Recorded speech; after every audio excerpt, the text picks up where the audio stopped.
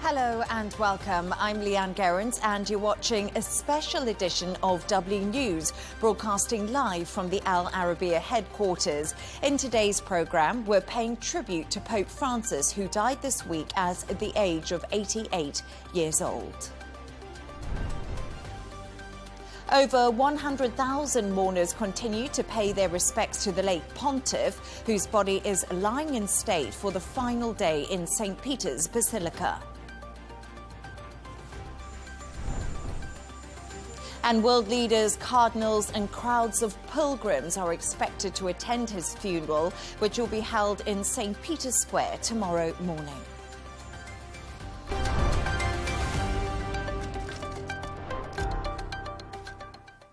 All this week, the world has remembered the late Pope Francis, who's been described as a pope for the poor and a voice for reform.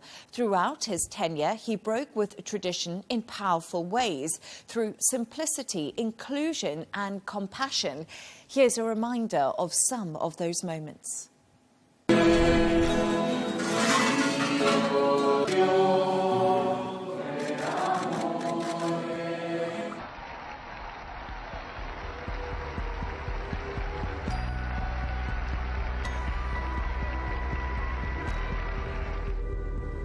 Armati poi si svuotano di vestiti, ma nello stesso tempo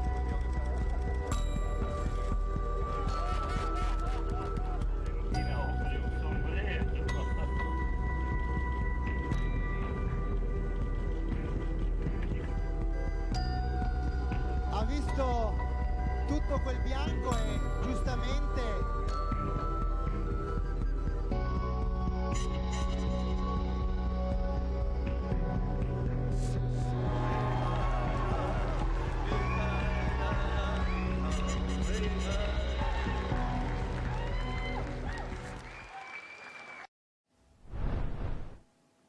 We're now joined by His Excellency, the Apostolic Nuncio to United Arab Emirates and Yemen, Archbishop Christoph Al-Kassis. Thank you so much for joining me. First, please allow me to extend my heartfelt condolences on the passing of His Holiness Pope Francis. His legacy has deeply marked the contemporary Catholic Church and global moral leadership. Thank you once again. In your view, what are the defining characteristics of Pope Francis's pontificate, and how does it differ from those of his predecessors?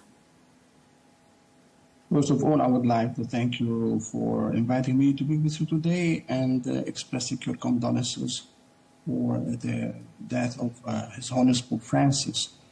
You know that in the Church, we call it a kind of general teaching. We have the councils, we have the gospel and the tradition of the church. For this reason, every pope tries to concretize and reveal and practice, according to his personality, his charisma, what the teaching of the church is telling us. Therefore, you know, in the church we have the last council, which is the Ecumenical Council of Vatican II, held in 1962 until 1965. It drew this, what you can say, the guidelines for our teaching, our pastoral activities and work. So Pope Francis is one of the popes who is trying to implement the decrees and the teaching of the Vatican Council. And his charisma, as you mentioned before, is that to be close to the poor, to be the voice of those who are voiceless, and to try to reveal the mercy of God and his love and care for the poor, the sick, and he emphasized a lot also focus on the migrants. So all those, sometimes they feel that they are left behind. We have in history also John Paul II, no? Pope John Paul II, the saint, who also tried to work also to open up, to visit the whole world. You know, with him, the visit of the pontiff became very international. With Pope Paul VI, he started with this, but John Paul II, he enlarged this project of visiting the whole world. And Pope Francis continued this line. Pope Benedict, instead, he tried also to focus on the theological teaching of the Church. So therefore, we can say that Pope Francis tried to touch this kind of social and activity of the Catholic Church. He was the first pope to appoint an ambassador for the GCC, especially for the UAE and also for Yemen. What's the significance of this moment? Yes, let me clarify that we had already a nuncio, the nunciator in the GCC area, Kuwait, was opened before here. But I am the first nuncio, I'll call it resident nuncio in UAE, because the nuncio before first was residing only in Kuwait and covering the whole Arabian Peninsula. The presence of the nuncio here, yes, is deepened the ties with the GCC countries. And as you know, this creation of this nunciator here, it goes back to the visit of His Holiness in 2019, when he came here to co-sign the document on human fraternity with Dr. Ahmed Al-Tayyib, the Grand Imam of Al-Azhar. It was in February 2019. So this was a kind of entering in the world of the central world of the Islamic countries, which is very important to be close, you see, to our brothers in other faiths. And you know that His Holiness was invited by His Highness Sheikh Mohammed bin Zayed Al Nahyan, who also were trying to establish this kind of connection, you see, of fraternity between nations and religions. Therefore, we can say that the visit of the Pope to UAE, it was the first ever visit of a Pope to the Arabian Peninsula. And this is very important to explain that the Catholic Church is concretely wants to enter in this deep dialogue with the other world, which is very important. So my presence here, I can explain that it is a presence of building bridges, continue the effort of the Catholic Church to be close to all religions and especially to our brothers Muslims. You held a memorial service last night for the Pope. How did that go? Yeah, it went well. You know, we were sad to celebrate the funeral, but this mass, memorial mass. But at the same time, it was a consolation to see everyone was present here, officials from the government, local government here, and many diplomats, many embassies, diplomatic missions were represented in order to show the respect and pay tribute to His Holiness. And many faithful also participated. It was very touching because we celebrated it at a church, St. Francis Church, which is a part of the Abraham family house, which was created by His Holiness. He signed, and they put his name on the first stone, cornerstone, when he came here in 2019. So after that, they started building the whole compound. You know that here we have in the same compound, we have a mosque, we have a synagogue, and we have a church. So it was very significant to be together, gathered in order to pray for His Holiness. And also, I just want to talk to you about Pope Francis, because he was really pioneering in the digital space too, if I wanted to speak about that. What did you think about his digital social media platforms almost bringing the Catholic Church into a different era? Look, actually, this digital world started with Pope Benedict. He started with Twitter and other mass media. Pope Francis, can say, he emphasized this, you see, and used it much more often. Also modernity is moving on. In other words, that after, we had Twitter and other things were new at that time of Pope Benedict, and now we have this mass media and social media are much more active. So we also in the church, we use them in order to spread out the message of peace, justice, love, and harmony. Do you foresee challenges in reaching a consensus on who the next pope might be, considering that many of the new cardinals are unfamiliar with each other personally and the conclave is upcoming? Look, this work is not in our hands. You know, let me explain that conclave is not only a college of electoral, you see. It's not a college of cardinals who should only elect. It's a question also of openness to the inspiration of the Holy Spirit, of God. For this reason, the conclave is not made only of human reflection. It's also a part of it is made of prayer, reflection, and meditation. This is not also always reflected in the mass media. So during the conclave, the cardinals pray a lot. You see, ask God's inspiration, and to let the inspiration of the Lord enter in their heart and mind and illumine them in order to make the proper and good decision for the welfare of the church and the world. So in this topic, we cannot make any comment on this topic because it is not, you see, in our hands. Talk about it usually. I mean, we don't expect, we cannot propose a name of a person, but what we all expect that to be open, all of us, to the inspiration of the Holy Spirit, to select the persons that can guide the church in this moment, in this time. For each time needs a different person. And popes are here to serve the church, which is headed by our Lord Jesus Christ. And Pope is the vicar of Christ on earth, is our belief. And he is leading the church according to the inspiration of the Holy Spirit. And he is his mission to be the shepherd who will take care of the flock, as many popes did. Archbishop, you met Pope Francis yourself. Can you just give me a reflection of the kind of man that he was and what he meant to you?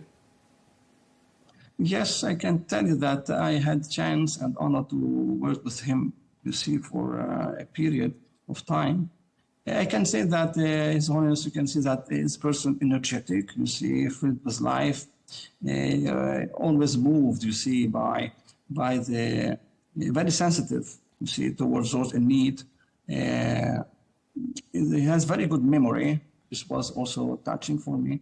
He remembers everything, every detail, and always smiling. You see him smiling, joyful. You see, in order to reflect, you see, his kindness, and sometimes him serious when things he feels that are things, you see, touching the heart, you see, and nothing is done to solve problems. You see him really a little bit sad about, you see, about the sometimes injustice, you can say, and problems in the world. This is what I can tell you, you see. Oh, thank you so much for bringing me your memories on Pope Francis and your meetings with him. Apostolic Nuncio to the United Arab Emirates and Yemen, Archbishop Christoph Al-Cassis. Thank you so much for your time and for your interview. Thank you very much. It feels like decades are passing by in a matter of weeks. Seismic shifts in the world order. Never, ever will be part of America. With so much happening and so much noise. Whether it's political upheaval, Canada has been ripping us off for years. economic shifts or social movements, And no one wins from tariffs. I think America can be more friendly to the rest of the world. The in-depth analysis and all the latest developments across the globe. To have an inclusive policy together. The meetings with Hamas gave me some hope. We're in another nuclear arms race. the most important developments straight to your screen. Welcome to the dressing room. I'm on my own. I need backup. And an insightful look at the issues shaping our world today. It was not going to happen, that war, and it happened. Join us on Arabiya News, where the world talks.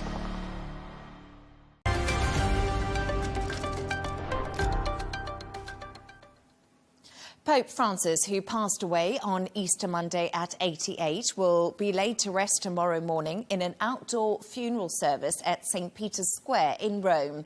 World leaders, dignitaries and thousands of mourners from across the globe are expected to attend.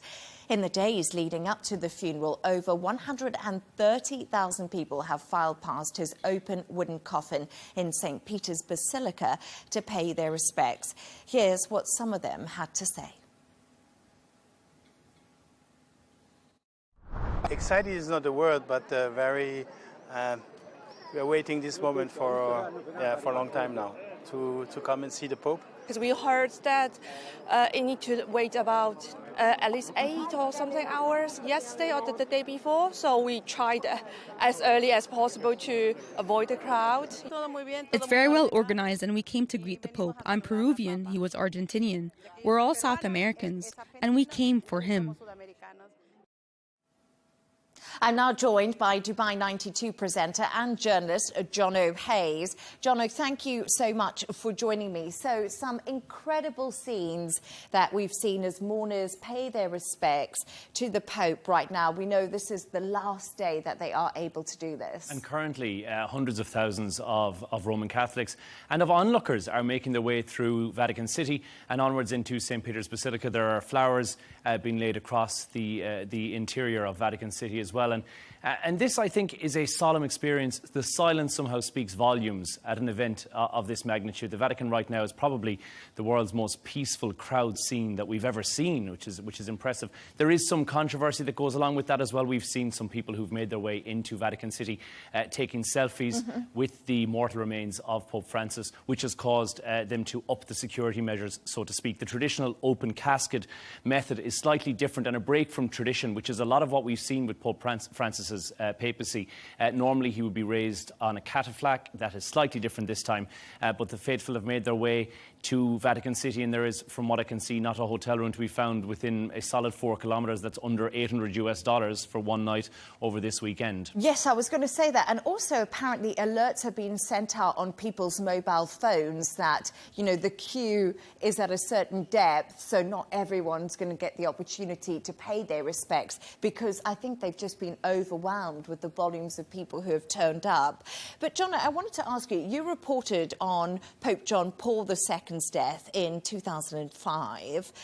What's the feeling like during this time around the Vatican and Rome itself? So the same emotional weight applies. The death of any pontiff, taking aside Pope Benedict XVI, who was Pope Emeritus at the time, which has a slightly different take. It had the same pomp and pageantry that goes along with the papal funeral, but without, I think, the entire eyes of the world looking at it. So back in 2005, there was huge grief. He had been Pope for so long. In fact, for most Roman Catholics, he may have been the only Pope in living memory. He had been there since 1978, which meant that a lot of people had known no other Pope in their lifetime. So the public outpouring of grief at that time was far greater than what we're seeing currently with Pope Francis. So this time, similar reverence, similar sorrow is being felt by the Roman Catholic Church and by the faithful. But there has been a celebration element to this as well. A life that has been lived, but also a life that has been lived with an impact. He was a different Pope than his predecessors, and we've seen a lot of people publicly comment about that as well. We knew from the moment that Pope Francis walked out onto the papal balcony when he took office from Pope Benedict XVI, we knew that it was going to be a different papacy. He decided to shun the wearing of the traditional red robe, even down to the red shoes that the Pope has specifically made. Pope Francis, or George Bergoglio, who as he was known at the time before he took his papal name, was going to be a different man. He was not going to be a traditional Pope, and he was one of humility. So I think the differences between 2005 and the papal conclave that ensued, and the differences between now, still a solemn event, but somewhat of a celebration of his life is also being had. Yeah, absolutely. So a lot of people have been speaking about this 12-year drive to reform a church, really what Pope Francis wanted to do. And he felt the Catholic Church had obviously strayed away from the people that it wished to serve, but doesn't come without controversy. And it's not just been Italy. There's been this real outpouring of tributes, but from around the world. Oh, big time. It's been candles lighting across the globe. Brazil, the Philippines, choirs are singing in a solemn nature, and even TikTok has some tributes on there as well, which you know means it's a big deal. It is a reminder of the role that the papacy plays, not just in Rome. This is a global church, and regardless of if you are Roman Catholic or if you're a follower or not, this has got an impact, and it's the office that has the impact. It reaches far beyond the confines of the Vatican City, and it goes across the globe, regardless of what faith you are. The entire world is looking at this. So yes, there are tributes being paid, and I think fitting tributes as well by not just world leaders, but also by governments around the globe. No, absolutely. And we also know that the funeral's going to be held tomorrow. I think all eyes are going to be on the funeral, but also there's going to be some big leaders. Do we know who's attending and who's possibly not going? So it appears it would be the Met Gala for the Vatican City of the Church, it seems. Presidents, prime ministers, probably even a few Hollywood faces. This Pope has I was wondering about that. Yeah, I believe there will be many people who Pope Francis, and I'm not going to say rub shoulders with, because that's, as I say, he was a Pope of humility, but there will be a lot of people who will be showing up there, who may be some surprise, unexpected guests who will be descending on Vatican City tomorrow. 200,000 people are expected to be there in Vatican Square. 200 high-profile dignitaries, but this I'm talking about world leaders. The late Pontiff obviously had a far-reaching impact on people. We know that Donald Trump is going to be present, Vladimir Zelensky is going to be there, Emmanuel Macron and Keir Starmer, Prince William also representing the President of Argentina and Brazil. But the royal family collective who is showing up for this papal funeral, I believe, is not like anything we've seen before. We've got Spain, Belgium, Sweden, Denmark, Luxembourg sending their kings or queens respectively. Monaco sending the Prince and Princess. J.D. Vance will also be back in attendance once again, just in fact 1 week later from his previous attendance with the Pope, which he was one of the last to meet with Pope Francis. I know, that was absolutely fascinating, and obviously Pope Francis brought up the migrant issue with J.D. Vance, which a lot of people have been speaking about. But people have been reflecting on his life this week, and there's been some really great stories. I've seen some fabulous ones. He was a Pope for change in so many different communities, and he was a bouncer. He was. He was not just about sermons, though. This and the ceremonies that went along with it as well. And as I said, a very much break from tradition with this Pope. He was really known for walking the walk. And I mean that quite literally. This was a man who went and hugged lepers. He was a man who spoke out for the marginalised, or what he felt were marginalised in society. He washed the feet of prisoners. And that was a papal tradition which had started quite a number of popes ago, of papacies ago. However, he expressed his deep regret that he was unable to do that this Good Friday, just gone past, because he was in such poor health at the time. So he really was a man of the people, and that stemmed back from his very, very humble upbringings, because before the cassock was adorned, Pope Francis was in fact a goalkeeper, which I think is just tremendous. It gives him a level of humanity that really puts him on par with normal people. But I felt that. I had a look at a few of his other jobs. He was a janitor, he was a bouncer at the doors, he also worked in a laboratory and was a complete football fan. And sometimes you don't imagine someone as high up as a Pope to have had a normal life, but it does make you realise, gosh, he was really a man who knew what it was like to be normal, I guess. And there is, as I've mentioned this when we chatted before, there's a tremendous Netflix show, a Netflix movie that's out there called The Two Popes, where you get an insight into George Bergoglio's life before he was Pope Francis. Because behind that cassock, behind the papal attire, is a man who was really deeply, before he entered the seminary, involved in the community. And he has himself referenced that his experience as a bouncer on the door, in fact, gave him somewhat of an ability to be able to deal with people on a better level. So before he metaphorically guarded the gates of heaven, it seems like he was just manning the gates of a nightclub door in Argentina. But wonderful to hear these stories, and many people sharing these stories from the clerical world, but also from his personal life, who have known the man to be who he was before he was Pope Francis. And then I think the more I hear about the stories of his early life, the more I realise it shaped him as a Pope. He was an Italian Catholic family. They were migrants to Argentina. You know, there's such a follow-through. So he's been a completely fascinating man. Jono, thank you so much for joining me. Dubai 92 presenter and journalist Jono Hayes, thank you so much.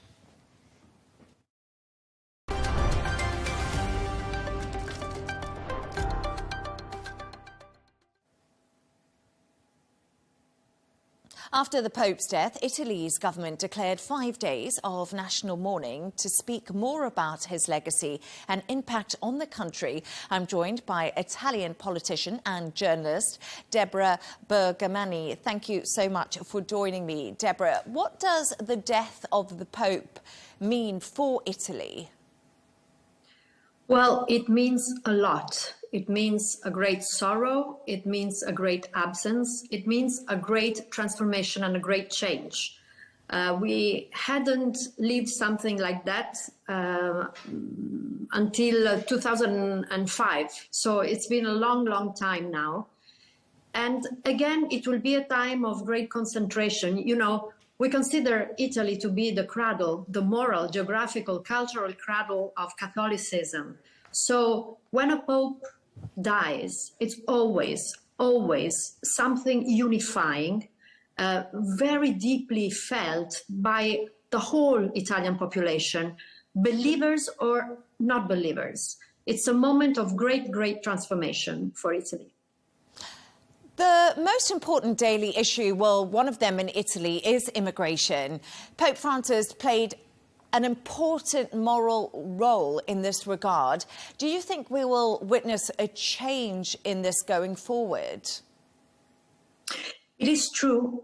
We all remember the powerful image of the Pope throwing flowers onto the Mediterranean Sea in the island of Pantelleria, in the island of Lampedusa, just to show the deep sorrow and the deep compassion for all those dying, trying to cross the Mediterranean Sea and dying in the fault of traffickers, illegal traffickers of human beings. That symbolic relevance, that powerful image has certainly also had a political significance and really touched the imagination of everybody. But then migration, illegal migration especially, stays a very practical problem. And each politician, each government has to face it and face it really with no excuses.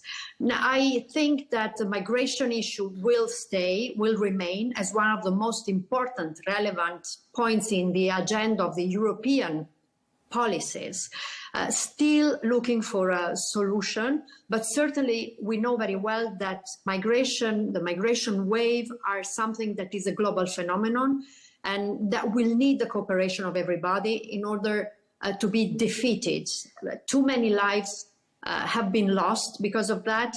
Politicians know in each single country, and Italy is very much touched about this, that they also, on the other hand, need to guarantee to the citizen social cohesion and security. And this is why the European Union is trying to shape a new strategy in order to defeat illegal migration, but at the same time trying to invest in those countries from where migrants are coming, invest economically, culturally, with education, with programs in order to be together against this phenomenon without a patronizing approach. Italy is currently witnessing the rise of identity-based parties and narratives that did conflict with the popes. How do they view his death? Well, again, I think that the death of the Pope is a unifying moment, also for political antagonists and for political protagonists. We all feel the same sorrow in losing a moral and religious authority. Pope Francis has been probably the first Pope of globalization, a Pope of everybody, believers and not. So I wouldn't really think that there would be any sort of change or different approaches in dealing with his absence now. It is true that polarization is growing into political phenomena, and this is not only in Italy, but polarization is growing because society is getting more and more pluralistic, with different stances staying together. So, of course, polarization is never a good thing for good politics. We have to struggle against them. But at the same time, we need to take into consideration and accept the fact that societies are growing more and more plural.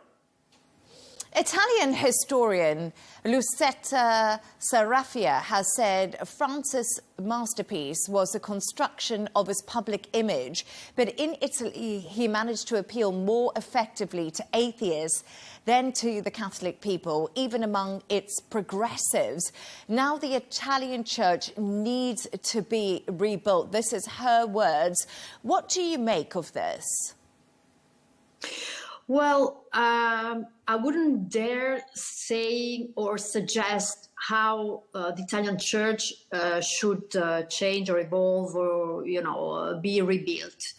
This is none of my business, and I don't have the authority to say that. Certainly, Pope Francis has been a game changer. This is for true, and he changed deeply also. Somehow in a revolutionary way also, some columns of the church. For good, for the best or not, for good or bad, this has to be left to history to decide, and a judgment will come in time. But certainly he's been a game changer. And again, each pope with his strong personality has been a game changer. Let's think of John Paul II, but even of Benedict XVI. So I would say that with a new pope coming on the verge of history, we'll see again another church. But for sure, I consider Pope Francis to have been a true interpreter of a world, globalized world, a world of great transformation, and a world of growing conflicts ongoing. And he has been always a man of peace. Italian politician and journalist Deborah Bergameni, thank you so much for joining me. It's been lovely to have you on the show and your thoughts. Thank you very much.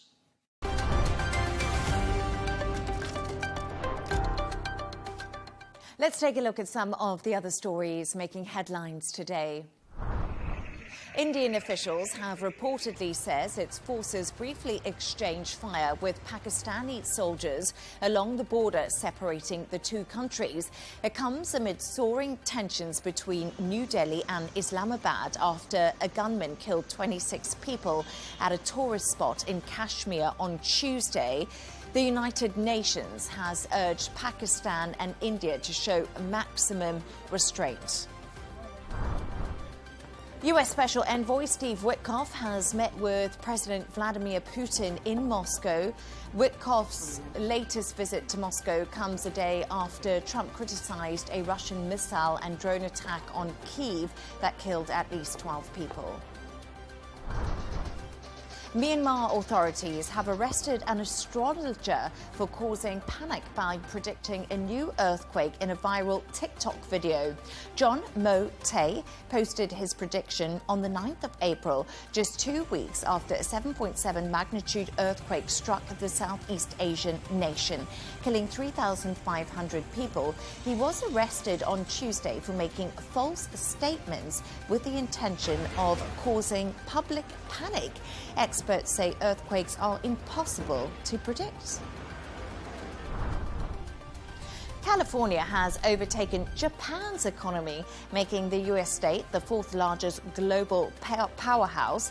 Data shows California's gross domestic product hit $4.10 trillion, and that was last year, whilst Japan's was marked at $4 trillion.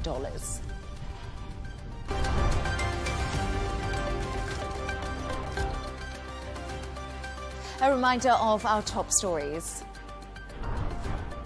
Over 100,000 mourners continue to pay their respects to the late pontiff, whose body is lying in state for the funeral in St. Peter's Basilica. And world leaders, cardinals and crowds of pilgrims are expected to attend the funeral, which will be held in St. Peter's Square, and that will be tomorrow morning. And that's all from us on W News. Don't forget to subscribe to our YouTube channel and follow us on X. Melinda Nucifora discussing the new Europe in Counterpoints is coming up next, followed by Hadley Gamble's interview with Sir Robin Niblett, the former director of Chatham House. Plus, we'll be back in a couple of hours with W News Extra. Goodbye.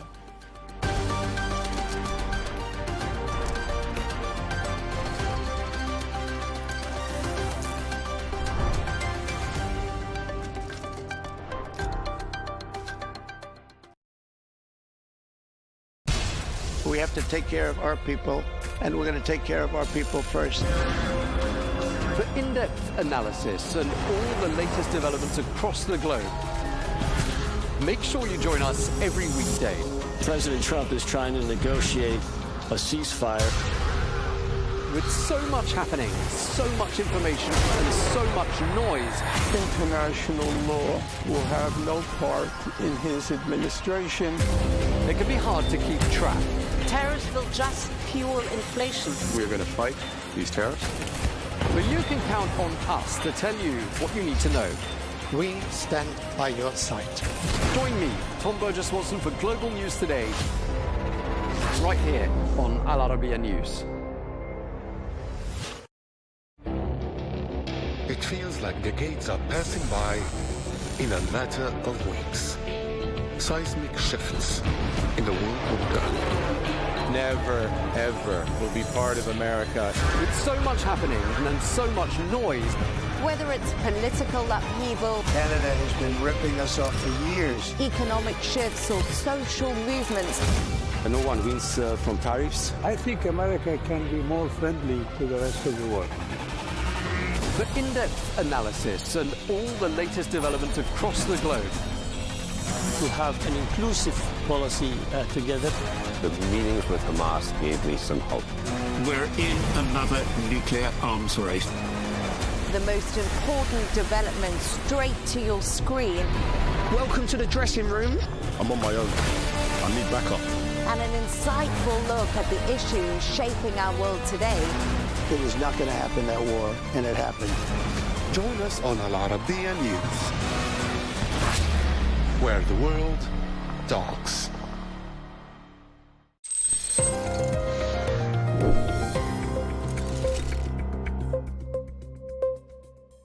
Did you ever wonder what space travel does to the human body? I'm Joanne Soria, and I'm going to walk you through the answer to that question and what risks astronauts face, as well as the challenges that come with long-term missions beyond Earth's orbit.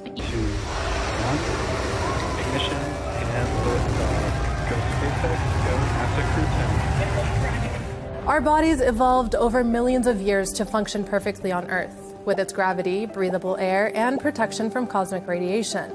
Space, however, is a completely different environment, and changes begin to happen as soon as a person arrives in outer space. Here's what a lead flight surgeon has to say about this.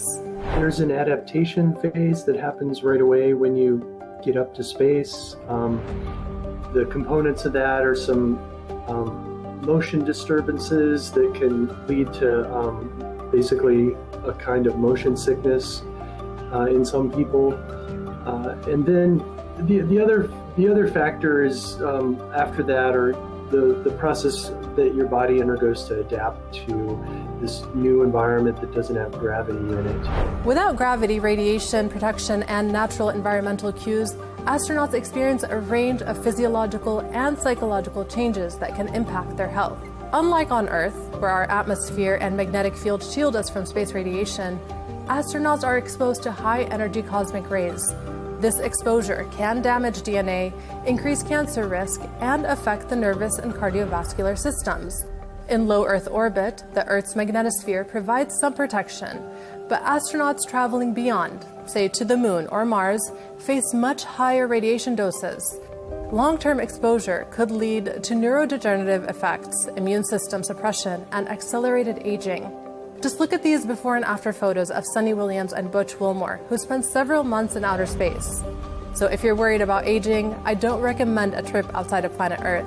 And what about gravity? I know it might be cool to float in space, but gravity is crucial for how our bodies function. Gravity pulls fluids downward, and without it, bodily fluids shift toward the head, causing facial swelling and increased pressure inside the skull. This can lead to vision problems, a condition known as spaceflight-associated neuroocular syndrome, or SANS. Gravity also keeps our muscles and bones strong. Without it, astronauts experience bone density loss and muscle atrophy. Research has shown that astronauts lose about 2.1% of bone mineral density in their lower leg bones after a 6-month mission, and some never fully recover. Even the brain is affected. A 2023 study found that astronauts who spent at least 6 months in space experience expansion of the brain's cerebral ventricles, which could have unknown long-term effects. Then there's a toll on mental health. During long space missions, astronauts live in confined spaces with little social interaction and no exposure to nature, which can really affect their mental health. This isolation can lead to stress, sleep disturbances, mood disorders, and cognitive decline. So the longer the mission, the greater the risk. For example, astronauts traveling to Mars could spend years in deep space, facing extreme isolation and psychological effects of being millions of miles away from home. But the journey doesn't even end when the astronauts return. Recovery depends on how long they've been in space. For short missions, most effects reverse quickly. But the longer missions, some issues persist, and it can take months to regain full strength. According to Dr. Gilmore, most of the body systems recover in about 45 days. And the body systems, most of them recover back to their baseline in that 45-day period. The one that takes a little bit longer is the bone and reabsorbing calcium that may have been lost. That can take onwards of a year, maybe a little bit longer sometimes, to regain the total amount of calcium back that might have been shed while they were in space. Research from the 2021 Inspiration 4 mission found changes in brain, heart, muscle, and immune function after just 3 days in orbit. Another study in 2024 revealed that astronauts experience headaches more often than previously thought, with nearly all participants reporting them during long-duration missions. And despite decades of research, there's still so much we don't know about how space affects the human body. We don't fully understand how spaceflight impacts lung function, for example, or cognitive abilities, and long-term mental health. Mitochondrial dysfunction appears to play a key role in space-related health problems, but the exact mechanisms remain unclear. What about pregnancy or giving birth in space? One of the biggest unknowns is how space travel affects human reproduction. So far, most studies have been conducted on animals, like mice, but we have little data on how human fertility and embryonic development would be impacted in microgravity. If humans are to colonize space, we need to understand how spaceflight affects pregnancy and fetal development over generations. We now know about all these challenges that astronauts face in space, but scientists are working on ways to protect them. Scientists are developing mitochondrial-based countermeasures, improved exercise regimens, and enhanced shielding from radiation. And as space agencies and private companies push the boundaries of human spaceflight, understanding and mitigating these health risks will be crucial. Space exploration is one of humanity's greatest frontiers, but to conquer it, we must first learn how to protect the most important part of the mission, and that's the human body.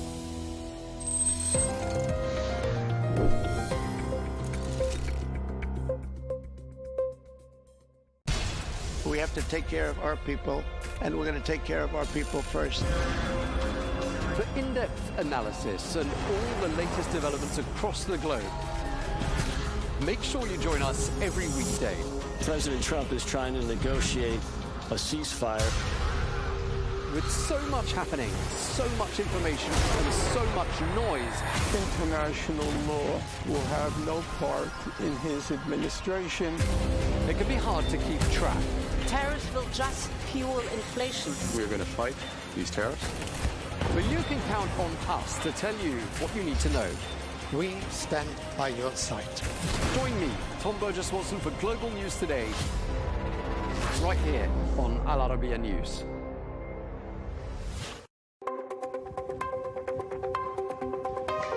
From feared to favoured, Europe is sliding to the right.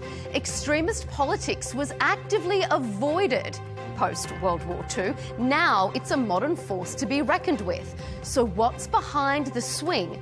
And why is it particularly resonating with young men? It's up for debate here on Counterpoints with me, Melinda Nucifora.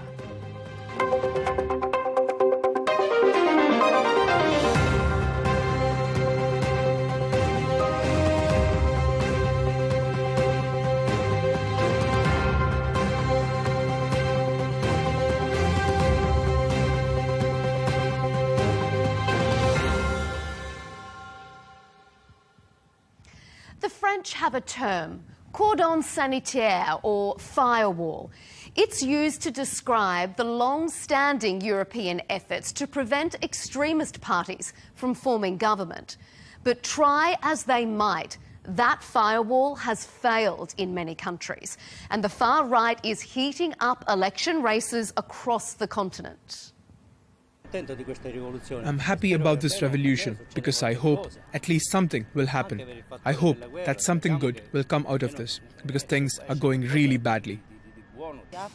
The rise of far-right parties and the extremes in general always happens when democracy isn't working well, when the middle class is suffering. There are problems such as high prices and illegal migration, which haven't been addressed by the political system that's been governing during the last decades. That's why people turn to the right.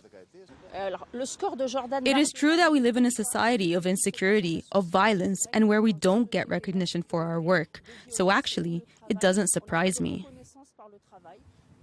7 European countries now have far-right governments, and hardline parties performed strongly in 3 more. For many, progressive ideologies and centrist politics have been sacrificed for promises of cheaper groceries and tougher border controls. And it's particularly true for young voters. Concerns about climate change and social justice are being overshadowed by fears of prolonged unemployment and the cost of living crisis. On this episode of Counterpoints, we'll ask our expert panel what's behind the rise of the right across Europe, if the swing poses a danger to the continent, and why the movement is particularly resonating with young voters. Stay with us.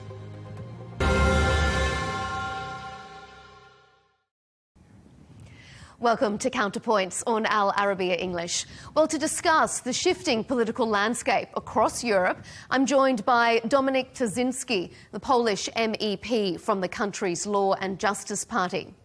Kajsa Ekis-Ekman, the Swedish author and journalist, who is also the editor-in-chief of Parabol Press, is joining us. And rounding out our panel, Natalie Tocci, a political scientist who is currently the director of the Institute of International Affairs in Italy. Thank you all for being here on Counterpoints. We're witnessing quite a remarkable political shift across Europe over the past few years, where far-right parties have been surging across the continent, perhaps in a mainstream way we haven't seen before. There is a real sense that the status quo just isn't serving people, and communities are really looking to snub mainstream political parties, and they're searching for alternatives. So, Dominik, let me ask you first, why do you think the right is doing so well in various countries across Europe?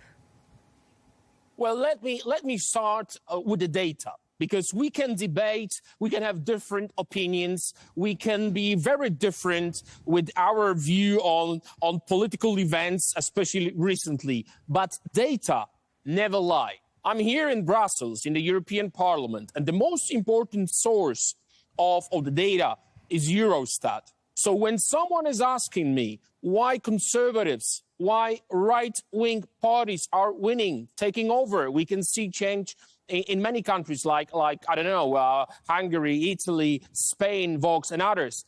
Data is the reason. So let me start with criminality. So you have official data. You got Poland here, you got Italy here, and you've got Sweden here.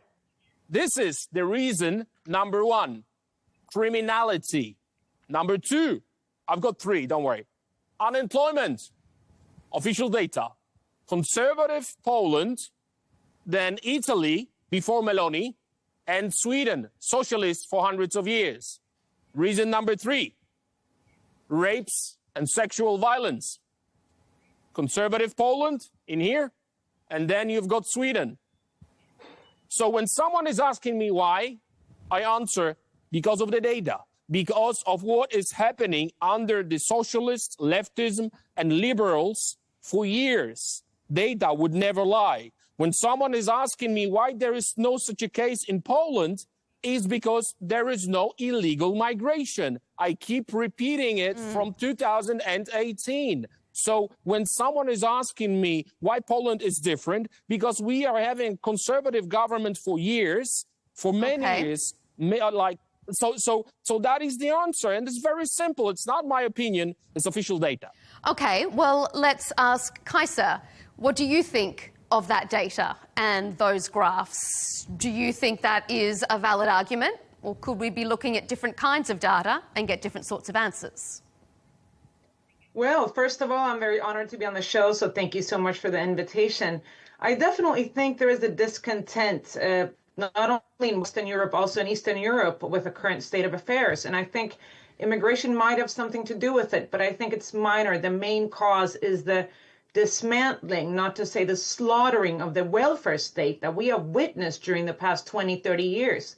Sweden used to be a country, for example, where we had zero unemployment. I mean, the unemployment we had was people just switching jobs. You know, we used to have a welfare state that took care of everybody. Now, the neoliberal project has obviously failed. It was evident after 2008. Neoliberalism came to an end. Now, the ruling classes were very careful not to take the blame for this. So they shifted ideology from a neoliberal ideology where, you know, everybody should fend for themselves and basically there should be no state, into a kind of extreme right-wing ideology, blaming the immigrants, basically. And I think this is a kind of magic thing that happened. You know, instead of blaming the United States for making wars all over the Middle East and Asia, thereby creating an influx of migrants that the US didn't take in, that came to Europe, we instead started blaming the migrants and not the American empire. Now, let me just say something about the data that the Polish comrade presented. Data doesn't lie, but it can be interpreted. I think you know very well that there are countries where there are 0 rape cases reported. Does that mean that there is no rape in these countries? Or does that mean that women don't dare to report? If you would know... You don't have 0. You have one of the highest levels in Europe. During many, many years that encouraged women to report rape, you know, from the police and from society. So reported rape cases do not reflect actual rapes. They represent, and every researcher knows this, propensity of denouncing rapes. Now, second of all, you have to know that in Sweden, if one man rapes one woman 100 times, that counts as 100 rapes. In some countries, that counts as 1 rape.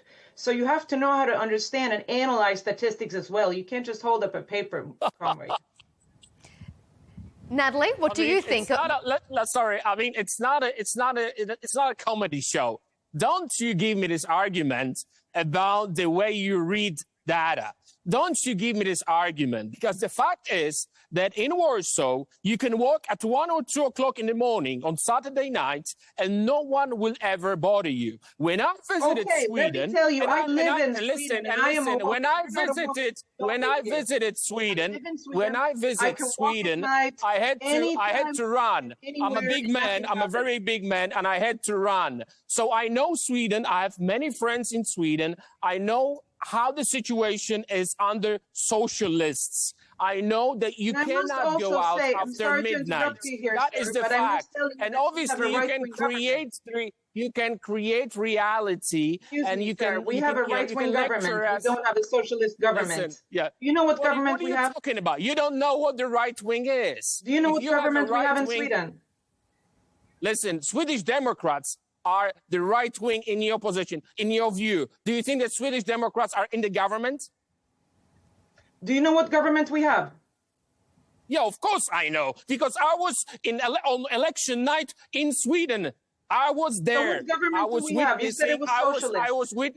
I was witnessing the third place of Swedish Democrats, one of the best in years. Socialists were for 135 years in Sweden. So your government, what is our government? From my point of view, all right, I'm going to turn this over to Natalie now, just to get a broader perspective. Natalie, what do you make of this discussion about statistics? Does data lie? But our government is right-wing. We'll come back to that point in just a moment, but I want to bring Natalie into our debate here. Give me your perspective on what you've heard so far.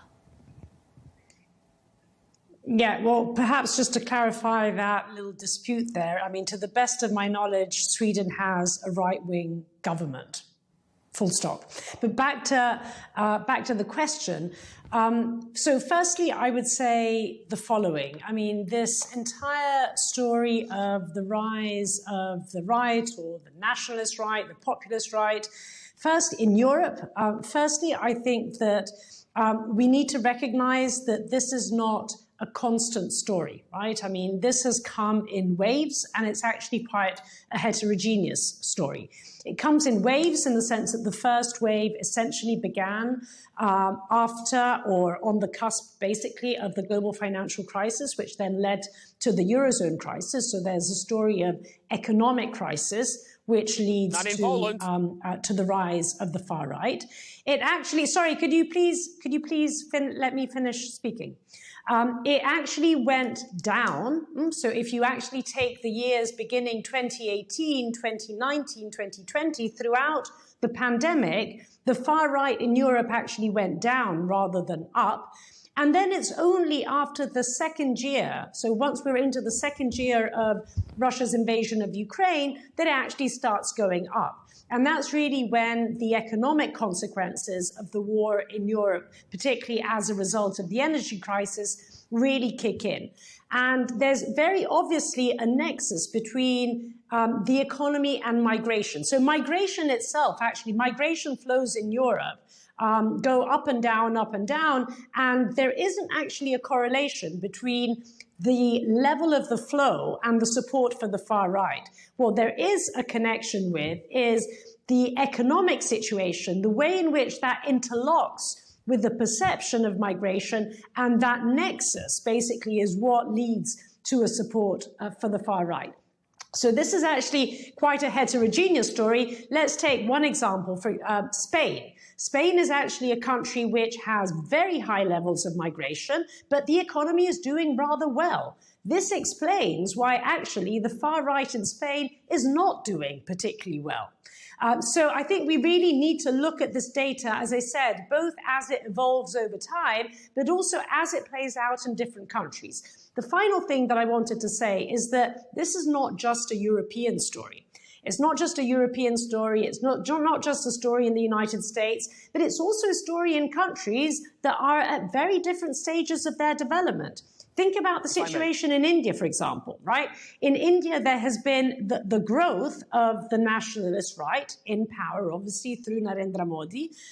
This is not a country in decline. It's obviously a country on the rise. So I think that in order to get our heads around what is actually happening, yes, we need to look at the hard facts, the data, as you were referring to it earlier. But I think we also need to look at the way in which this data interlocks also with a number of other factors, including the information space, the disinformation space, the way in which basically there's a manipulation of a lot of this data, as I think was also fairly obvious in the conversation that we've just had.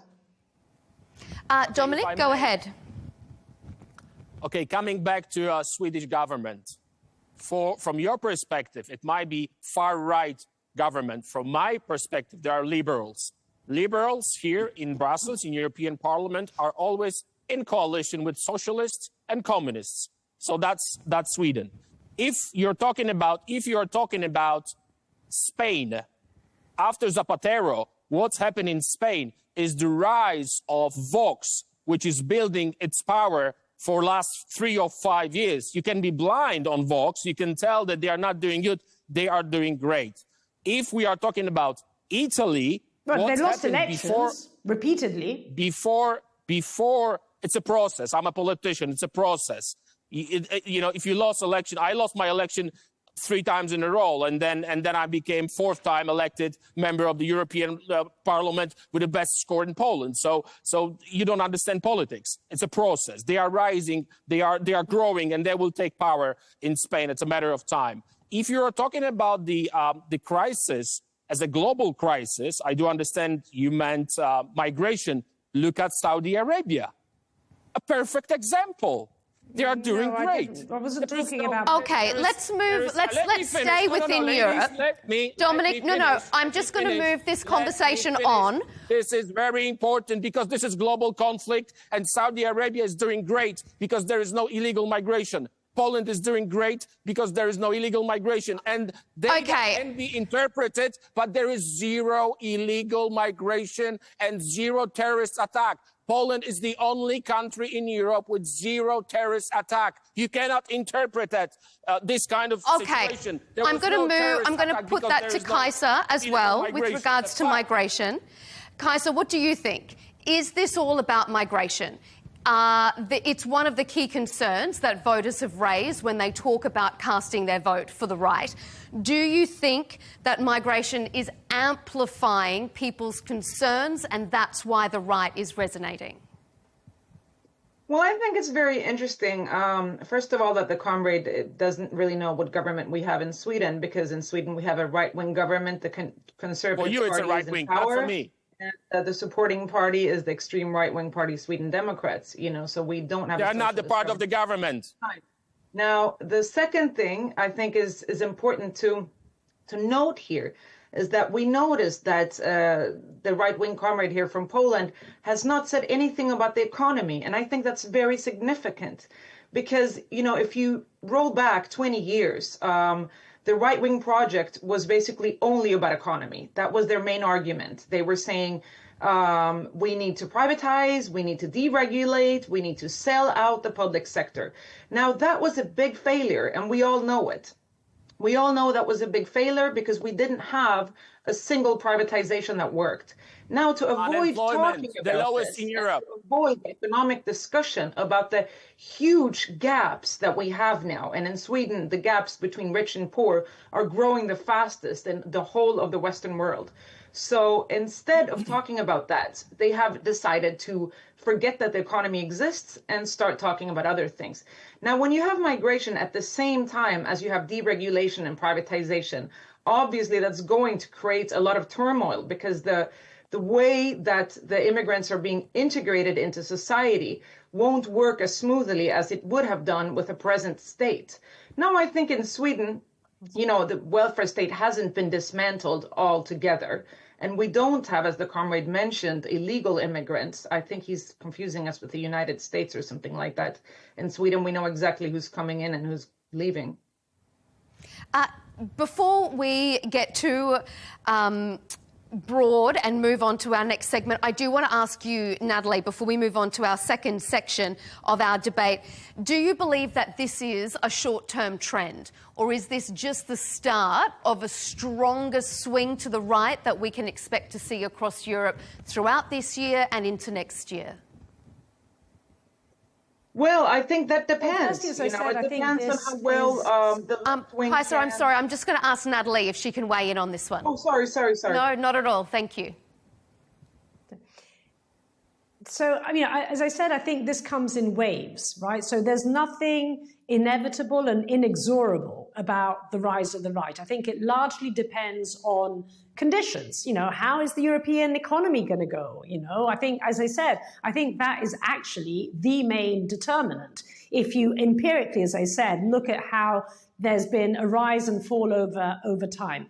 I think the other factor, which is actually having a big impact on the rise of the right, or perhaps the fall of the right in Europe, is what's happening in the United States. And let me perhaps just say a couple of words on this. I assumed, and I was wrong in assuming, that the election of Donald Trump would have actually strengthened the far right in Europe. I think that it's actually having the opposite effect, not unlike Brexit had back, almost a decade ago, because it is when far-right movements, parties, governments essentially not only rise to power, but do so in a rather catastrophic way, as was the case in the case of the Brexit referendum. Look at the results, as now is the case with the meltdown, basically, of the US economy under Trump. I think that this has an effect on Europeans of basically saying, hang on a sec, maybe we just want to go back to the sort of boring old traditional parties rather than this very insecure, in a sense, environment that at times the far right can represent. So I think actually what happens externally, particularly in the United States, can paradoxically have a weakening effect rather than a strengthening effect on the far right in Europe. Dominic, if I may. Weigh in on what Natalie has said, and then we'll move on. If I may, ladies, please listen to me for 60 seconds, okay? Do not disturb. You said that I did not mention economy. So once again, I would like to ask all our viewers to use Google. First of all, the lowest unemployment in European Union is in Poland under far-right government. The lowest number of rapes in Europe under conservative government is Poland. The highest GDP after COVID in European Union is Poland under conservative government. Most of the top jobs are women in Poland under conservative government. So you can call everyone far right. You can call the Swedish Prime Minister far right. You can call everyone far. You are far left to me. It doesn't matter. It's just a word. It's just words. But when you Google data, Poland, conservative for years, we haven't had not even one terrorist attack. We are the lowest with unemployment. Economy is booming. So don't you give me this argument about the economy. Use Google. Kajsa, you wanted to say something before we moved on? So that's why you lost elections, if the situation is so great. Excuse me, our government is a conservative government. You would say far-right government. Tusk is EPP. He's not a socialist. All those socialists who are here in European Parliament are now arrested for Qatargate, the biggest corruption scandal when Qatar paid money to buy them. This is socialism. This is what they do in the European Parliament. This is the real face of far left. Eva Kaili, Vice President of the European Parliament, arrested with his suitcases of money. Another, Cozzolino, Italian member of the Communist Party, arrested for Qatargate because Qatar paid a lot of money and he bought them. And other socialists, another from Socialist Party. So this is the real face of modern, open, diverse socialism. And we, the bad ones, are leading. 0 rapes in Poland. 0. The numbers are so low that you cannot even compare it with the rest of the world. And as I said, it is true. This conflict, this problem, this crisis is a global crisis. And I pay my respect to Saudi Arabia for protecting their people. Okay, so you were talking about rapes, about attacks. So let me move on to segment 2 when we talk about potential risks that may be associated, that some people associate with the right. Some people are concerned about this anti-immigration rhetoric that could lead to violence. For example, attacks on asylum seekers in Berlin have more than doubled in the past year, and others have warned that once the right takes power, they might utilise that through the courts or other institutions for their own political benefit, something that Poland has been accused of. So I guess, seeing as I'm pointing the finger at Poland there, Dominic, is there a potential risk to democracy that the far right poses? Okay, far left are trying to call me a fascist, Islamophobe.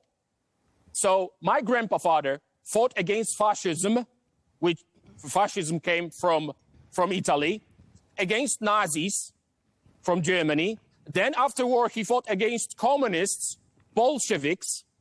Now they call me a fascist and Islamophobe, even though one of my closest friends is from Syria. He came to Poland 30 years ago. He got married. He raised his children in Christian faith, but he's Syrian. He's a Muslim. He's one of my closest friends. So it doesn't matter what we do. It doesn't matter what we say. We are always labeled fascists, Islamophobes, and anti-democratic. What we do, we love our families. We love our values. We love our culture. We love our food. We are a homogenic society. And not even one far left leftist will not tell us what to do, how to change the engineering of the society in Poland, just like Saudi Arabia would not let anyone to change their culture because some democratic far left will say that they are, I don't know, anti-women or anti-democratic or whatever. Kajsa, what do you think? Is there a risk associated with the rise of right across Europe? Why don't we speak about the risk of far left? Well, because our topic for this discussion is the far right, and I'm going to put that question to Kajsa and let her answer. I'm happy to join you when we're going to discuss far left as well. Sure. We'll invite you for that one, absolutely. But Kajsa, please. Thank you.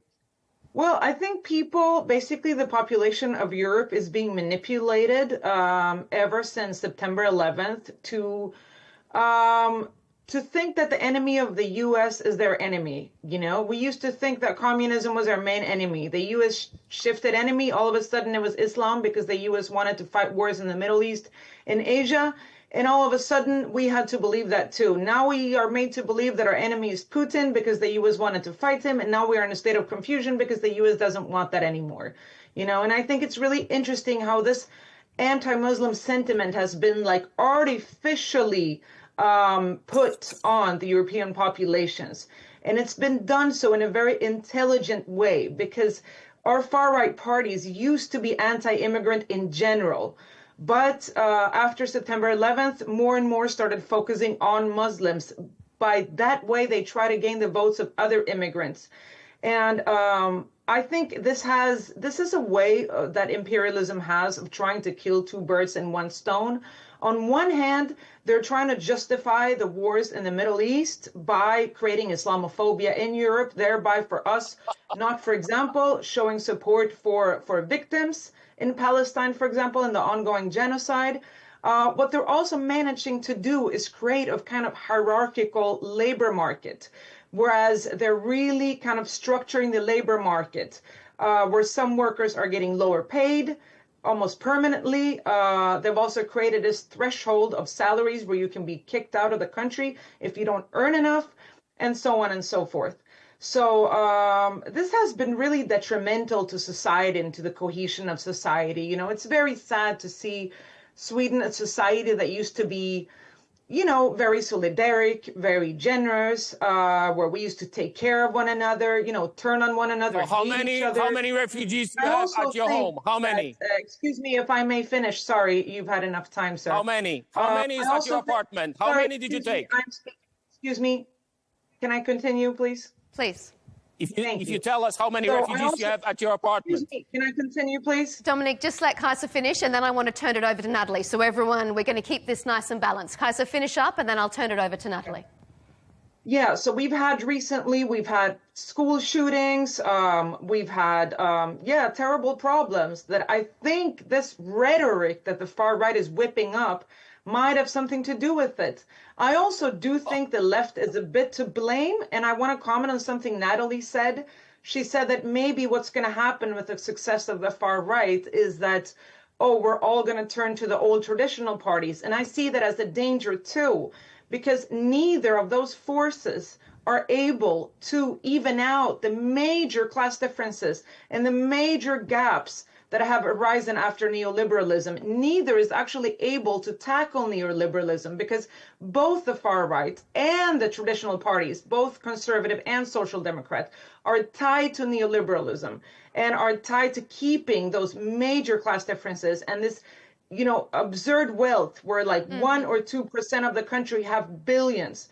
So I think that is a problem, that there is this pendulum that's going back and forth, you know, where the left is not really finding the way to capitalize on this discontent. And where we're seeing, you know, the gaps are just growing. With the gaps growing, we're seeing misery, we're seeing criminality, we're seeing big problems. Right. And I think the only force that can deal with that must be a force that must take control over the state and really undo the neoliberal reforms that we've had for so many decades. Natalie, I just want to go to you first, then Dominic, I'm going to come back to you. I just want to return to the original focus of our segment about whether or not you see this swing posing any danger to democracy, to the European Union as a cohesive bloc, or as you've said in previous answers, is this just a wave and the pendulum will swing back again? Well, I mean, I absolutely do think the rise of the far right is a threat to democracy. But let me go back to a point that was being discussed earlier, which is how migration fits into all of this. And to me, migration is not an issue per se, right? What it is, or rather, what ignites support for the far right is fear. And so to me, the interesting question is, how does migration interlock with fear? Because obviously, the more fear there is, and the more inevitably people are going to turn to extremes, and in particular to the extreme right. So I think one dimension of fear ignited by migration is, especially irregular migration, is the idea that there is no control, right? You don't know who's coming in, you don't know who's coming out, and that is obviously something that can very easily ignite fear. I think the second dimension is what I was talking about earlier, i.e. this connection between the economy and migration, the migrants stealing our jobs, right? Now, if obviously there are jobs to be found, it's harder to ignite that kind of fear. If there are no jobs to be found, it's much easier to ignite that fear. And then the third and final dimension is the way in which all this is used and abused through propaganda. I mean, it is now known, for instance, in Germany, that there is a very big role being played by Russian propaganda to magnify this migration fear, right? Precisely because it will inevitably lead to an increased support for the AfD in Germany. So I think we also need to bear in mind the way in which external players are actually playing into these internal European fears. And I think it's that fear, and indeed the kind of parties that it then leads that fear to support, which then in themselves become a threat to liberal democracy, and in particular to the rule of law. Interesting points. Dominic, you wanted to say something. Please go ahead. Yes. This rubbish about the fear and all this kind of philosophy and psychology, beautiful words, it's a crap. No one is afraid. I don't have a phobia. I'm not an Islamophobe. I went to Lampedusa. I spent there 2 days in the camp with these illegal migrants. I know the situation, and I do not want this in Poland. So don't give us the smart, beautiful words about the fear, about the psychology. I don't have a fear. I don't have a phobia. I love Poland. This is what I like. This is how I want to live. And no one ever will force us with the smart, beautiful words about the need of educated migration. There is no need for that. Again, the lowest unemployment is Poland. The highest GDP after COVID is Poland. We are safe. Zero terrorist attack. The lowest level of rapes. And this is how Poland beautiful and safe is. I went to Lampedusa and I was scared. I talked to the people. I talked to the girls who were crying. We're crying because what leftists did. And the only fear, just let me finish, the only fear we have here in European Parliament is far left, corrupted, arrested from Socialist Party. As I said, Vice President Kaili from Greece was arrested with money, with the full pockets of money from Qatar. This is democracy. This is modern world. We don't want that, and I'm going to fight this crap till the end of the day. Okay, Natalie, is it just words, this fear?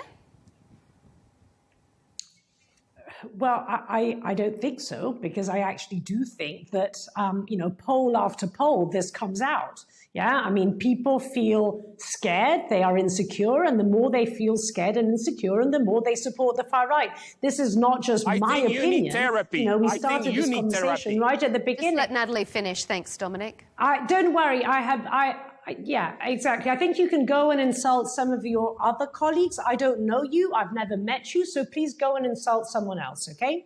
I'm not insulting. I don't think that either. You're talking about the fear all the time. I'm not insulting. You're talking about the Dominic, fear all the time. just let Natalie finish her comment, please. Ooh. Okay, listen, I don't think I actually can continue this conversation in this way. I think this man really needs to calm down a little bit. I mean, I think everyone is being extremely calm and polite, and there's this shouting voice on issues that are often completely unrelated to this conversation.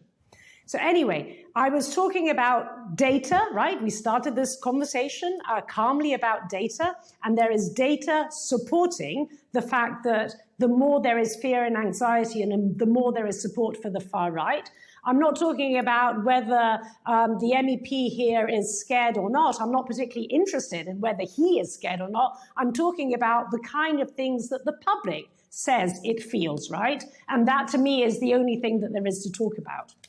Okay, we're almost out of time, but I want to get to our last segment. So let's move on. Progressive parties have long courted younger voters advocating for issues such as climate change, social justice, free speech.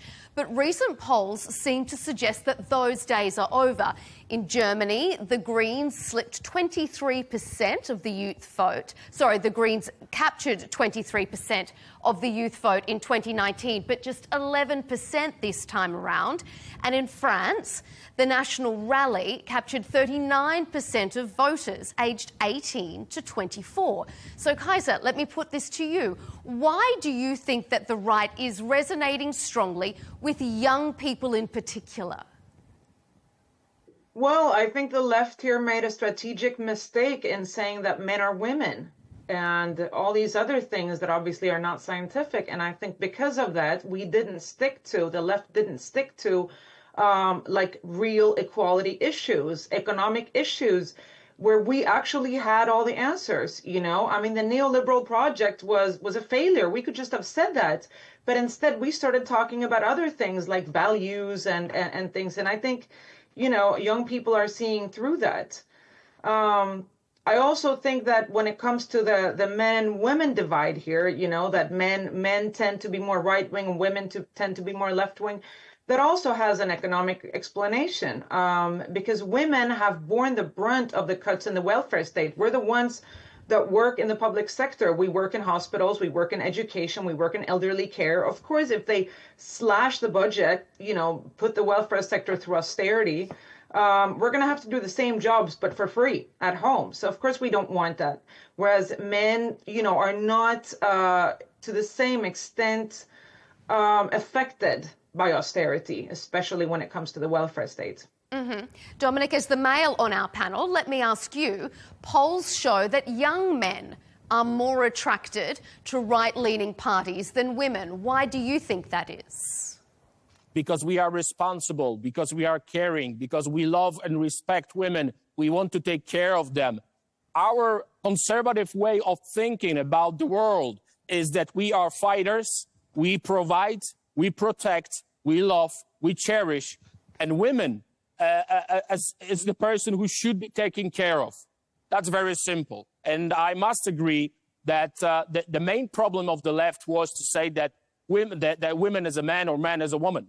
It's ridiculous. Our way of thinking about existence, about the world, about our responsibility is that man is the one who provides and protects. This is why conservative way is rising. And when you're talking about the young people, you have to remember that they do not know communism as I do. I used to live under communism. They do not know war. This is the generation, the first generation, 70 years of no war in Europe. So different expectations, different goals, different imagination of life or struggle. We had to, I mean, my parents remember the stories from the war. Now they can think about something else, thank God. So there is many reasons, but the main reason is that women, somewhere deep in them, they expect to be taken care of, to be loved. Well, I would say that perhaps that's a bit of an outdated idea. As an independent woman myself, I don't necessarily feel like I need a man to take care of me. So why can't... And weren't you just saying that women hold powerful roles in Poland? So why do we need the men to look after us? What I'm saying is that my woman, our women, are independent but loved. They are not men. They are not coal miners. They are not going to war. They are not mainly in jail as men. They are women. And all this independent woman, it's a crap, because women needs to be taken care of, not in the way that she cannot or do not know how to do. She is independent. She's successful. Many of them making more money than men. It's not about money. It's not about independence. It's about emotional care. It's about the role the man has throughout the ages. Okay, Natalie, what do you think? Is this the argument why you think young men are turning to the right because they need to protect poor innocent women like me? They want to. That's their choice. Natalie, what do you think? I think, you know, what Dominic said, I think, speaks for itself. So no need to comment on that. What I will say, though, is absolutely, I'm sure you are. What I will say is actually something that we haven't touched on, which I think is extremely important, which has to do with the connection between social media and what we're talking about.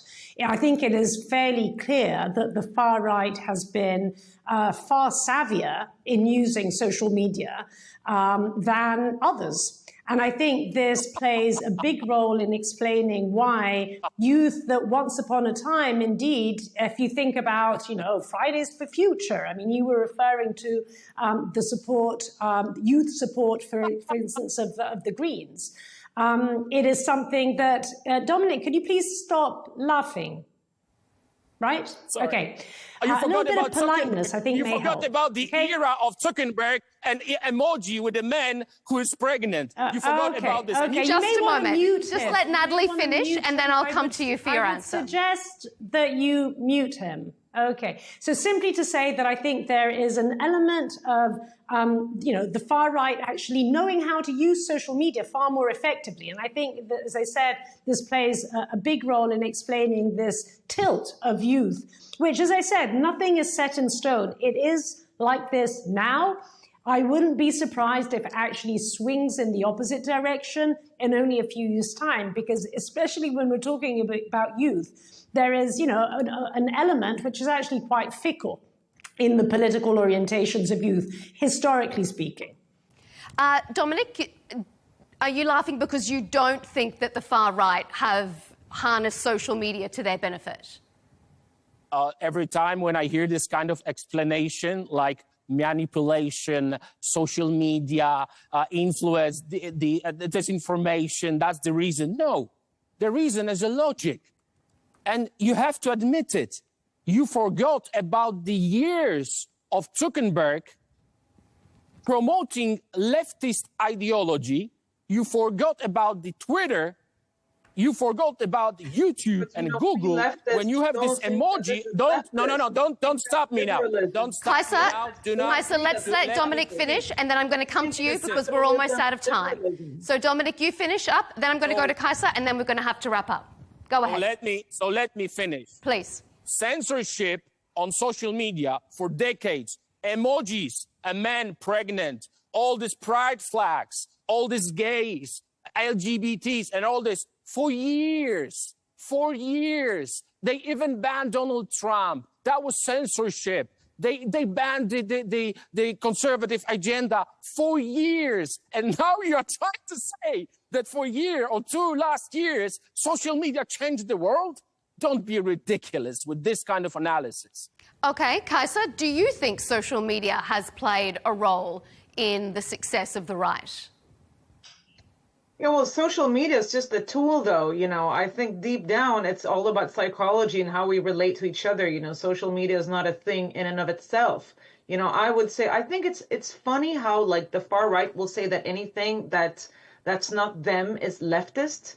I mean, you know, there are more than two ideologies in the world, and there's more than two factors. You know, we leftists, we socialists, we sure don't think that Facebook and Meta is leftist. We think it's a capitalist company that used to adopt liberalism because it was, you know, fashionable, and now they are changing because they have to adapt to their times, and they always will, you know. But it's not a progressive force, you know, if you talk about the opinion of what a socialist would say, you know. I think it's not really about social media. I think it's as simple as when the topics being discussed are economy, class questions, and equality, the left wins. When the topics discussed are other issues, peripheral issues, such as values, morals, cultures, the right wing wins. And I think it's a strategic mistake of the left to let that be the topic of discussion and to adopt fringe views that actually don't have support in the majority of the population, because I think we all lose out on that. And I think the left has to get back to the core values, which is distribution of wealth. Just finally then, Natalie, round out our discussion.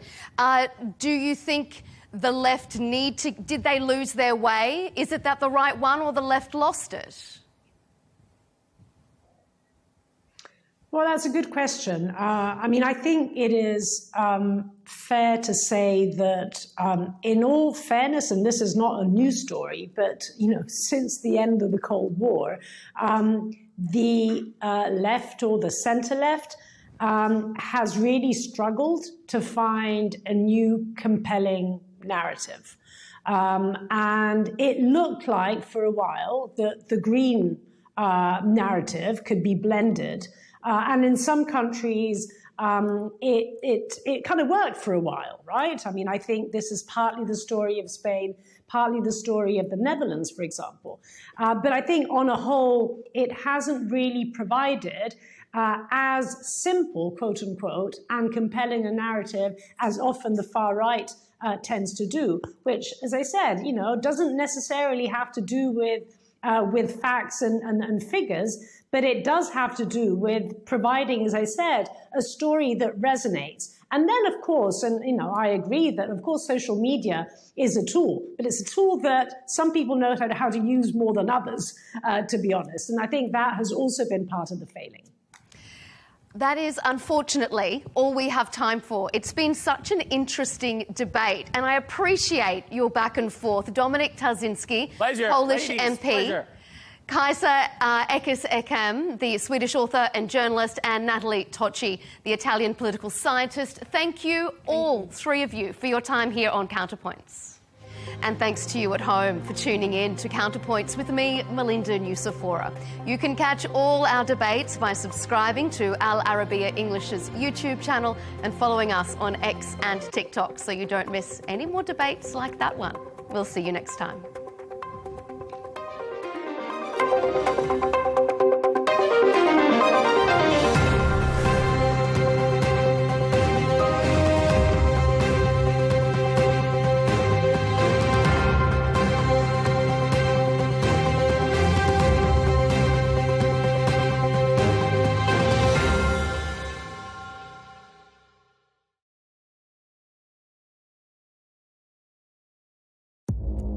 Our allies, in many cases, are worse than our enemies. Stay informed and connected with the latest international headlines. There obviously is a risk. From breaking news to in-depth analysis, it would appear that this war is coming to an end. Who buys this stuff? Investors, pension funds. We deliver the most important developments straight to your screen. Iran always wanted to deal with militia. Join us for compelling, expert-driven conversations. A curfew order has been established. And an insightful look at the issues shaping our world today. There are a lot of proposals about European architecture for security.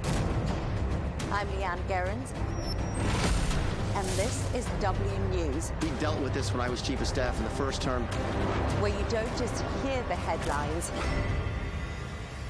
you get the full story.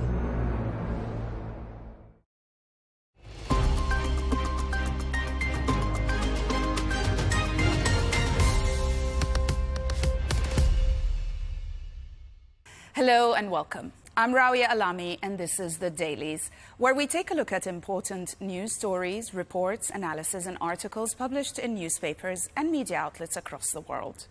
Most newspapers today reported on President Trump's rare rebuke of Russian President Vladimir Putin after deadly attacks on Kiev, while almost all European newspapers criticized Trump's proposed Ukraine peace deal. The Telegraph, for one, published an exclusive interview today with UK Prime Minister Keir Starmer, where he affirmed his stance on Ukraine by saying that he stands by Zelensky and refuses to give back Crimea to Russia. Starmer expressed his strong opposition to Donald Trump's proposed Ukraine peace deal, which would see the U.S. recognize Crimea as Russian and pressure Ukraine to cede more territory. The UK Prime Minister insists on Ukraine, or only Ukraine can decide its future, calling President Zelensky courageous and blaming Russia, not Ukraine, for the war's continuation. He demands an unconditional ceasefire from Moscow and U.S. security guarantees for any Western coalition of the willing in Ukraine. The article highlights deep divisions between the US and its allies, with the UK lobbying for a deal rooted in international law, not capitulation. Ukraine's own 5-point plan rejects legitimizing Russian land grabs and insists on lasting security, while Starmer warns any weak ceasefire risks future Russian aggression. On the other side of the Atlantic, David Ignatius asked in his opinion article today whether Trump has really found a path to peace in Ukraine. The article examines President Trump's push for a rapid Ukraine peace agreement, highlighting both progress and major sticking points in ongoing negotiations. Trump's plan would allow Russia to keep control of occupied territories, including Crimea, without Ukraine formally ceding sovereignty, and would likely exclude Ukraine from NATO membership. While President Trump claims both sides want peace and criticizes recent Russian attacks, his approach has drawn criticism for favoring Russian demands and offering Ukraine little lasting security. In conclusion, as you can see, the article underscores deep transatlantic divisions and skepticism about whether Trump's deal can deliver a durable peace. The New York Times published an article today by David Brooks offering a critical yet admiring analysis of the Trump administration's extraordinary pace and aggressive approach during its early days. The author, while disagreeing with most of Trump's policies, praises the administration's energy and relentless initiative, comparing it to a supercar outpacing a complacent establishment. Trump's team is described also as a revolutionary vanguard driven by resentment and a desire to upend the status quo. Much like, of course, historical movements that seized power through boldness rather than resources. The piece argues that Trump's assertive, instinct-driven style has forced opponents into a reactive posture, exposing the establishment's lack of confidence and strategic clarity. America's leadership class, shaped by decades of self-doubt and moral ambivalence, is portrayed as slow and unprepared for such an onslaught. The author questions whether defenders of American institutions can muster the morale, purpose, and strategy needed to resist Trump's disruptive force, concluding that while some progress is visible, the establishment still lacks the unified mission and fighting spirit that powers Trump's movement. Moving on to Political, which continued to focus on the leak scandals relating to the U.S. Defense Department. It published a report today about the Defense Secretary's office and how it is left without senior staff who understand Washington. In fact, it describes Hexeth's department as free for all. The report details the turmoil inside the Pentagon under Defense Secretary Pete Hegseth, whose circle of top advisors has dwindled to just his wife, lawyer, and a few junior aides after a wave of firings and resignations. The rapid staff turnover, according to the report, just 100 days into Hegseth's tenure, has left the Pentagon's leadership team without experienced hands or clear direction. Now, and all that is causing delays in critical decisions and paperwork, including on major weapons programs and the upcoming $1 trillion budget rollout. Infighting and focus on Hexit's public image have replaced routine management, raising fears among officials about dangerous slip-ups and a rudderless department. The dysfunction, according to the report, compounded by scandals and investigations into leaks of sensitive information, has sparked speculation about Hexit's future and left military and civilian staff demoralized and uncertain. The Jerusalem Post published an exclusive interview with Congressman Stutzman, who said Syria's president is open to normalizing ties with Israel. The article highlights a major diplomatic shift as Syrian President Ahmed al-Shara, in meetings with visiting U.S. congressmen, expressed willingness to normalize relations with Israel under the right conditions. Shara indicated openness to joining the Abraham Accords, provided Syria's unity and sovereignty are preserved, and also Israeli airstrike cease and issues around the Golan Heights are addressed. The discussions also covered the need for Syria to dismantle chemical weapons, counter foreign fighters, and improve human rights to secure U.S. sanctions relief. Now, the piece explains that while al-Shara's new tone has drawn skepticism from Israeli officials due to his Islamist background, U.S. lawmakers described his approach as pragmatic and focused on rebuilding Syria's economy and international standing.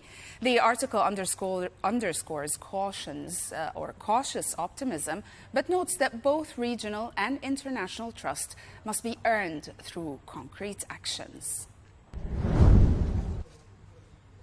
Also on Syria, Le Monde investigated the atrocities against civilians committed in western Syria in March 2025. The newspaper concludes that several videos show that members of al-Shara regime were at work. The report reflects back on last March events in Syria when hundreds of Alawites were killed when armed groups close to the new government were called upon to contain a rebellion by former supporters of Bashar al-Assad's regime. These massacres, some of which, as you can see, were filmed by their perpetrators, claimed more than 1,600 lives, according to the Syrian Observatory for Human Rights. Le Monde has collected, archived, and also authenticated 25 videos documenting these atrocities. Le Monde says that these videos allow these atrocities to be mapped, but also to identify certain victims and those responsible. Above all, they highlight the involvement of several armed groups close to the new government of Ahmed al-Shara. And we'll end with The Guardian, whose editorial today talked about the deep divide that the Catholic Church is facing after the passing of Pope Francis.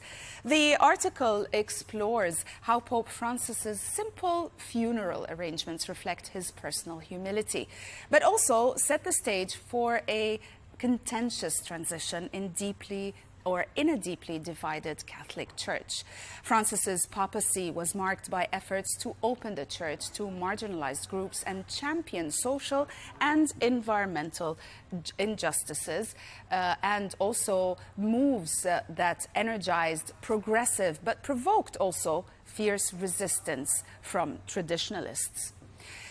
As the conclave to elect the successor approaches, the Church faces an intense internal struggle. Reformists seek to continue Francis's legacy of dialogue and inclusion, while conservatives push for a return to stricter doctrine and hierarchy. The divide is not only ideological but also geographic, with cardinals from the global south, many appointed by Francis, poised to play a larger role. The outcome of this conclave will determine whether the Church moves forward with Francis's vision or shifts back towards tradition in a moment fraught with uncertainty and global significance. That's it for today. Thanks for watching.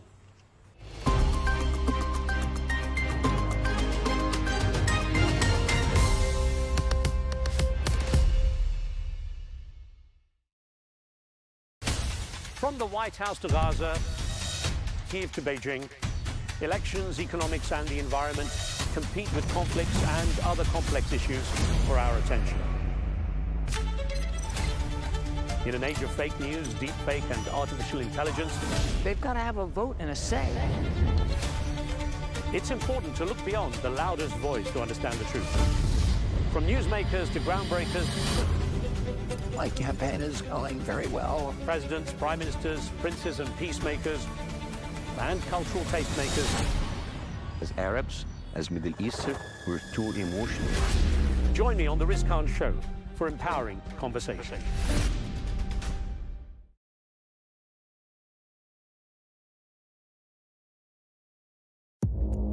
Our allies, in many cases, are worse than our enemies. Stay informed and connected with the latest international headlines. There obviously is a risk. From breaking news to in-depth analysis, it would appear that this war is coming to an end. Who buys this stuff? Investors, pension funds. We deliver the most important developments straight to your screen. Iran always wanted to deal with militia. Join us for compelling, expert-driven conversations. A curfew order has been established. And an insightful look at the issues shaping our world today. There are lots of proposals about European architecture for security. I'm Leigh Ann Gerrans, and this is W News. We dealt with this when I was chief of staff in the first term. Where you don't just hear the headlines, you get the full story.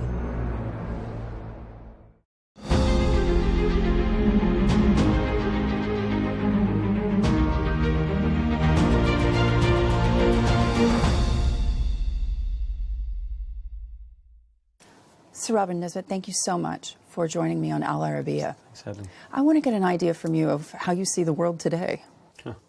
The world today. I think it's a world that is coping with an unexpectedly rapid transition that probably should have been happening more gradually, and in a way has been happening gradually for the last 15 to 20 years at least, which is United States stepping back from being what I suppose in international relations terms is called a hegemon, a country that feels it benefits from the system, so is willing to contribute into it. Willing to pay. Willing to pay, because in the end it believes what it gets back is more than what it pays in, to a position where certainly obviously Donald Trump is the ultimate cipher for this change, believes that the world is taking from America, and therefore he wants to rewrite the rules of that engagement. Now, President Joe Biden wasn't exactly doing the kind of leadership that had been seen from previous American presidents. It had stepped back from global leadership in international economics and international trade. Its engagement in Europe, while institutionally helpful, enlargement of NATO, being very cautious about how to confront Russia or not. It seemed to be more interested in just wanting to keep the Ukraine conflict under control so it could make that adjustment to write the new rules of engagement with China. So you've got an America that's been trying to adjust its position, but doing it gradually, trying to keep institutions and alliances together, and at least the dance around international rules as being a dance that was still being danced. Yeah. To Trump, who's like, no, this is all rubbish. We're starting again, and we're determining how we started. We're going to write the new rules. And the rules are really about what we need, and the rest of the world will have to muck in however it can. So this is a brutal change. But let me finish with this point here. Brutal for those who are relying on the United States.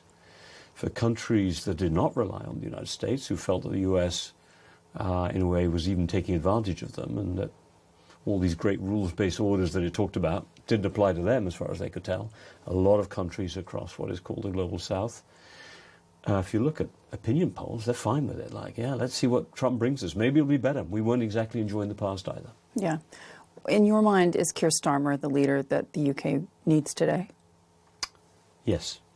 Simple answer, yes. I think he is a good foil to the emotional, what's the right word to use, the emotional approach that Donald Trump seems to take, but one that just fires off whatever he thinks off the top of his head.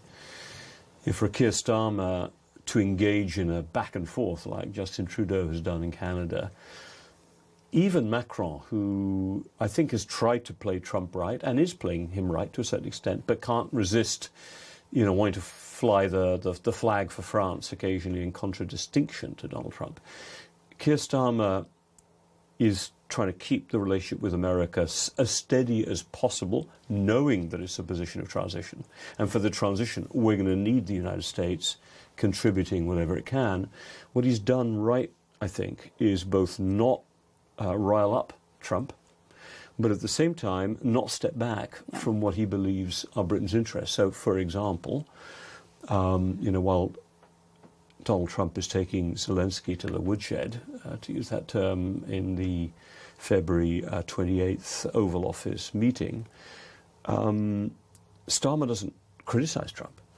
They just step out and say, we're with you. And why don't you meet with the king?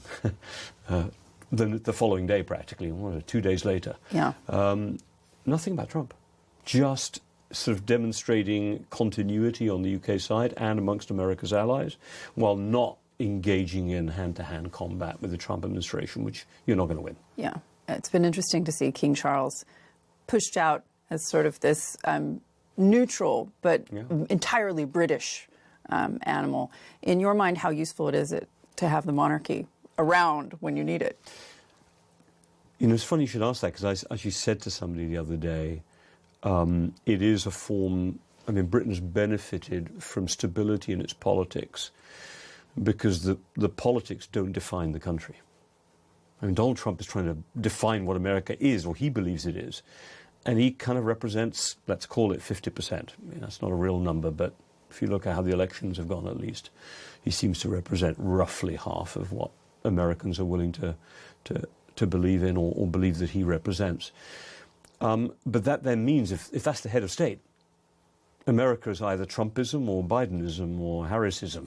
Yes, or something else. Which means half the population feel betrayed, left out. He's got a 47% approval rating. Yes, and it's holding pretty steady. I think it drifted up, if I saw it rightly, to maybe 52% in December, maybe early January. It's now drifted down to 46, but it's still a pretty good number. Yeah. So what King Charles does, or the monarchy, it's not really the person, it's this sense that Britain exists beyond its politics. Mm-hmm. And in a moment of maximum international turbulence, to be able to deploy the king to try to communicate continuity, not get involved in hand-to-hand combat, as I was saying a minute ago with the Trump administration, but being there to symbolize Britain's long-term relationship with the United States, which the state visit would have the king playing that role, but at the same time representing Britain's commitment to the kind of values and institutions it believes matter for European security, and then have him meet with Zelensky. So it's not even Charles who's meeting, it's that continuity of what British interests are beyond the politics of the day. British interest, the Chagos Islands.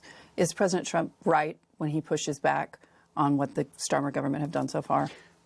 Well, my understanding is that issue, at least the last time I looked, was cleared for potential forward movement. I thought I saw following Starmer's visit. It was one of the issues on the agenda, and at least publicly, what the Trump administration seems to be saying is, we've talked about it. Maybe we can live with this, rather than using it as something to beat him over the head. So I think what you've got, understandably, I don't think this is a Trump position per se, this is a position of those responsible for taking care of America's long-term security, is that a 99-year lease on the Chagos Islands, even if it's renewable, number one, isn't guaranteed sovereignty over that in the long term. Secondly, what rights will the Mauritian government have to be able to do deals, for example, with China, on the other islands around Diego Garcia, which obviously is the island where Britain has built the base. I don't know all the details of how that's going to be played out, but I would imagine that the Trump administration is going to want clarification that that long-term security for the zone around, what is their jewel in the crown in the Indian Ocean, that's going to be protected. So it sounds to me like the concept of giving sovereignty back in this very, very long-term then lease structure could be accepted, but they're going to want reassurances that the Mauritian government doesn't then have rights to do things around them that would compromise the credibility of that base. Tell me this, for the UK specifically, we discussed some of these changes that the Trump administration has really thrust upon the world in terms of their own interdependencies. Some of these changes were necessary and needed. How is the UK placed today when it comes to defence? The UK is a weird animal because it is one of the few full-spectrum defence-capable countries in Europe, including to the nuclear realm. Very strong special operations forces, a small, too small an army, 70,000 struggling to recruit new, a navy that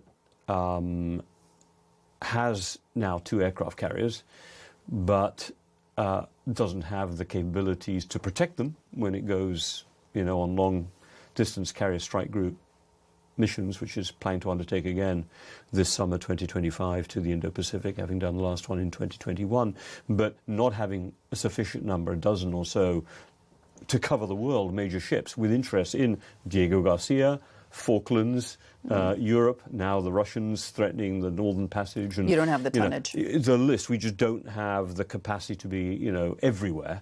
We're making commitments to Japan. Yeah, we'll be there. A new security relationship with Japan being set up. So Britain doesn't have the naval capability. It doesn't have the physical armed forces to be able to deploy in meaningful ways to Europe. But it has a very powerful air force. The ships it has, like an aircraft carrier, are state-of-the-art. The armed forces it has, in particular the special operations, the Marines, and the regiments are there, are highly trained, very good at their job. You have the nuclear capability, and then importantly, what you have in the UK is some of the best globally cyber capacity, cyber defence and offence, as was announced through the kind of cyber force, the new national cyber force. It was announced about 3 or 4 years ago when Britain made clear it has offensive capabilities that it's willing to use. So you've got this sort of pocket Britain, mini-me capability across the whole spectrum. Now, you could say that means that it's always going to be stretched, and it's lovely to say we can do everything, but then if you can only do a little bit of everything, is that enough? Interestingly, given the world we're in today, what Britain can be, and I think this is where Keir Starmer's trying to take it, is a core player around which other European forces engage. And that can also be interoperable with American forces when American forces are willing to engage as well.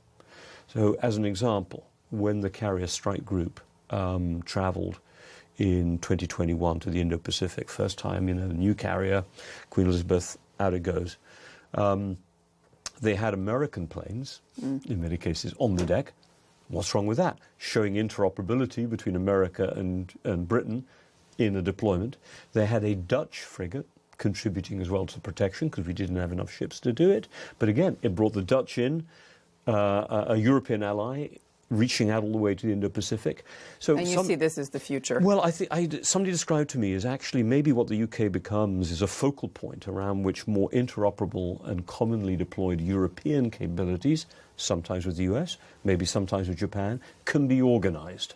And maybe that's the future. There is no European power that's going to have the capability to do what the US does. Even the US is struggling to do what the US does. Yeah. So I think rather than looking at Britain's capabilities as being too small, they're too small for Great Britain to rule the waves, but Britain hasn't been able to do that for decades. Yeah. And so actually its aspects of its weakness are a strength in the sense that they attract others. As long as you recognise it and don't, speak rubbish about us ruling the waves and, being a great independent power. We're not. We're a power that is a power with others, not a power by itself. Does economic reintegration then follow?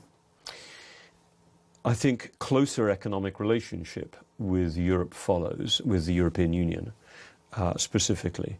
But I just don't see how politically, and in the end, even economically, the United Kingdom could rejoin the European Union as a full member. I mean, not as far forward as I can see. I think it's more likely that the European Union starts to develop a more concentric circle approach to countries like Norway, Turkey, Ukraine, saying to them, we want to have closer economic relationships with you, and those countries saying, we want closer economic relationships with you. But each one has its peculiarities that makes it difficult for the EU to want them in, and I include the UK on that, by the way. Just again as an example, would it have been possible for the European Union to do a 2-year loan program worth 750 billion euros to help the post-COVID recovery phase that was then steered to deal with the post-Russian invasion, full-scale invasion of Ukraine, response to the energy crisis? EU governments agreed to borrow on the market 750 billion and pay it back over 2 years or more. And the UK, outside the EU, is going, great, what a good plan. Inside the EU, the UK might have been trying to block it. Yeah. So the weird thing is that the European Union, in a way, with now not having the UK inside, is moving forward doing things it couldn't have done before. Yes. But the more it does, the more difficult it would ever be for the UK to engage.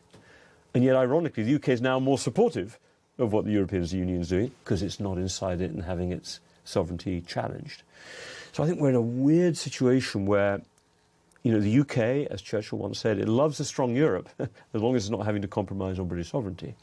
So what we want, I think, and it'll take a long time to get there, it won't happen even because of the crisis in Ukraine, is a UK that starts to develop a deeper and deeper type of trade agreement with the European Union, and it'll be done in fits and starts, and the EU will try to get something for fisheries in return for us getting something on veterinary standards so we can export our food products more easily, and you know, we'll have to trade off something maybe on funding into big European research programs in return for us having a close relationship maybe in the energy market. You know, the European Union wants us in, but they're always trying to get something back in return.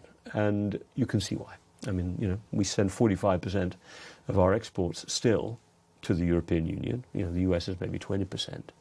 But they send, I think the last number, you know, we're the second largest trade market, but still as a total percentage of exports, we're probably not more than 15% of their exports in our direction.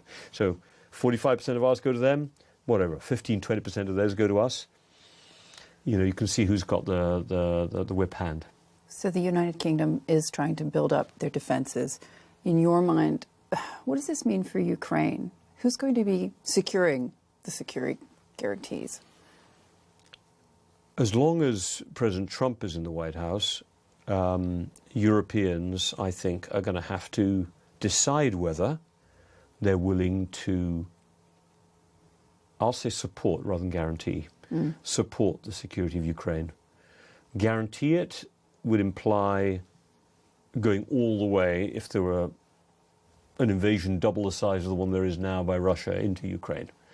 And this is at a time where not just the United Kingdom is struggling with recruitment, Germany as well. Absolutely. And Germany's in the beginning of a process of starting Nobody to make wants to itself die. capable. I mean, that's the bottom line. Well, no one wants to die. I think the bottom line is, at what point are European leaders willing to deploy professional armies to the defense of Europe without knowing that America's got their back? Look, we've been deploying in Europe professional militaries until very recently to Afghanistan, to Iraq, had hundreds of soldiers die in Afghanistan, collectively thousands, not as many as America. But those were professional militaries deployed because the government believed there was, I won't call it an existential, but a major threat from those countries being lawless and terrorist groups being rooted there and then threatening the lives of British citizens on British streets.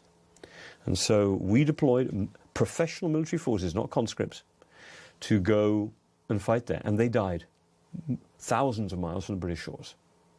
Are we saying that a British government wouldn't be willing to deploy professional military forces to support, in some shape or form, reassure Ukraine, if we have said, which we have, that Russia's full-scale annexation of Ukraine would be a fundamental threat to the long-term security of Britain and all European countries. Really? We'd send troops to Afghanistan and not to Ukraine? I think Britain at least, and a few other, whatever part of the coalition of willing is willing to put some boots on the ground, may end up having to do that in the next year or two without the guarantee of America having their back fully, maybe providing some intel, maybe providing some soft support on refueling aircraft or something like that. But my reading of Donald Trump is he believes, and those around him believe, that giving any European force that is maybe sent to Ukraine to help maintain a ceasefire or peace or whatever, what that's going to be, and we don't know yet, but if America were to provide the backstop that Keir Starmer is asking for, then in a way we decide whether America gets involved in a war with Russia, which neither Biden nor Trump wants to do or wanted to do in Biden's case or wants to do in Trump's case. And so they are resisting. They're saying, look, you go and defend them. We might diplomatically back you on that and tell the Russians they're going to have to accept it. But don't ask us to cover you, because then that potentially draws us into a war with Russia that we, Trump administration, said we're just not interested in being part of over Ukraine. And as you know, there's enough ambiguity about whether the Trump administration would protect NATO full stop, never mind Ukraine. Do you anticipate Vladimir Putin to be still the greatest threat to Europe and to the United Kingdom? I mean, given what we've seen over the last 3 years.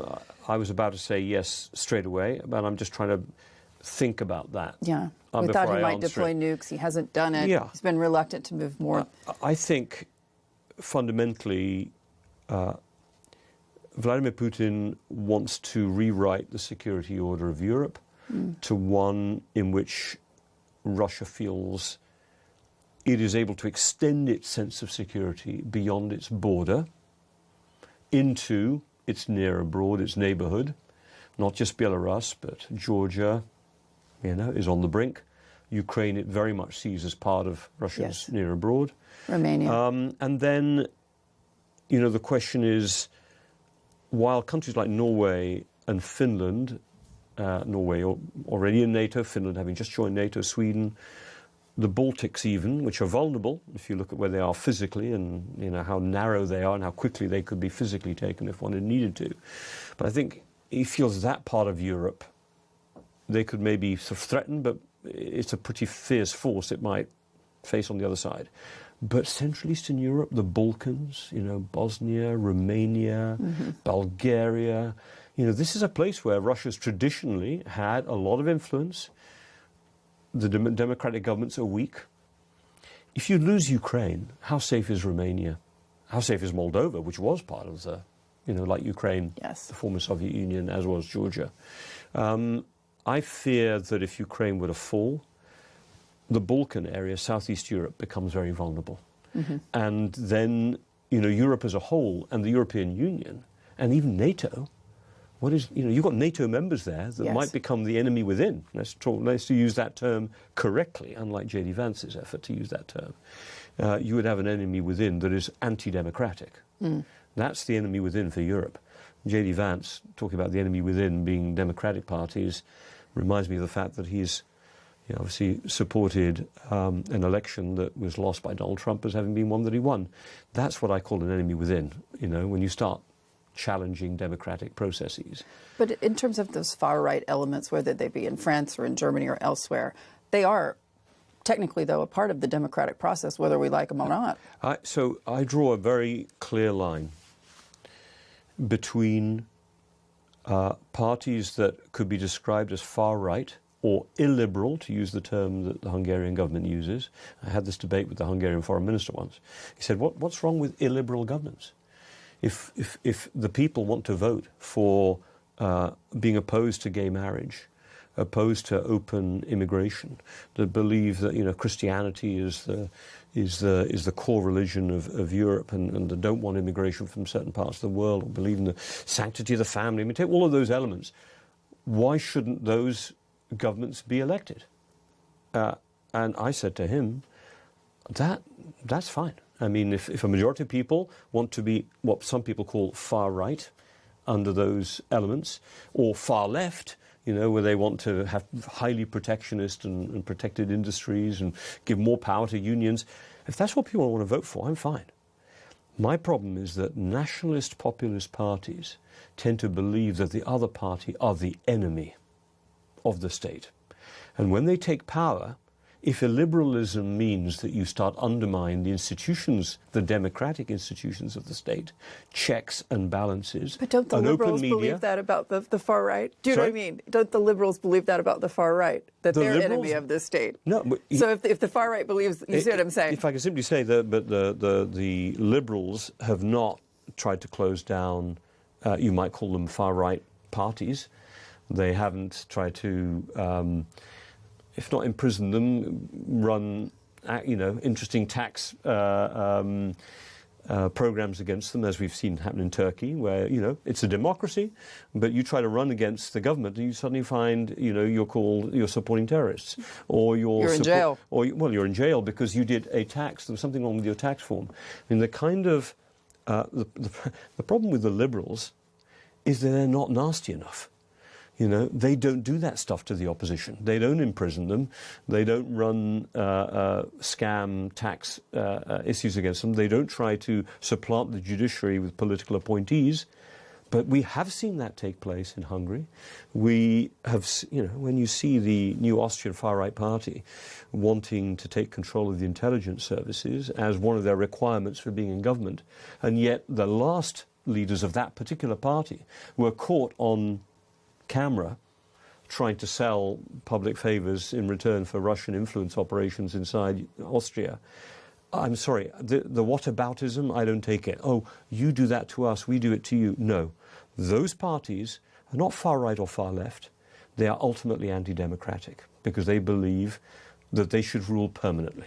How do you feel that's the illiberalism I do not accept. How do you feel about German rearmament in the context of history, given the fact that the second most popular party now in Germany is far right? Is it concerning? Because I get different answers depending on who I'm speaking to and the age of the person that I'm speaking to, frankly. Right. I think that for Germany, given its economic power, its position in Europe politically, its role within the European Union, and in a Europe that may not be able to rely on America to protect it, for Germany not to step up and develop an effective military force, for us to fear that for one of two reasons, either because of history, and what Germany has done before when it's been armed and heavily armed, or because we feel it's domestic politics. In my mind, it's almost to create a self-fulfilling prophecy. I think we have to trust ourselves as Europeans, trust the systems we've put in place of checks and balances, which is why I get very head up about democratic governments that undermine checks and balances. Checks and balances are the essence of democratic government. Elections are not. Elections can be manipulated, as we've seen all over the world. The essence of democracy is the protection of the individual, including minorities, by checks and balances that prevent excessive power or absolute power being in the arm of the executive. And when you've seen Donald Trump doing everything through executive orders at a level that's never been seen before, that is borderline authoritarian, because you're saying, I don't believe in the checks and balances of the courts or of the Congress or of the media or of civil society. That is illiberalism of the sort that I'm saying. Now, I think Germany at the moment has some of the most powerful checks and balances of any European country. It's a federal state.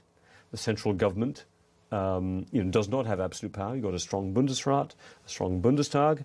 You've got a strong civil society. You've got a federal system where it's very difficult for central government to dominate it. So you think that's enough? Well, I think maybe one last point on this. When Hitler took power democratically, as somebody reminded me the other day, asking a similar question to yours, democratically, I reminded them that this was a Germany that was seething with the resentment of what they felt was their unfair treatment by America and the rest of Europe at the end of World War I, which they sort of didn't lose. I mean, they were losing, yes, but they did not fully lose it in the way that they lost it at the end of World War II. Yes. And so then they had reparations imposed on them such that it really led to this sense of resentment. Yes. And we know resentment breeds a form of nationalism that can be very toxic.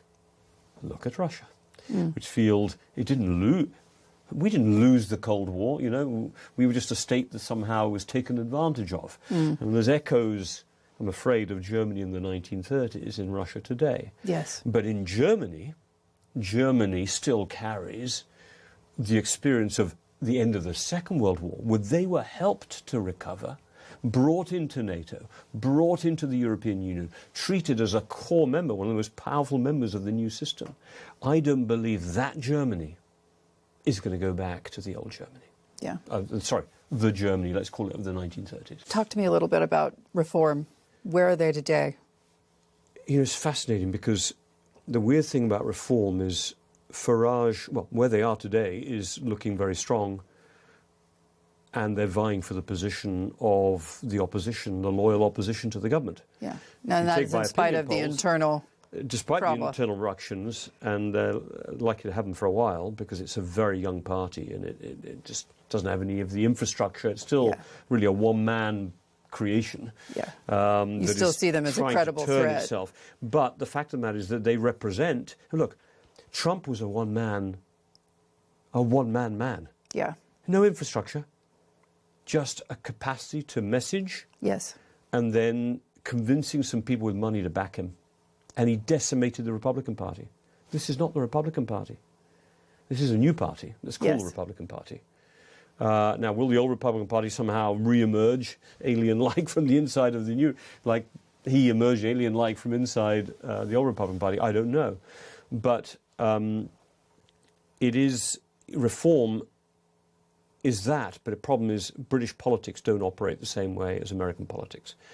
Money is harder to acquire and spend.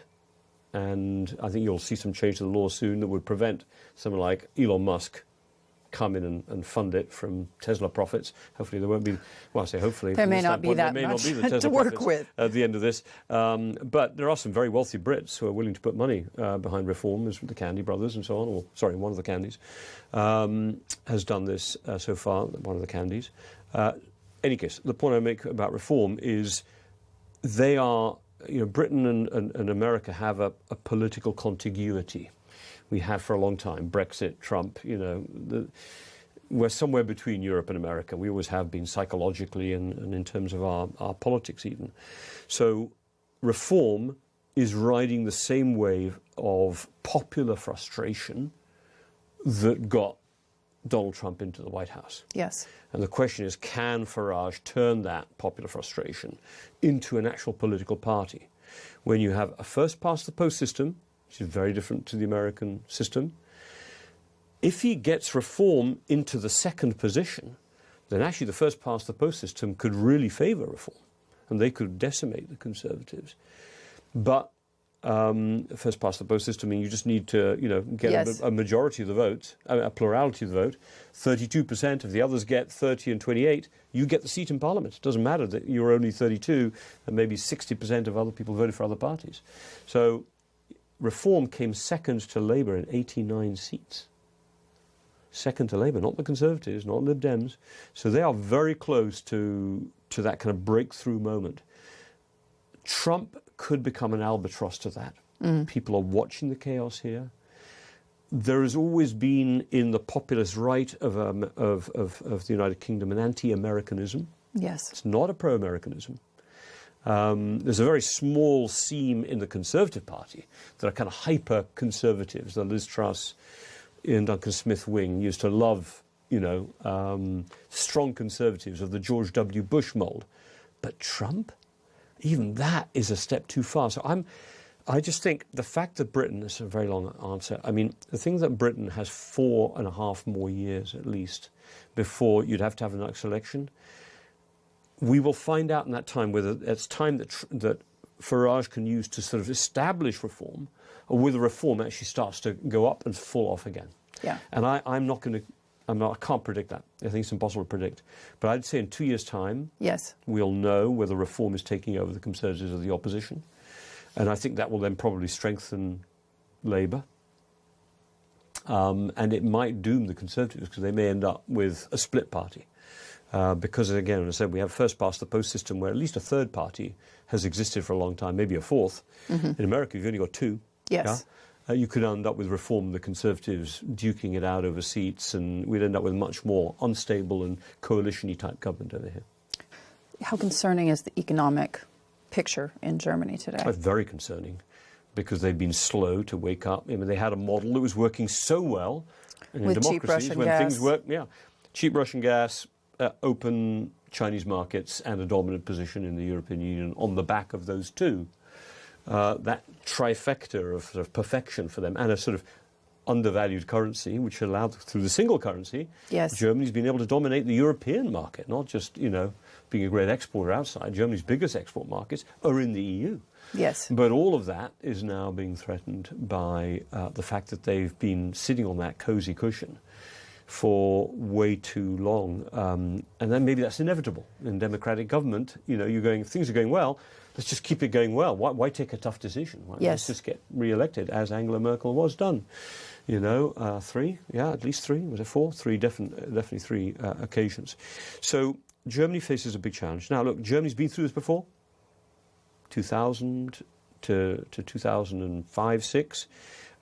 Very difficult time. It was the sick man of Europe, high unemployment, low growth, sclerotic economy, and they turned it around.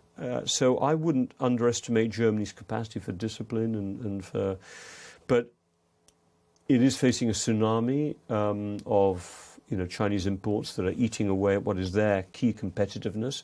I suppose the difference this time, as I think about your question, is the scale of the Chinese competition. In a way, Germany was competing against itself before and against competitors that couldn't overwhelm it.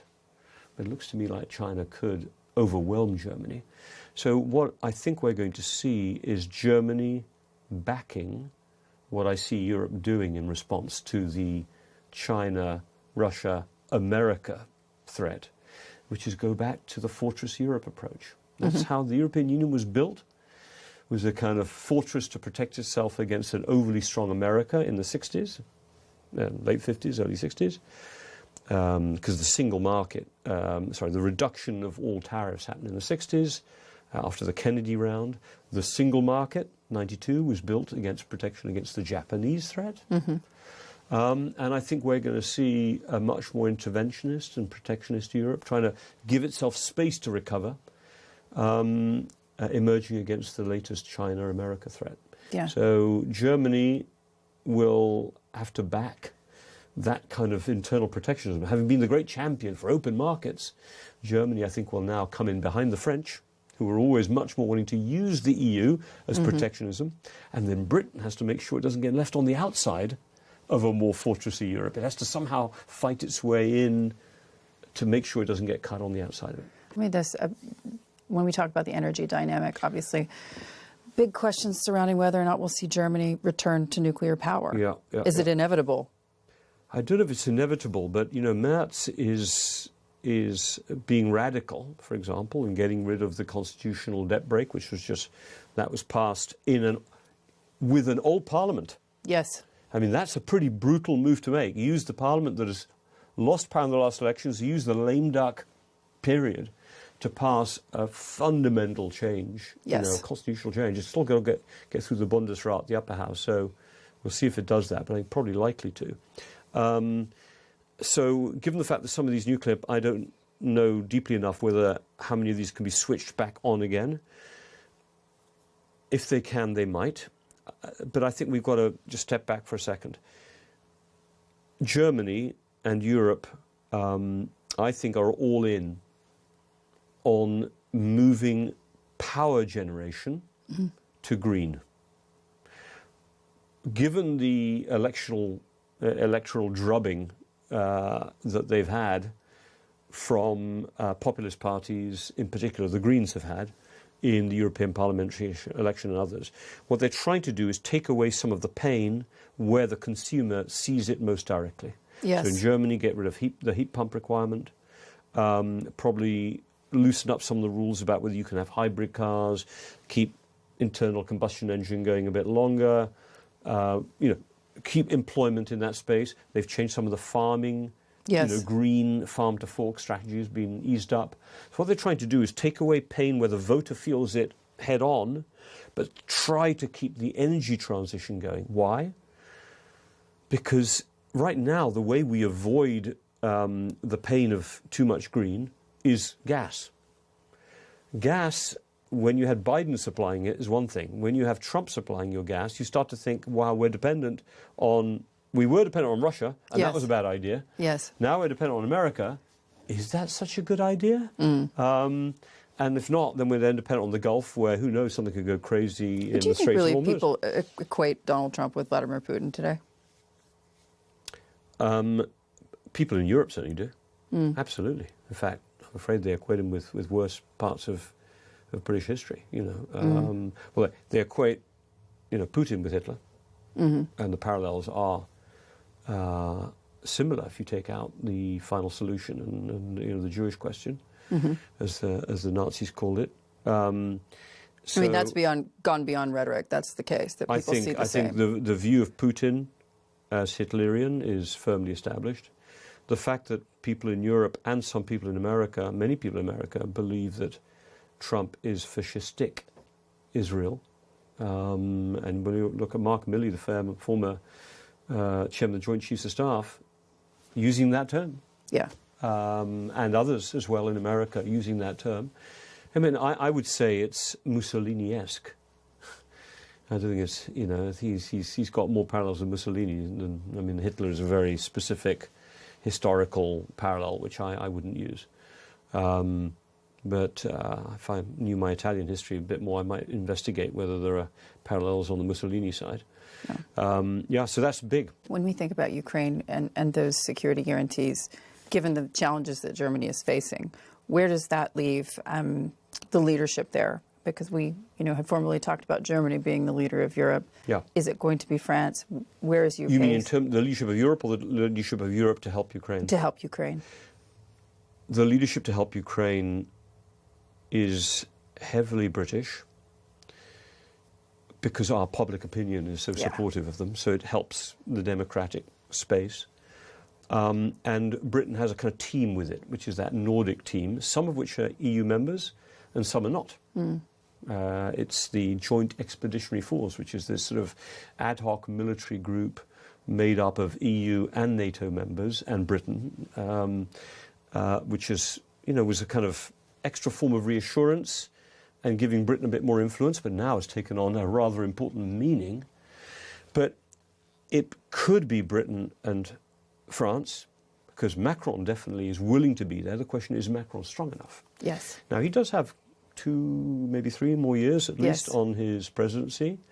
If he can hold Parliament where it is at the moment, and if the current government of Bayrou can hold together, then maybe France can play a constructive role alongside Britain, and the president has a lot of influence there, but there isn't the same public opinion support, but it's pretty good.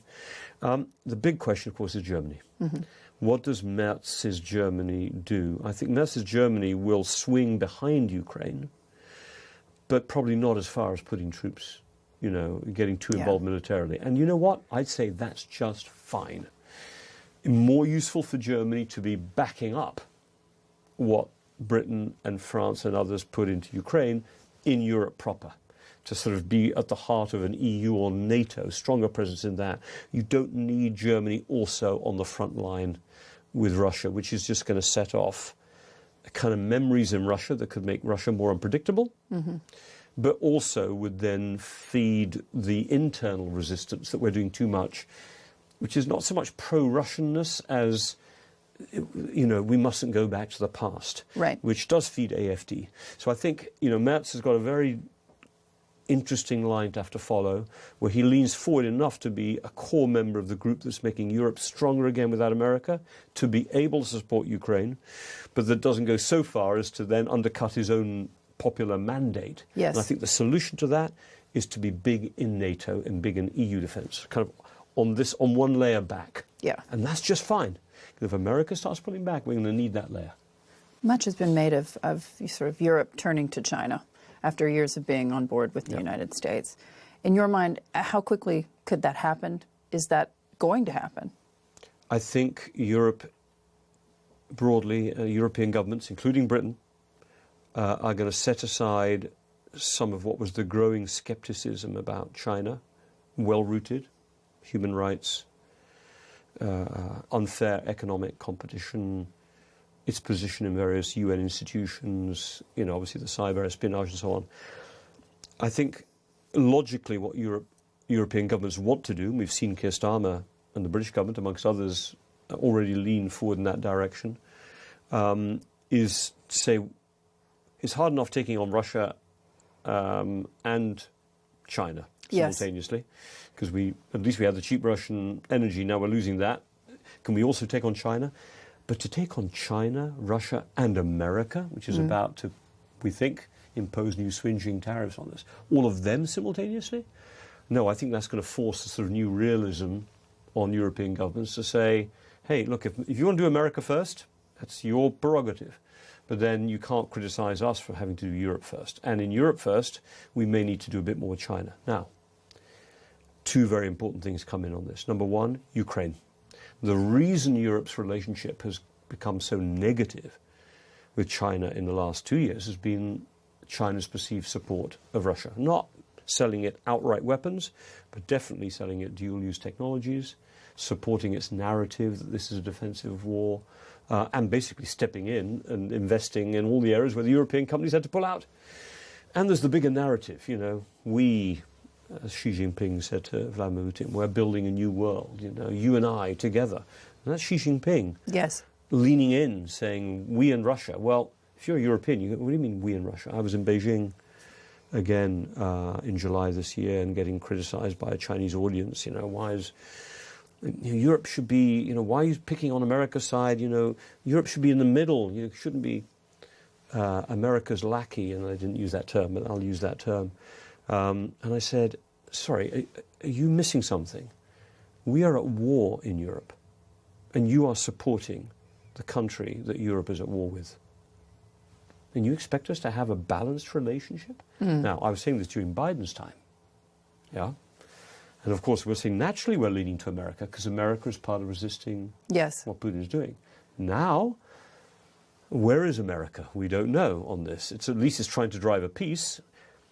If peace is achieved under whatever terms, then the fact is then China will no longer be supporting a country that's at war with Europe.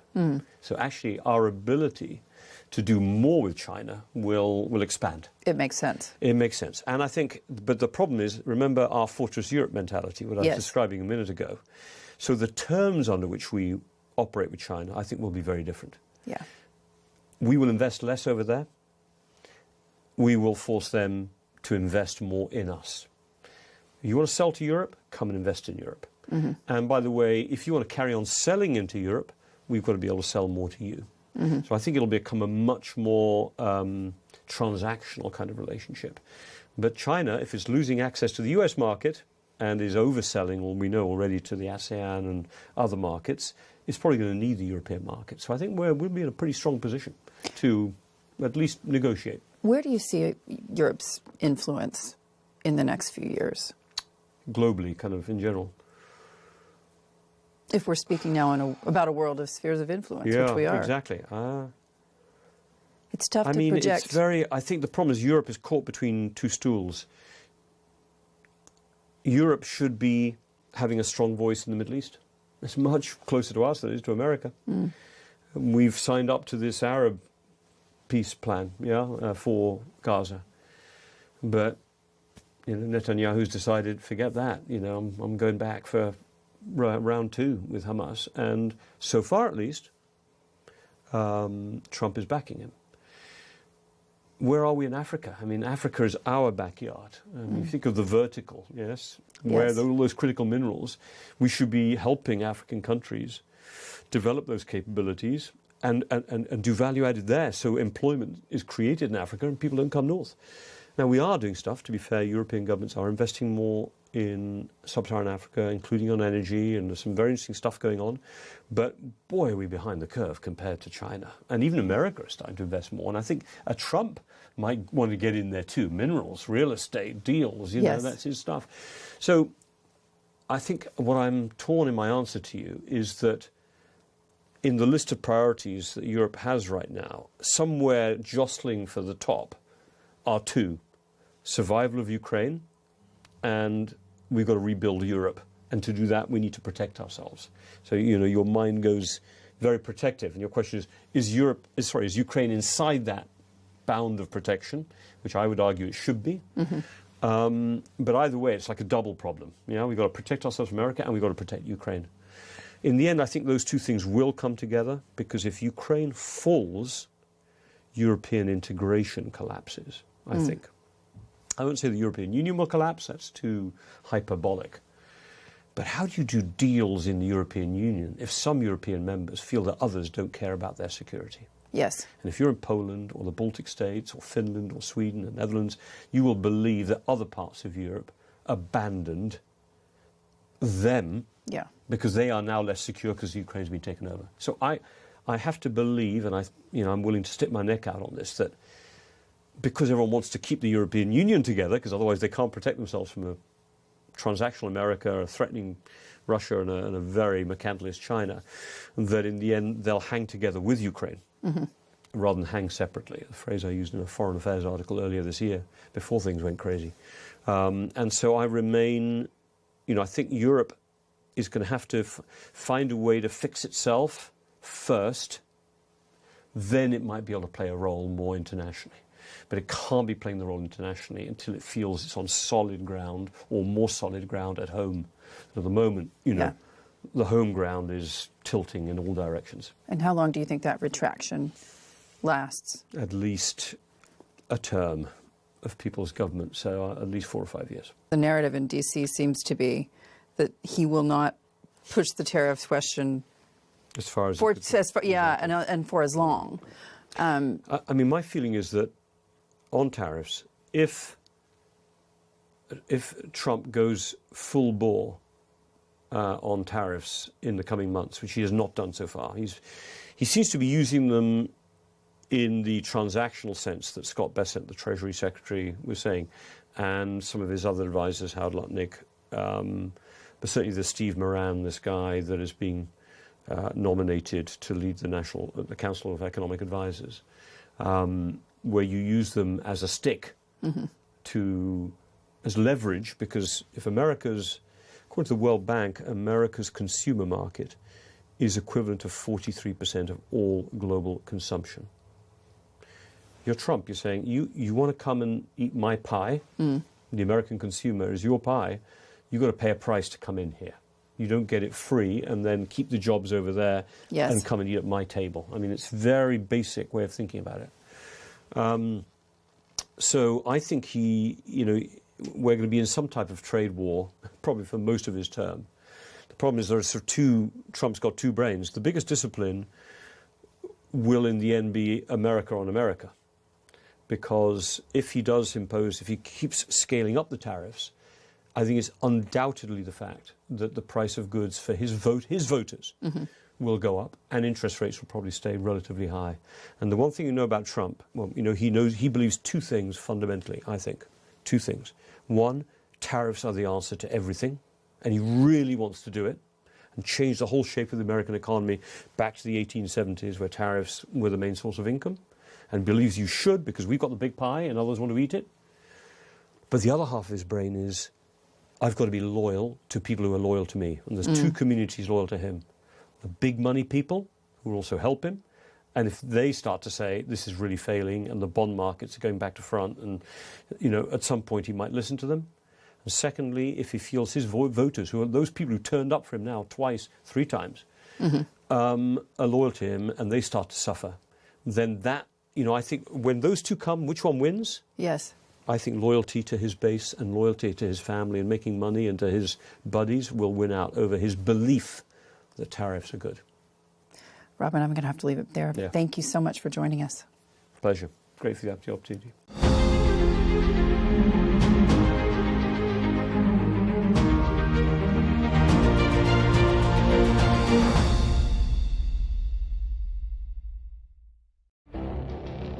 It feels like decades are passing by in a matter of weeks. Seismic shifts in the world order. Never, ever will be part of America. With so much happening and then so much noise. Whether it's political upheaval, Canada has been ripping us off for years. economic shifts, or social movements, And no one wins from tariffs. I think America can be more friendly to the rest of the world. For in-depth analysis and all the latest developments across the globe. To have an inclusive policy together. The meetings with Hamas gave me some hope. We're in another nuclear arms race. the most important developments straight to your screen. Welcome to the dressing room. I'm on my own. I need backup. And an insightful look at the issues shaping our world today. It was not going to happen, that war, and it happened. Join us on Arabiya News, where the world talks.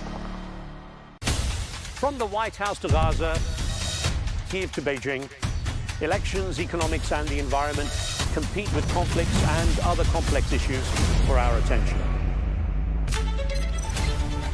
In an age of fake news, deepfake and artificial intelligence, they've got to have a vote and a say. It's important to look beyond the loudest voice to understand the truth. From newsmakers to groundbreakers, my campaign is going very well. Presidents, prime ministers, princes and peacemakers, and cultural tastemakers. As Arabs, as Middle Eastern, we're too emotional. Join me on the Riz Khan Show for empowering conversation.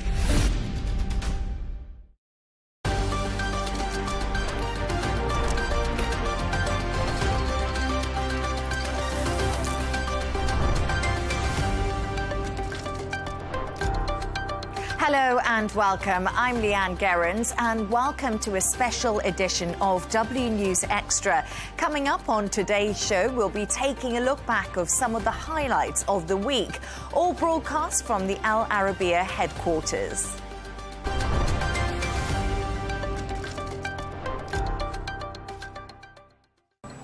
Now to our top story. Pope Francis, the first Latin American pontiff, has passed away at the age of 88. The Vatican says he died from a stroke and heart failure. Yesterday, he stood before thousands in St. Peter's Square, offering his final Easter blessing and wishing the world a happy Easter. Pope Francis was known for his unwavering dedication to the poor and vulnerable. He also drew criticism from some conservatives for his critiques of capitalism and his urgent calls to address climate change. In February, he was admitted to Rome's Gemelli Hospital with bronchitis.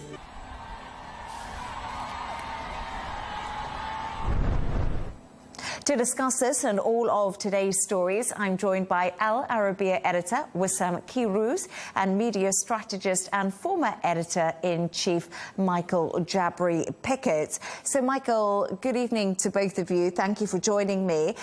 Yesterday, we saw the Pope, you know, his traditional Easter message. We saw him out greeting everyone.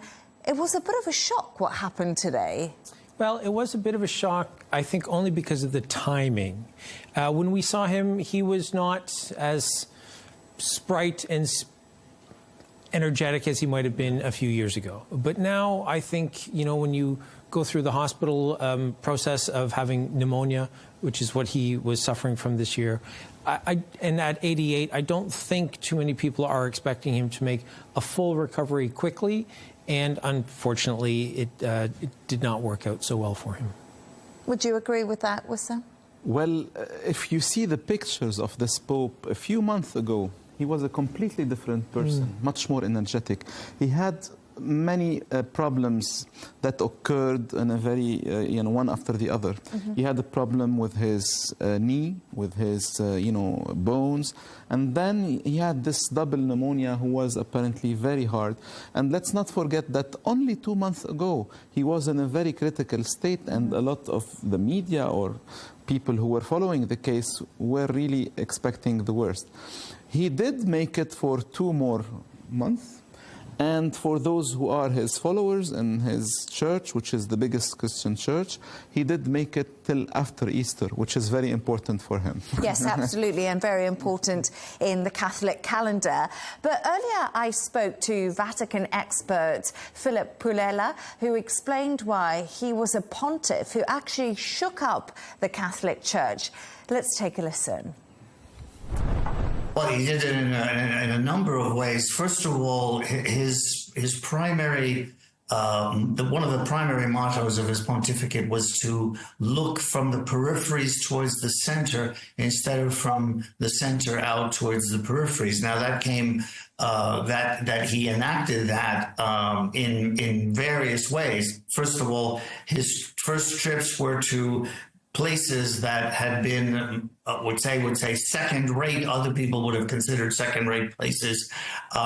His first trip was to go to Lampedusa, which is an island south of Sicily, which many thousands of migrants have died trying to get to this island. And that was his first trip to underscore his concern for migrants. And then the countries that he visited after that, I think Albania, he went to the far ends of the earth, and he never visited most of the main capitals of Europe, which was the opposite of what some previous popes had done, to sort of go to these centers of Catholicism like Paris and London, other places, Lisbon. He did go to Lisbon later on, but first he went to some places that were really far-flung and had very few Catholics, because he knew that a pope coming all the way to see them was very important to them. There we are, Wissam, a very different pope to what we've seen previously, and tributes have been pouring in from all over the world. It's absolutely expected. And to be honest, to give you a personal take on this, I was in the newsroom today when I saw the breaking news pop up on all the screens in the world. And I remember that when I started my career as a journalist in a news agency, and it was in the book that you have a hierarchy of urgent news. So you have the urgent, you have the alert, and the highest hierarchy is the flash. And I saw the flash coming, and I remembered that it was in the training we had, what is a flash? Pope died. So that was a real flash. It was a big news, big story. Now we are expecting not only messages to pour in, but we are expecting dozens of head of states to come to the Vatican within the next days. And this Pope was very different from the 2 predecessors, although with them they formed together the modern era of Catholic Church. This Pope is the man who decided that, who understood finally that the Catholic Church is not European anymore. I mean, he is not from Europe, but not really, because he has Italian ancestry. He is Italian, he is of Italian origins.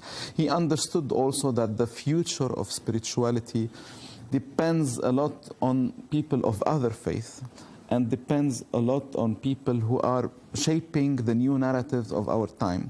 He was someone who really believed that the Christian faith and his church should not be in complete opposition with the world, with the poorer, with the more marginalized, with all these ideas that he thought would touch the heart of people more than any other dogmatic approach to the religion. Do you think that the Catholic Church, Michael, is now at a real turning point? We're on the cusp of something different. Obviously, a new pope has to be elected. Do you think we'll see the Church go back to the conservative ways, or maybe carry on through with the liberal ways that we've seen? This is the debate that I'm sure will go on in the conclave, which will happen in the next couple of weeks. Pope Francis was able to appoint most of the cardinals who will be voting. And there are, if I'm not mistaken, 138 who will be able to cast a vote. And will they decide to continue down the road that he has set, where we're talking about immigration and we're talking about the environment, we're talking about the marginalized, we're trying to create a church that is for the people? Or will there be the more conservative elements within the church who recognize, perhaps, that we're more concerned about the strength and the longevity of our institution? Pope Francis was not so much, although he represented a massive institution, he was not so much a man of the institution. Yeah. And so now the discussion that will take place, is it to be about the institution? The Catholic Church, you know, under Pope Francis, there was talk about ordaining women. There was talk about same-sex marriages, what the church would allow. There were all these conversations that had not taken place before. And so the more traditional elements within the church might be thinking we need to bring back in maybe some of the people we've lost over the years, and we need to make sure that we are strong going forward. The criticism that gets leveled against Pope Francis is that maybe he tried to do too much in the 13 years of his papacy. Yeah, absolutely. And the Pope Francis, although his legacy would be one of kindness and of openness, yes, his style of management within the church was known to be very tough. He was someone who was very tough with those who represented the other side. He was someone who sacked people from the highest institutions in the church, from the banking section, from the very, very old institutions like the Knights of Malta, for example. All those he believed were the other model. Having said this, it's important to say that he is liberal, but within what Catholic means to be liberal. He's not liberal in the sense that the world knows. And also, it's very important to know that this man has been raised and he saw his personality taking shape in Argentina, in South America, where a lot of the leftist ideas merged with the Christian ideas. This is where we saw the upcoming of what we call the theology of liberation. That was a very powerful movement in the 60s, in the 70s, in the 80s in Latin America, where the church has to change in order to be more focused on the poor. And we see a lot of these elements in the personality of Pope Francis. Now, what will come? We know, like you said, that most of the cardinals who will be voting, and they should be under 80. Those who are above 80 cannot vote. Most of those were appointed by Francis himself. So we can expect that he has played a lot into who will be succeeding him through what he has done in the last 13 years. And it's very interesting to know that only 2 months ago the world has seen a very famous movie called Conclave, so that will be driving the narrative, the imaginary of all people of what will be happening behind closed door. Conclave means with key. So the cardinals will be locked in the 16th chapel, and they will have to keep voting until they find a new pope, and then you will see the famous white smoke. Yeah.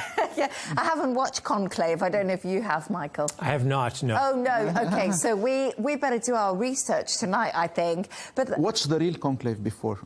Oh, there's a real one? The one yeah, not the movie. Oh, just got it. Okay, no. But it's so interesting, isn't it, just having a talk about the Pope and how progressive he has been for the Catholic Church. So that was a really interesting conversation. But stay right there as we take a look at some of the other stories making the headlines today.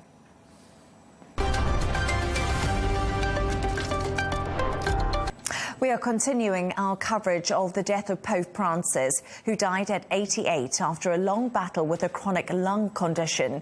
Known as the Pontiff of Peace and a champion of the poor, his legacy resonates worldwide. The Vatican says his funeral will be held on Saturday at 10 a.m. in St. Peter's Square.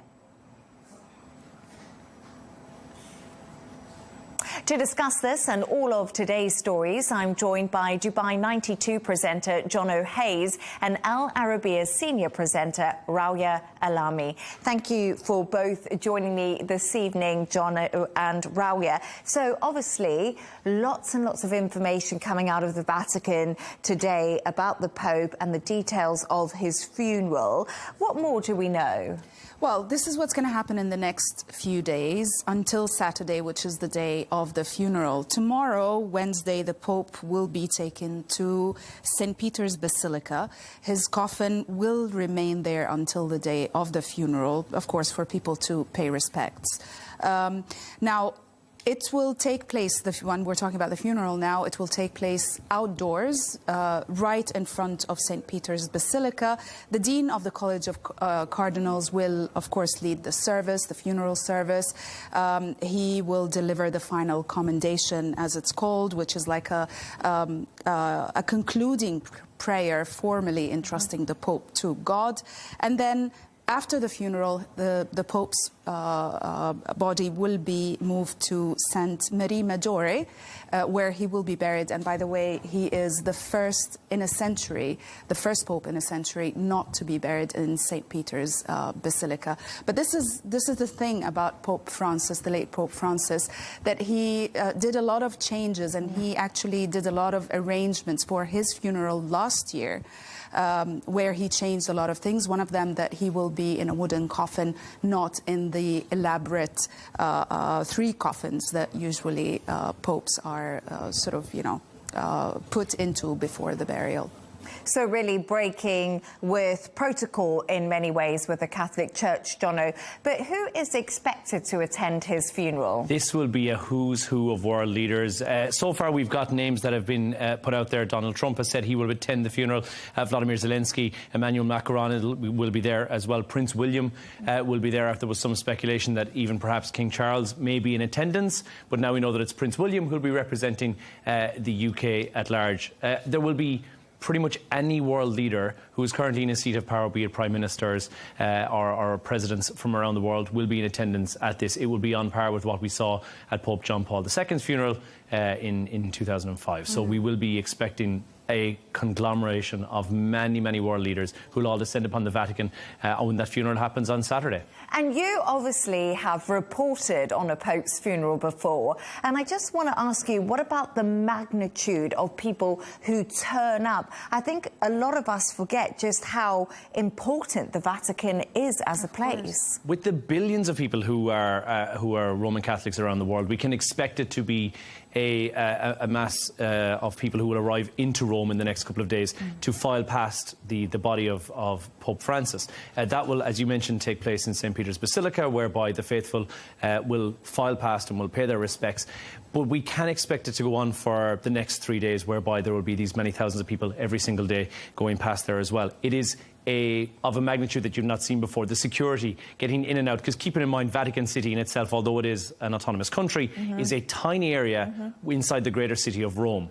The security measures in place on the Rome side by the Carbonari and the Vatican side by the Swiss Guards will be quite immense. You can expect there to be something on the scale that you've never seen before. We've seen the Queen's funeral. We know how extremely regimented that was. The history and the tradition of a papal funeral goes back almost as long as the Catholic Church itself, and these are unchanged. There's a 500-page manuscript which must be rigorously stuck to for the duration of the Pope's funeral. Right through to every little detail about the Pope's funeral is documented in this 500-page book. Amazing. And I actually read there the Catholic Church is more than 2,000 years old, changed leadership 266 times. Wow. So they know how to put these processions on, if you want. They have a lot of experience. They have a lot of experience, exactly. But I wanted to ask you also, just moving forward, Rawia, the next step on choosing a pope, the next pope, is something once again shrouded in secrecy. It's a very complicated process, very secretive. We're talking about 250 cardinals from 90 countries, yet only 135 can vote, who are below the age of 80. Now, we're talking about 15 to 20 days usually after the death or the funeral of the Pope. The cardinals they swear an oath of secrecy. They are completely cut off from the outside world, no communication. They will sleep, or they will even, as I read, actually, they sweep usually the Sistine Chapel for any listening devices, or spy devices. And all the cardinals will stay in St. Martha's house where the Pope used to live until they choose the cardinal. Now, the voting happens in a very interesting way because they vote twice a day, each day that they're there. They vote in the morning, they vote in the afternoon, and they keep voting until one cardinal gets 2/3 of the votes, basically. And after every voting, they burn the cards, and that's why we have the white smoke or the black smoke. So if no cardinal has been chosen, no pope has been chosen, therefore they will burn the cards, adding some chemicals that will make the smoke black. But if they do, then they use chemicals that will make it white, signaling. It can be quite stressful because sometimes it comes out great, doesn't it? Yes. Because it's changed. And it's like you said, it's chemicals now. Previously, it would have been hay, would have been what would have been used, and the damp hay would have given out a white smoke. So that would have been previously what was used to indicate that habemus papam, that moment where you would say we have a pope, could finally be announced. But it will be a media frenzy of just 47,000 cameras focused on the Sistine Chapel chimney. But we are, as you say, 15 to 20 days away. And it can take days, by the way. I mean, the longest one, I think, took 5 or 6 days. Yeah, there has been the famous reason why it is a conclave and why they go into the Sistine Chapel and why they're locked inside and a Faraday cage is placed around, meaning no signal can get in or out of the Sistine Chapel for mobile phones. There is no Twitter or there is no Instagram while they're there, unfortunately for them. The whole reason behind it is because many hundreds of years ago, it took them so long that the public of Rome decided eventually to just lock them into a room. They still didn't make up their mind, so they took the roof off of the chapel and said, right, now you've got to make a decision. And so very quickly the popes decided, OK, we'll decide. It's going to be one of us. And they took the roof off the chapel and also said they could only eat bread and drink water until they had made a decision. So that's how they once put pressure on them. But, Jono, the man who is in charge of the Vatican right now, his name's Kevin, and he's from Dublin. Can you tell us more about Kevin from Dublin? Yes. I feel like everyone knows a Kevin from Dublin. Well, it's quite generic. This one seems... I'm sure Jono knows. I don't know him personally, but he seems quite qualified for this position. So Kevin Farrell, he's held several positions in the US. So although, yes, he was born in Dublin, the majority of his clerical career has been based in the US. He served as auxiliary archbishop for Washington, having been appointed by Pope Benedict XVI, or Pope John Paul, I believe. He also went on to serve as the Bishop of Texas after that as well, at which point, I believe in 2017, he was called to Rome by Pope Francis, who said that, and famously, Pope Francis had a very good sense of humour. And he said, I believe Texas might need a better bishop than you. So he recalled him to Rome for a lesser position than what he currently has, which is Camerlingo, or the Chamberlain, and means that he is in charge of everything, right through from the second that Pope Francis will have passed away until the conclave takes place, including all of the voting. He is effectively running the shop in the Vatican right now. And although no big decisions will be made by Kevin Farrell, he still is the guy who, at the end of the day, at the moment at least, is somewhat of an interim pope without any of the title. He will retain. But theoretically, he can be voted as the pope, yet practically... Theoretically, yes. So it has happened twice, whereby the Camerlingo of the entire conclave has been voted as the Pope. Obviously, this guy, we're going to see a lot of him. We're going to see him during the papal funeral mass. So we're going to see a lot of this guy. We saw him seal the papal apartments with the wax. So we will see him a lot. He made that announcement in somewhat of a mixed Irish-Latin accent, unusually, yesterday, to announce that, unfortunately, and sadly, that Pope Francis had passed away. So we will see a lot of this guy in the next couple of weeks, which you would think would make him a contender. But given history, it seems that although you may be the Camerlingo, you will not be guaranteed a seat, so to speak, at the table. He is of voting age. He is 78 years old. But there are a few other candidates who, it seems, are far more the favourite to take the position of the 267th Pope. Absolutely fascinating, the inner workings of the Catholic Church. It's amazing. I mean, there's a lot of talk or prediction that, or questions whether the next Pope will be from Africa, or is he going to be the first African Pope? The thing is, I've read some information saying that even if the next Pope is from Africa, he wouldn't be the first African Pope. Apparently it happened 3 times in the past. Wow. And the last one was Pope Gelasius, who died 1,500 years ago.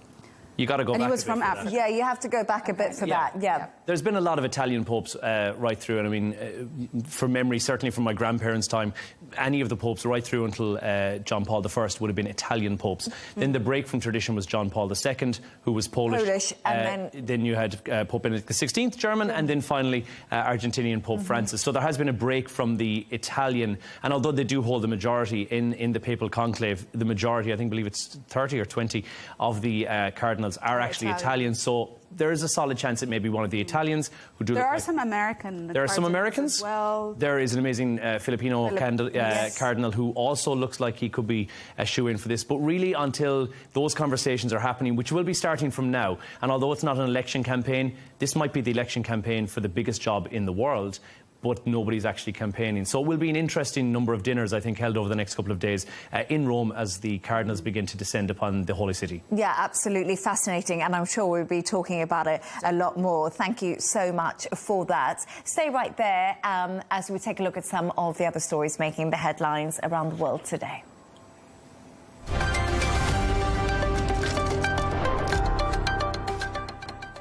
Now, US President Donald Trump is backing his Defense Secretary Pete Hegseth after reports that military attack details were shared in a group chat that included Hegseth's wife, brother, and also personal lawyer. In the second signal chat, the US Defense Secretary shared information about airstrikes against Yemen. Here's what the president had to say about the issue when questioned by reporters at the White House Easter egg roll event. Oh, total. Why do you even ask a question like that? We have recruitments that's at an all-time high. The spirit in the armed forces is fantastic. No, great confidence. Are you bringing up Signal again? I thought they gave that up 2 weeks ago. There was a new report this weekend that he used it in a separate chat that included some family members. It's all just the same old stuff from the media. That's an old one. Try finding something new. OK, so pretty dismissive there from President Donald Trump, saying find something new. But what more do we know about this latest signal leak? Well, we know at the time that when Donald Trump was questioned that he didn't actually know, or he wasn't aware that that this story had just broken. We do know the details, at least loosely, from what we've been given, and we know that now news sources like The Guardian have said that they have verified that the signal leak is accurate and is correct, because up until now we've seen some denial about this. And now that we have what we would say is somewhat confirmed proof, we do believe that it is accurate, it is true, and it does seem Pete Hegseth has shared this information with his wife, who, by the way, is a former Fox News correspondent, and with his brother, who is now also in the administration in a wonderful show of nepotism. So you do have to question also who is sharing the information like this of such a sensitive nature with their family members, which begs a whole other question. What we know about what's in there is limited with regards to what it discusses in more detail. We know that it is a very, very confidential information, in fact, so much so that it would carry a prison sentence for anybody had they been found with such vital, sensitive information in any other given day. But we don't know exactly what has been shared and exactly what's in there. But once again, Raul, Pete Hegseth has actually been speaking to Fox and Friends today, and he did co-host on the network for 10 years. And what he's saying is that none of this is based on reality. What happens is he blames staff that has been fired for leaking information to try and sabotage Trump and what the administration is trying to achieve. There has been some rumours that Trump was possibly looking for a replacement. Well, yes, there have been some rumors. They're based on an NPR report citing U.S. officials saying that Trump is looking for a replacement for Hegseth. However, the White House yesterday blasted these reports, saying it's fake news. And then we heard not just from the White House, from President Trump himself, who kept saying that Pete Hegseth is doing a great job. And also the White House spokeswoman was saying that Trump has full confidence in Hegseth. So whether these rumors are true or not, to be honest, there's no way to tell. But I think it will unfold in the next few days, probably, or next few weeks. What Hegseth has said is that they are retrospective. So this is now looking back at something which occurred in March. What the administration has said is that this is, as we pointed out, it is former employees who are disgruntled, who are saying that this information was leaked in advance. There may be some truth to that. And then the question is, well, why is Donald Trump saying no? And I think his exact words were, Pete's doing a great job. You know, everybody likes Pete. There's no issue. And the reason is, I guess that's the hill he's going to die on. This is his administration. He has appointed these people to this position. He has faith in him, in that position. And therefore saying anything other than Pete's doing a great job is kind of admitting defeat. And if we've learned anything from this administration as we head on for almost 100 days, we've learned that defeat is not really part of the lexicon. So we're 93 days in, actually, and that's something I wanted to touch on. Pete Hegseth was controversial as a pick for this position. We know that. We talked about that previously. But is it all about loyalty, do you think, when it comes to the Trump administration, Jono and Rawiya? Is this what we're seeing now? He's going to stand by absolutely everything, even though this was actually a second leak, because we know Jeffrey Goldberg from The Atlantic, a journalist, was added to the first Signal group chat. So it seems to be a little bit confusing at the moment. You're looking at a cabinet that is controversial across the board. There's been very few appointments, and again, Rawiya and I discussed this earlier, there's been very few appointments that he made that were not in some way controversial, people who you would think otherwise may not be qualified for the position. He has to stand by the decision. You're not long enough into this cabinet to say, well, OK, well, maybe a change is necessary or a change is good. Certainly the inside information would indicate that perhaps there may be some flutters of uncertainty and uneasiness at play underneath. But the attitude seems to be, if they're not playing ball, get them off the field. And again, we're very early into this administration. You do have to stand by the players and say, this is who I think is in the right place. And I think that he will do that for the longest time, until such a time when, because people have called for Pete to resign, that's not going to happen. I completely agree, to be honest. This Pete Hegseth was definitely one of the controversial, or one of the very controversial appointments that President Trump did when he took office.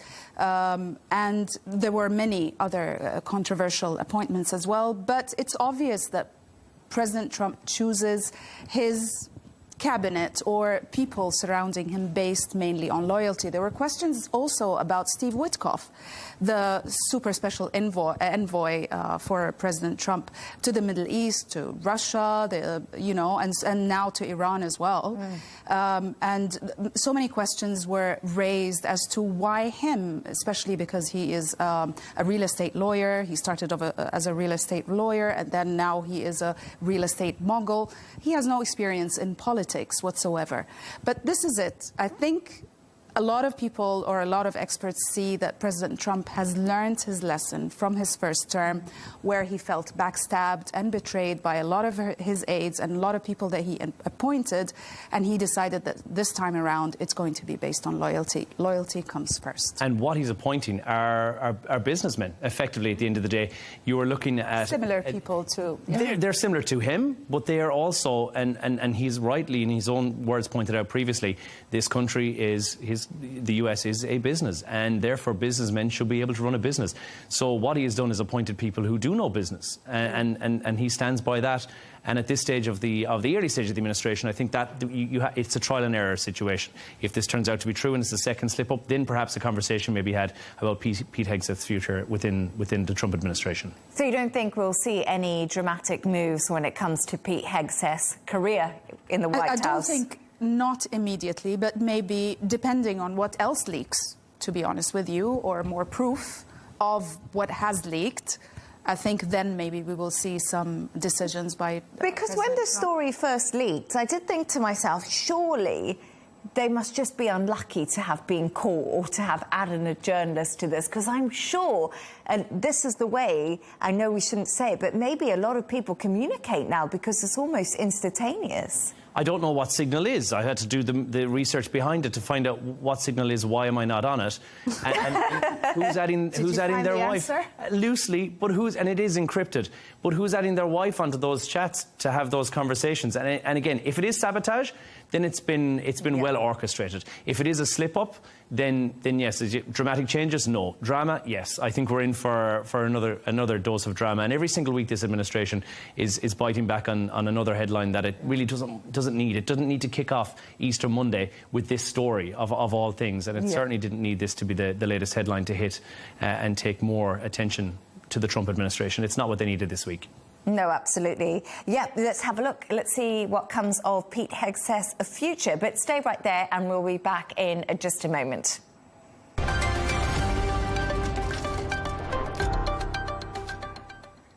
To our top story, the body of Pope Francis has been moved from his residence in the Vatican to St. Peter's Basilica, where it'll lie in state. Thousands of mourners have been paying their respects as they pass by the open coffin, which will remain on display for 3 days of public mourning.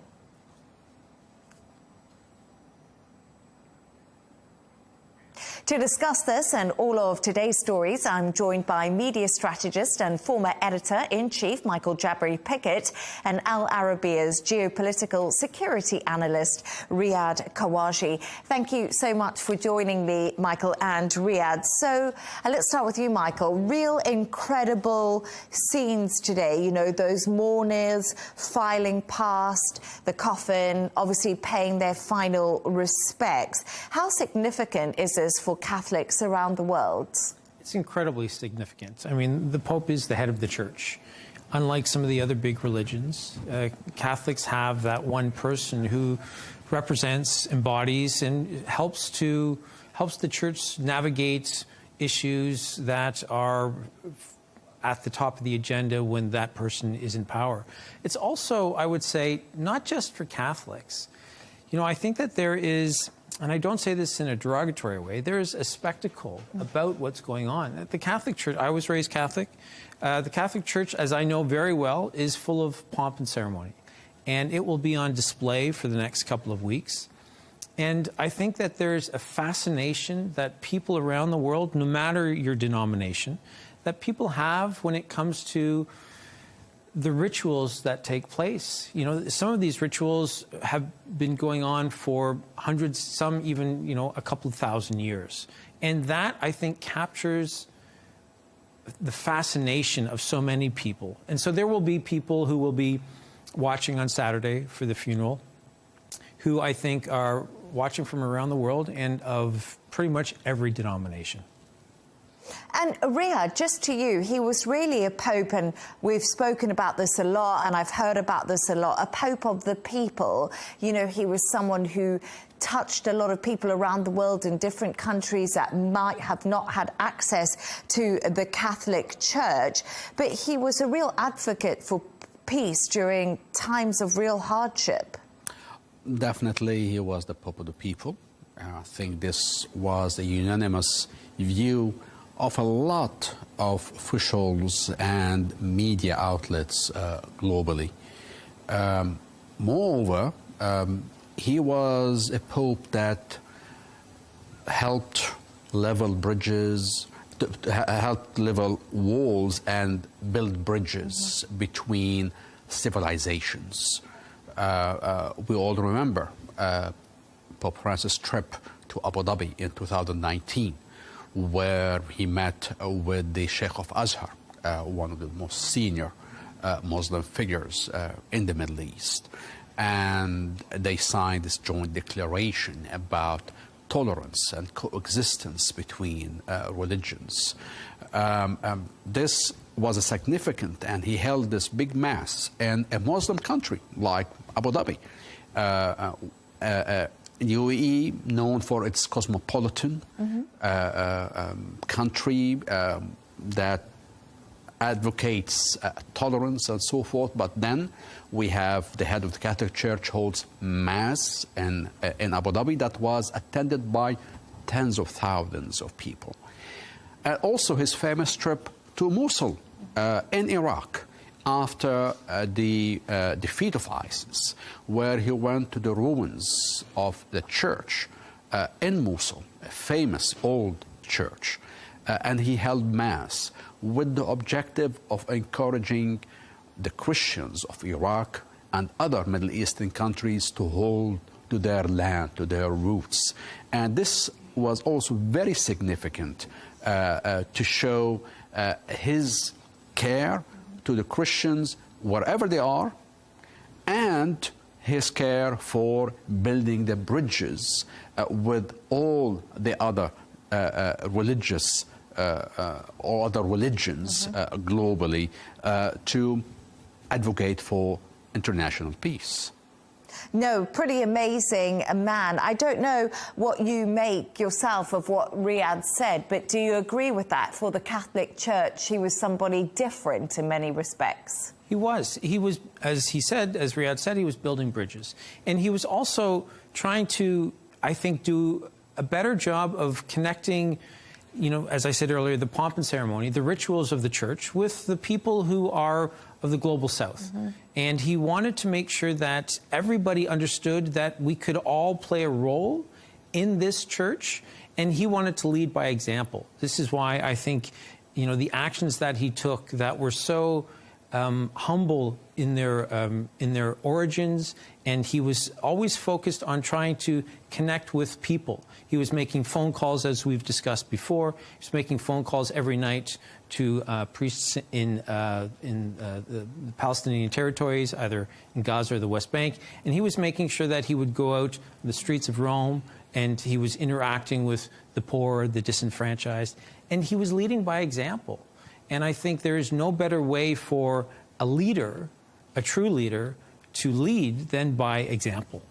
And I don't know if you've watched the film. Have you watched the film Conclave, Riyadh? Because there's some really interesting stats out. Apparently, Conclave, the viewership went up 283% on the day of the Pope's death, which is just something that shows us how interested people are from around the world, not even Catholics. Today, my daughter was asking me whether we could watch it together. So, oh, wow. Definitely. So this just here to affirm their point of view here that it has created a lot of attention and interest across the whole world, across the whole religions, to know about this process, to select this pan that will embody a lot of meanings, religious and holiness, to the Catholic community. And also because of the intensive activity of the late Pope in building the bridges, he made many people of other religions more aware of this, the role and the significance of the papacy on the global scale. And also, for instance, today, when people were queuing, I was watching that queue, and I don't know what you both make of this, but I thought it's 20,000 people in 8-hour wait to file past the casket, and that shows, you know, what the Catholics believe in. It's faith, resilience, it's patience, all of those things, and such emotion once they had been able to view the Pope. Yeah, and I think that that's natural when, you know, you have somebody who comes to embody 2,000 years of history. And he might have sometimes shied away from the full force of the institution, and he wanted to be more of the people. But at the end of the day, he was somebody that was the leader of more than 1 billion people. And an institution that's been around, as I say, for 2,000 years. And I think that when people are put in that situation where they see somebody who's lying in state, I think it will bring, especially the faithful, to an emotional state themselves where they are fortunate enough to be in that moment where they see this. And it also, I think as a Catholic, it also makes you sort of recognize your place in the world as well. No, absolutely. Thank you so much for both of your points there on the Pope and his upcoming funeral.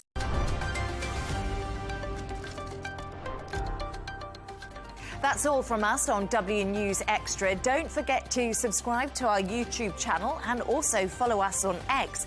Coming up next is G&T with Tom Burges Watson, followed by the Riz Khan Show. We'll be back on Monday. Have a great weekend. Goodbye.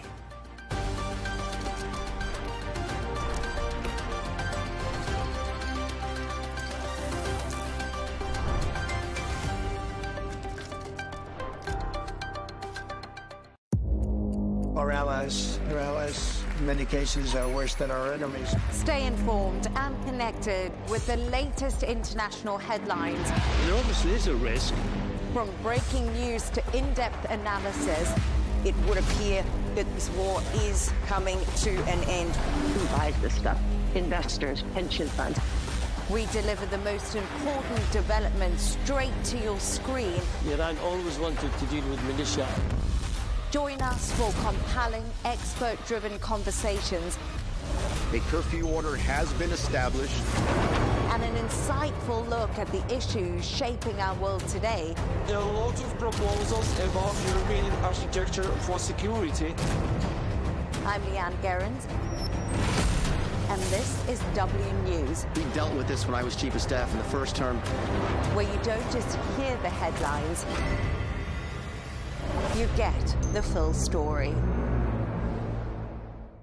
From the White House to Gaza, Kiev to Beijing, elections, economics and the environment compete with conflicts and other complex issues for our attention. In an age of fake news, deep fake and artificial intelligence, they've got to have a vote and a say. It's important to look beyond the loudest voice to understand the truth. From newsmakers to groundbreakers, My campaign is going very well. Presidents, prime ministers, princes and peacemakers, and cultural tastemakers. As Arabs, as Middle Eastern, we're too emotional. Join me on the Riz Khan Show for empowering conversation.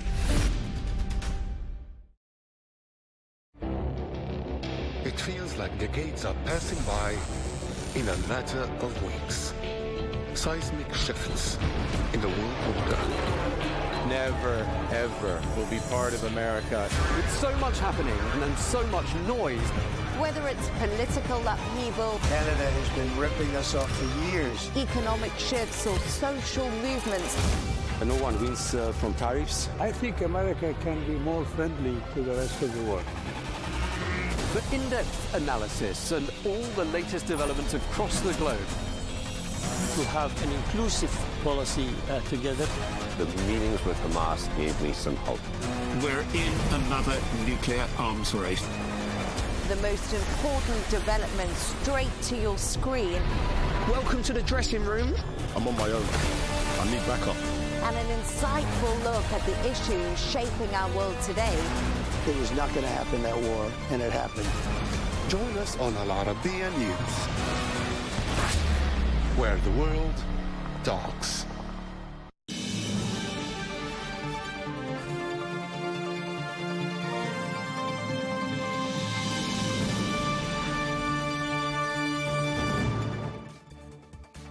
Hello and welcome to Global News Today, bringing you exclusive interviews with leading experts every weekday here on Arabiya News. I'm Tom Burges Watson, and in today's special program, we take a look back at some of the best interviews during the last couple of days.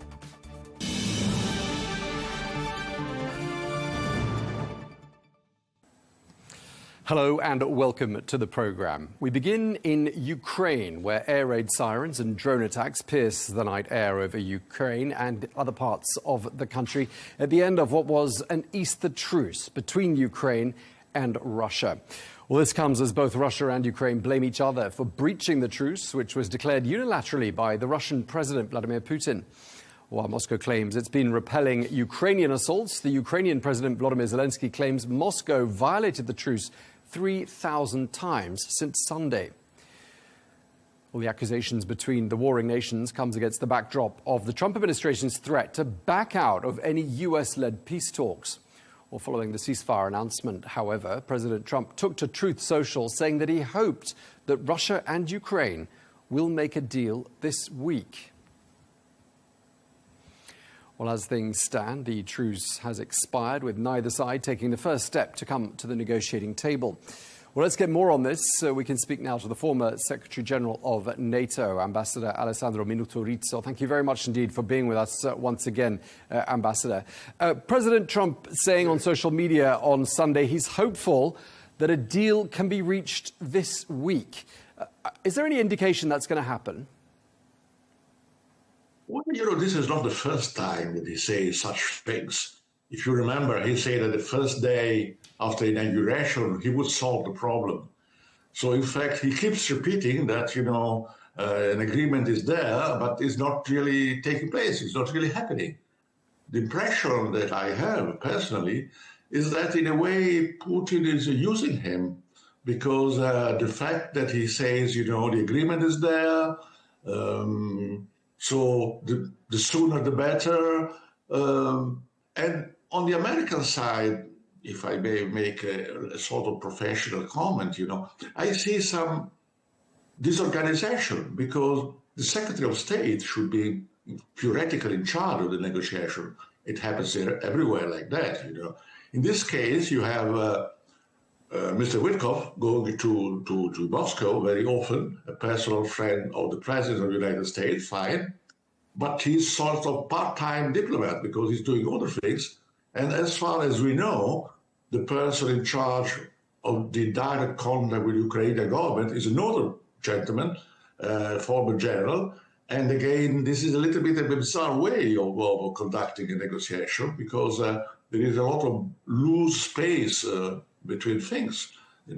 So now we are in a moment where it looks like the pressure is more on the Ukrainians because it looks like, because I speak in these terms because we are not sure about everything, because President Trump seems to be inclined more in favor of the Russian way of looking at things, but of course not completely.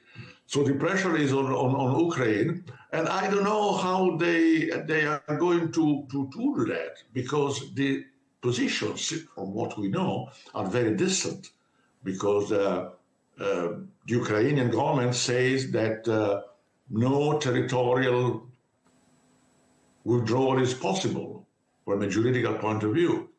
On the other hand, we know that for Russia, Crimea is a must, and also 4 regions which have been annexed after a referendum, a sort of fake referendum. So something in the middle has to be done. What? Because the problems are, to my mind, we have 3 major problems. The first one is land. How much land, in fact, Ukraine has to give up. Let's put it that way. It's not a nice way to say things, but I think this is what happens on the ground. The second thing is the status of Ukraine. Of course, we know that NATO is not an option, but there are many other things that can be done. And the third thing, we often forget about that, is sanctions against Russia. Because sanctions are not only given by the United States, they are also European sanctions. And so I think that for the Russians, it would be interesting to, of course, to cancel them. But, if I may add one thing from a strategic point of view, if you allow me to say so, I think that the Russians should go for an agreement because from a strategic point of view, they have been recognized for the first time since 20 years or so that from the Americans, from the American side, that they are a great power. There's a direct contact. The President of the United States speaks very highly about Russia, about the President of Russia. So this is an historical occasion, I think, also for Russia to get out of the limbo where it has been put in the past American administration. Okay, and another reason why, the timing it really seems... No, I'm asking you a question. I mean, another reason why the timing seems to be on Russia's side right now is that, the Trump administration seems to have made quite a few concessions to the Russians, not got too many in return. One of those concessions relates to NATO. We heard the general you were talking about, General Keith Kellogg, saying that NATO membership is off the table for Ukraine. Do you think, therefore, Ukraine will never be a member of NATO? Well, this is a strange subject, if you like, if you allow me to say so, because, and I have a personal memory about that. In fact, Ukraine has never asked, from a formal point of view, to become a NATO member. So we are speaking about something that the Ukraine have never asked for. They may have this in mind, but they never asked from a formal point of view. The second thing is that it is clearly off the table, and even yourself, you are a good professional. If you think for a moment about that, in order to have a country admitted to NATO, you need a consensus. Consensus means that everybody in NATO should agree on that. It's a rule. So I don't see a consensus in NATO about the membership of Ukraine. There has never been there, by the way, because many European countries, aside the United States, would not think that having Ukraine in NATO is a good thing. Another thing is to be a good partner, to protect Ukraine, if you like, but to have a NATO membership, I think that it is off the table. It has been off the table since a long time. Well, actually, the Russians seem to think NATO membership is a really important issue. We heard the Kremlin spokesperson, Dmitry Peskov, saying Ukrainian NATO membership is one of the root causes of the conflict in Ukraine. I don't know what you think of that. This is something which is, we say it all the time, It is something that the Russian propaganda says. But in fact, again, if you look at hard facts, there is no reason to think that the aggression of Russia to Ukraine was because NATO was going to take over Ukraine. It is a fake news, simply. It doesn't make sense. If you want to look very carefully at the history of Ukrainian relations with NATO since the independence of Ukraine, you may have one case. It is the Bucharest summit of NATO in May or June 2008, where President Bush, in fact, put on the table the question of Ukrainian and Georgian also accession to NATO. And there is a sentence in the final communique saying that one day Ukraine and Georgia will join NATO. But there was no date, no common decision on when it should happen, and it has never been repeated again. And after 2008, we had at least 10 or 12 NATO summits, and this wording were never repeated. So it's again is a fake news. If you ask me then the reasons of why President Putin aggressed Ukraine, I think that there are probably two reasons. One is a historic reason, I think, because Ukraine became independent in 1991, and from that moment on, it slowly moved towards the West, if you like, in terms of society, civil society, in terms of trade, in terms of economic, in terms of politics, also because it is very close to Western Europe. It has a common border with Poland, with Romania, I think with Slovakia as well. So this is the movement of Ukraine toward the West. That, of course, at a moment where it goes very far away from Russia. This is true. This is true. On the other hand, I think that probably, as there was, and there is, a substantial Russian minority living in Ukraine, probably a certain element of this Russian elite, or whatever you call it, oligarchs in Ukraine, went to Moscow to see President Putin, telling him that it would be an easy victory to go to Kiev because the government would collapse in a few hours and the population would greet with flowers the Russian army. And didn't go that way. You know this history. Ukraine has resisted. From a strategic point of view, I think that it is something that will go in history book, that Ukraine is still independent, even if it is losing 20% of the territory. Anyway, it is an independent country, and the government is still there. So these are the facts as far as we are today. OK, so we put NATO membership to one side, and you're essentially saying that's all a bit of a red herring.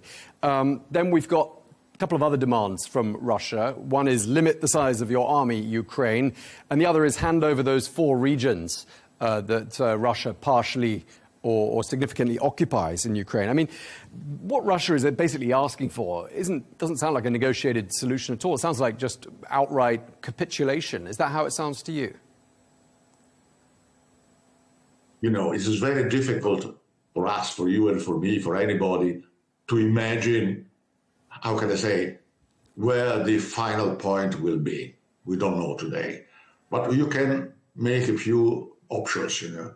I don't think that from a formal point of view, Ukraine is, in the mood of giving up 20% officially, formally, of its territory to the Russian Federation. But it will go, I think, I'm afraid, we will have to give some territorial concessions. So the problem is how you do that. You can have a Korean sort of ending of the conflict where you have an armistice. So it's not a legal, international, final decision, but de facto, you have the occupying forces remaining on the Ukrainian territory, the 20%, and perhaps it will never give it back. You know, this is probably what is going to happen. On the other hand, there is the problem, as you just mentioned, of Russia having annexed, from a formal point of view, which has been ratified by Parliament, by the Duma, of 4 Ukrainian provinces, plus Crimea, that's something else. It would be a 5th province. But the issue is that Russia is not controlling at present all the territories of these 4 provinces. So again, probably if the final result, as I'm saying, is a sort of Korean armistice, so you don't fight anymore, but you remain where you are, probably the Russian interpretation of the 4 regions is that that part that was occupied by Russian forces, that is the region. You know, you can, of course, negotiate. What is important in the end, and is very difficult to achieve, what I see, that all observers agree on that, is that the 2 positions are very distant, and this sort of shuttle diplomacy, you know, of Mr. Witkoff doesn't seem to be really going into the heart of the problem. Sure. Unless the 2 sides feel a real pressure, I don't think you are going to have an agreement. Yeah, I mean, it sounds a lot like the United States is losing patience. President Trump said just a couple of days ago that if it looks like there isn't going to be a deal, the United States will take a pass, he said. And that would basically mean the talks are abandoned. At least that's how I interpret that comment by President Trump. What would that mean for Ukraine if the whole peace process essentially just abandoned? Would someone else? Could you see another power? Could you see Europe filling the void? Well, frankly speaking, I don't think that the United States can be substituted by Europe. Of course, it is possible, but it's not likely. And you see that this so-called coalition of the willing organized by France is not, we don't know exactly where it's going, how, when. So I don't think that the United States can be substituted by Europe, frankly. And of course, the pressure is on Ukraine, and Ukraine maybe will have to give up because it is just inferior and cannot compete. But certainly there is some, how can I say, on the Russian side, the sense that they have lost the momentum. They can get some territory, they can win Crimea back. Okay, they are bigger, they perhaps the Ukrainians will be obliged to surrender somehow. But President Putin is losing, I think, an historical occasion for Russia, because what is really promised by the Americans now, and by the Europeans will follow, if there is a fair agreement, Russia will go back in the system of accepted countries, and sanctions will be lifted, slowly. Because I think that even in Russia, probably, there is a divided opinion. Because many people in Russia think that it is better to continue the offensive because the Ukrainians are smaller, a smaller army, there are fewer people, and then sooner or later they have to give up. And this is probably the majority around the Kremlin. They are thinking that. And this is possible. But on the other hand, you have also, nobody speaks about that, but the Russian economy is not in good shape. Inflation is 20%. You have heavy sanctions hitting high technology issues.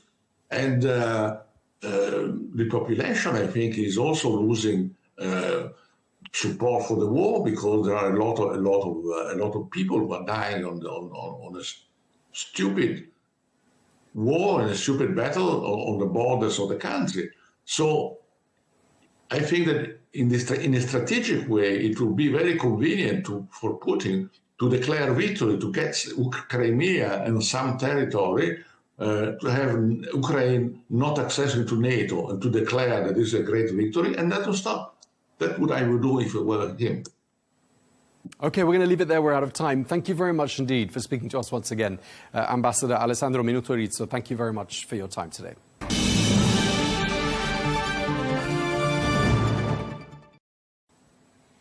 Now, Russian officials have signalled interest in a possible settlement, saying that they are working with the United States and hope that it will yield results. That's according to the Kremlin spokesman Dmitry Peskov. Well, let's find out more now about the Russian perspective on the ceasefire and the ongoing war. We can cross to Moscow and speak to former advisor to President Putin, Sergei Markov. Mr. Markov, always a pleasure speaking to you. We heard from Mr. Trump saying he's optimistic that this week could be the week that a deal is struck between the United States and Russia, and more particularly between Ukraine and Russia. Are you optimistic? No. I even guess that Donald Trump also not optimistic. But his style of doing negotiation is to say every time that he is optimistic about the result, as that he is a winner, any other results. So it's a more personal style of Donald Trump of making political remarks. I'm not optimistic because I believe that Western side is too far from a realistic position. Russia ready for ceasefire, but Russia, already has experience of 2 ceasefire, Minsk 1 agreement and Minsk 2 agreement. And both of them collapsed because both of these ceasefire have been used by Ukrainian regime and by Western side just for the intensive armament of Ukrainian army and for the recovering of Ukrainian army after the defeat and then starting the war again. I should remember you that civil war in Ukraine continued from 2014 when Ukrainian army every night sharing cities of April Donbass region. So that's why Russia suggested that for ceasefire to be realistic, this ceasefire should include such conditions. First of all, stopping of the armament of the Ukrainian army from the Western countries. And as I understand, Western countries don't ready to do it. In fact, Donald Trump and the United States are ready to stop any armament of Ukrainian army, but European countries deny this peace condition of the ceasefire. That's why I don't think that it will happen now. So what you're saying is that based on the fact that Minsk 1 and 2 didn't work, Russia doesn't trust Ukraine, therefore can a ceasefire ever be reached? In fact, it's natural that both sides, which is situation in the war, doesn't trust each other. And that's why Russia is talking that any realistic agreement should be based not on the words, but on the actions.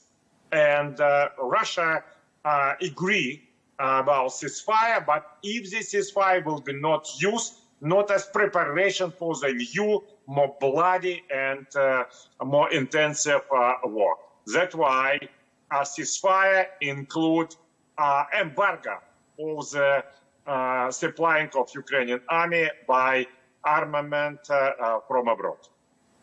I mean, Dmitry Peskov, just for talking about the Kremlin spokesperson, Dmitry Peskov, who we were hearing about just before we crossed to you, he says that NATO membership for Ukraine was, quote, one of the root causes of this conflict. The United States has said once again, that's not going to happen. Ukraine isn't going to be a member of NATO. So now that that is addressed, doesn't that pave the way for peace? Of course, it's important, not just Ukrainian not membership of NATO, but Russian guarantees that Ukraine will be not used as a place for aggression against Russia.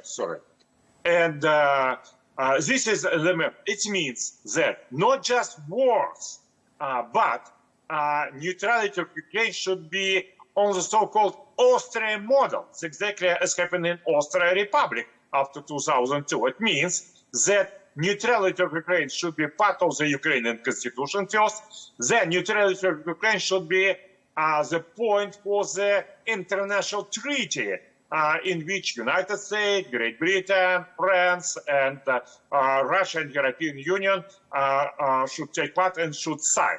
And also we had that if this fire happened, immediately European members of NATO will send their occupation troops to the Ukrainian territory, and they will claim them as peacekeepers. You know, Russians also can call their troops as peacekeepers. So this European country will be not peacekeepers. There will be occupation troops, and Russia should have guarantees that ceasefire will be not used for implementation of the European occupation troops on the Ukrainian territory. These conditions already descend quite far to be reached. Okay, so if that's a condition, that's something that can be negotiated and potentially overcome, this issue of peacekeepers or security guarantees for Ukraine. President Trump also saying that if progress isn't made pretty soon, the United States will just walk away from the whole process of trying to broker a deal. What would that mean for Russia? For Russia, it's a positive result. If United States just will give up any military, financial, and another support to Ukrainian regime, it will make Ukrainian regime more weak, and it will allow Russian army to go forward. And we believe that Donald Trump approach to the Ukrainian war is based on the narrative of the real estate from New York, real estate businessman in New York. So it's his businessman constructed the hotel, but this hotel is not profitable. What should be done to sell, or if not sell, to give up? It's exactly what Donald Trump tried to do with Ukrainian war. He tried to sell Ukrainian war to Russia, to Europe, and to the Ukrainians. And if he will be successful, it's okay for him. If he will be not successful, he just will give up any participation of this conflict. It could be a positive result from a Russian point of view. But what has Russia given up at this stage? Has Russia made one single concession that you're aware of? The most important for Russia is not territory. You may remember from your geography lessons from the secondary school that Russia is the biggest country in terms of territories. Russia don't care about Crimea, Donbass, Zaporozhye, Kherson, and other from point of view territories. Russians care about people who live there. People who live there, they are Russians. It's for them prohibited to use Russian language. For them, it's prohibited to use Orthodox Church during we've been there more than 1,000 years. And Vladimir Zelensky aggressively attacked Orthodox Church in Ukraine. So Russia demands to Ukraine is very simple. Not to make anti-Russia from Ukraine. It means that violent derussification should be stopped. All bans, all repression against Russian language should be lifted, Also, all political repression against Orthodox Church should be stopped. And also, as we remember, all political prisoners in Ukraine should be imprisoned. And, you know, it's very simple indicator of the freedom of Ukraine. If former Ukrainian President Viktor Yanukovych, which had been overthrown in 2014, will be able to take part in Ukrainian elections. If no, Ukraine not democracy. Do you think Ukraine should be part of Russia? Most of the people believe that Ukraine should be part of Russia. But at the same time, people believe that Ukrainians has the right to decide themselves by democratic ways, either they should be independent or they should be part of the Russia. From our point of view, most realistic will be referendum in all Ukrainian regions about what they want to have, to be instilled in independent Ukraine or to join Russia. And we believe that most of the eastern and southern regions of Ukraine will support the idea of rejoining Russia, which they've been part of during 1,000 years. Remember about this. And Kyiv is the Russian capital during 3 centuries. Okay, when you say most people want to be part of Russia, are you referring to Ukraine? That's not what we've been hearing. That's not what anyone's ever told us on this channel. As I understand, the idea of independent Ukraine is supported by 5 or 6 or 7 Ukrainian regions on the west and a little bit in the center.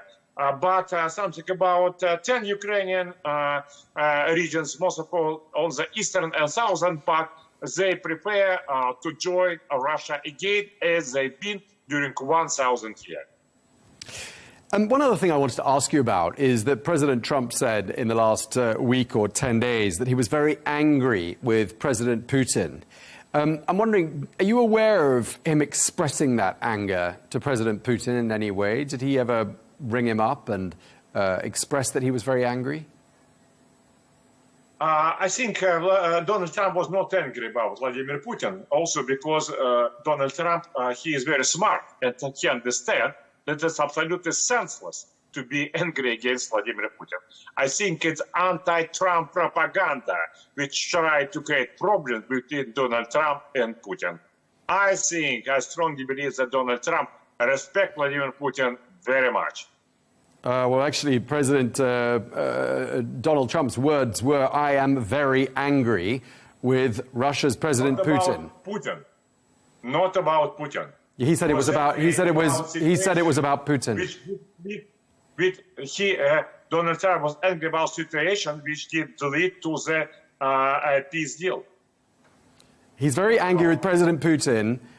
He said this was admittedly 3 weeks ago, so he might be less angry. We don't know, but it's with regards to negotiating a ceasefire. No, it was not his word. It was explanation of the American media, CNBC. I think, and which is mostly have anti-Trump position. No. President Trump said in a telephone call 3 weeks ago that he is very angry. He used some vulgar language, which I can't use on this channel, to express his sentiment towards President Putin. This was 3 weeks ago in an NBC television interview. I'm sorry. No. It's exactly what I told. It was not Donald Trump words what was cited. It was explanation of this journalist of CNBC and this TV channel, anti-Trump TV channel. So it's anti-Trump propaganda. Okay, well, we'll try to find the clip for you. What do you think would happen if President Trump invited President Putin to the Oval Office and gave him a welcome, a bit like the welcome he gave President Zelensky? How would President Putin respond, do you think? I think Vladimir Putin's response will be very, very polite, no. Because Vladimir Putin understands very well that his figure is demonized by his enemy. Yeah, Vladimir Putin understands that deep state, which include intelligence service of the United States, and they are not under full control of the Donald Trump, as it was during first term and this continue now. And Donald Trump knows that even British intelligence service also making different conspiracy against Vladimir Putin. And Vladimir Putin knows that United States intelligence service and British intelligence service fully support terroristic methods of the Ukrainian regime. That's why if Vladimir Putin will go to the United States, the possibility of terrorist attack against him will be very high. And what about if President Trump scolded him the way he scolded President Zelensky, whether or not that was in the Oval Office or anywhere else? How would, knowing President Putin as you do, how would he respond to a public scolding like the one he gave President Zelensky?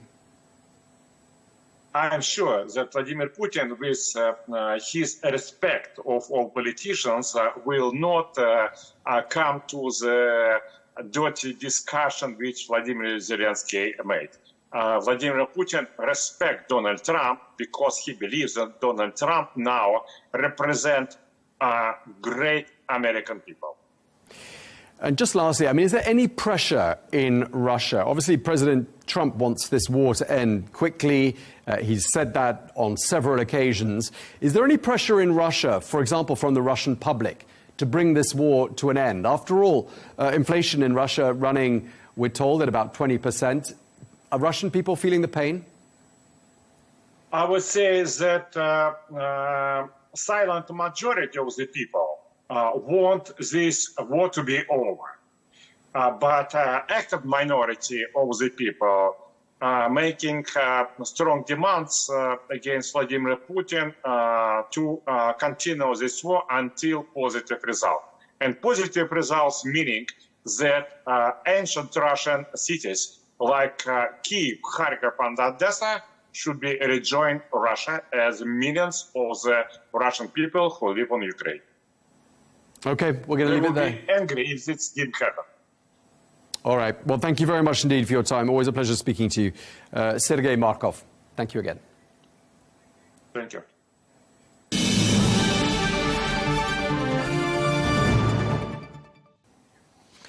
Hello and welcome to the programme. We're going to begin with the war in Ukraine, which has been raging now for more than 1,100 days.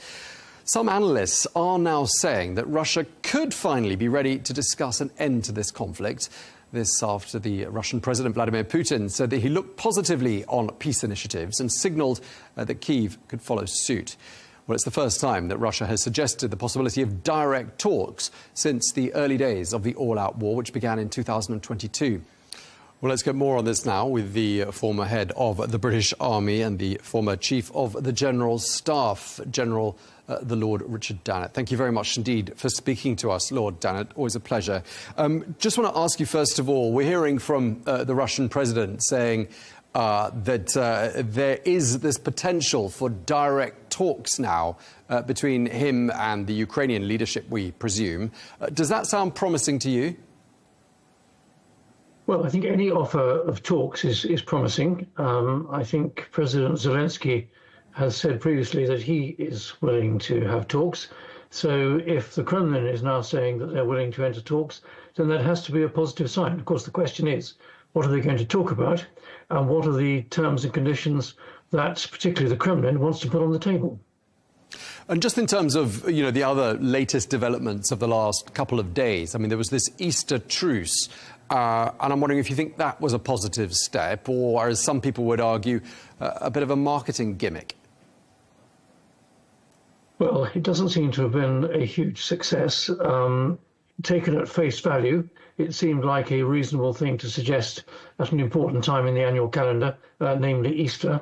But it would appear that it has been characterized by many ceasefire violations, and therefore it probably should be regarded as something of a marketing gimmick and something that didn't really have much substance to it. You could actually be rather more malign about it and say that it was something that the Kremlin suggested, and then would then criticize Kyiv and the Ukrainians for breaking. In other words, putting the Russians, in their eyes, certainly on the moral high ground.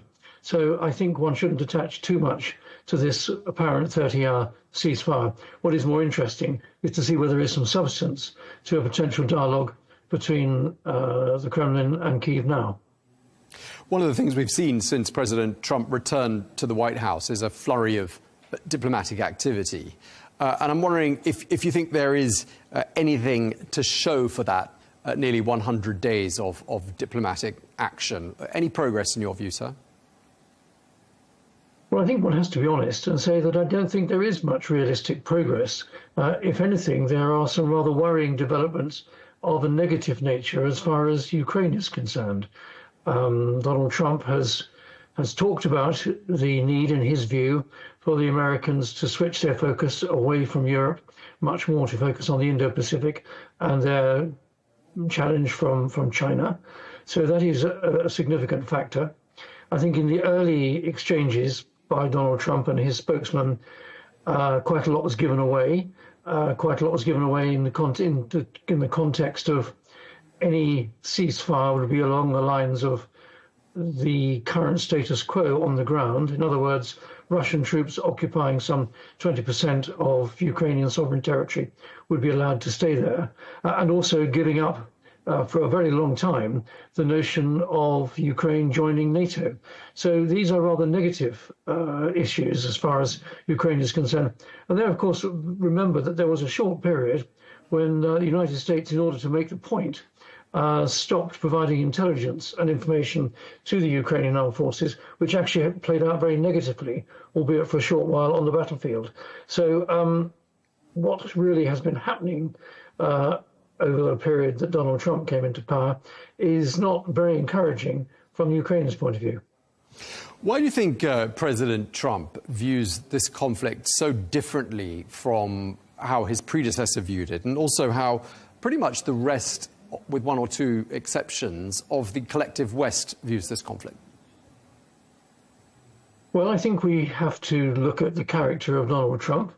He likes to characterize himself as being a businessman, as someone who can make deals, and he's got quite a track record of doing that. He tried to make a deal with North Korea. Not much actually came out of that. He did make a deal with the Taliban with disastrous consequences. So on this occasion, he thought that he could probably strike up a relationship with Vladimir Putin and strike a deal with him to end the war. Well, it turns out that this is not the case. However, there is one deal that very much interests Donald Trump, and that's trying to persuade the Ukrainians to sign away their rare earth minerals.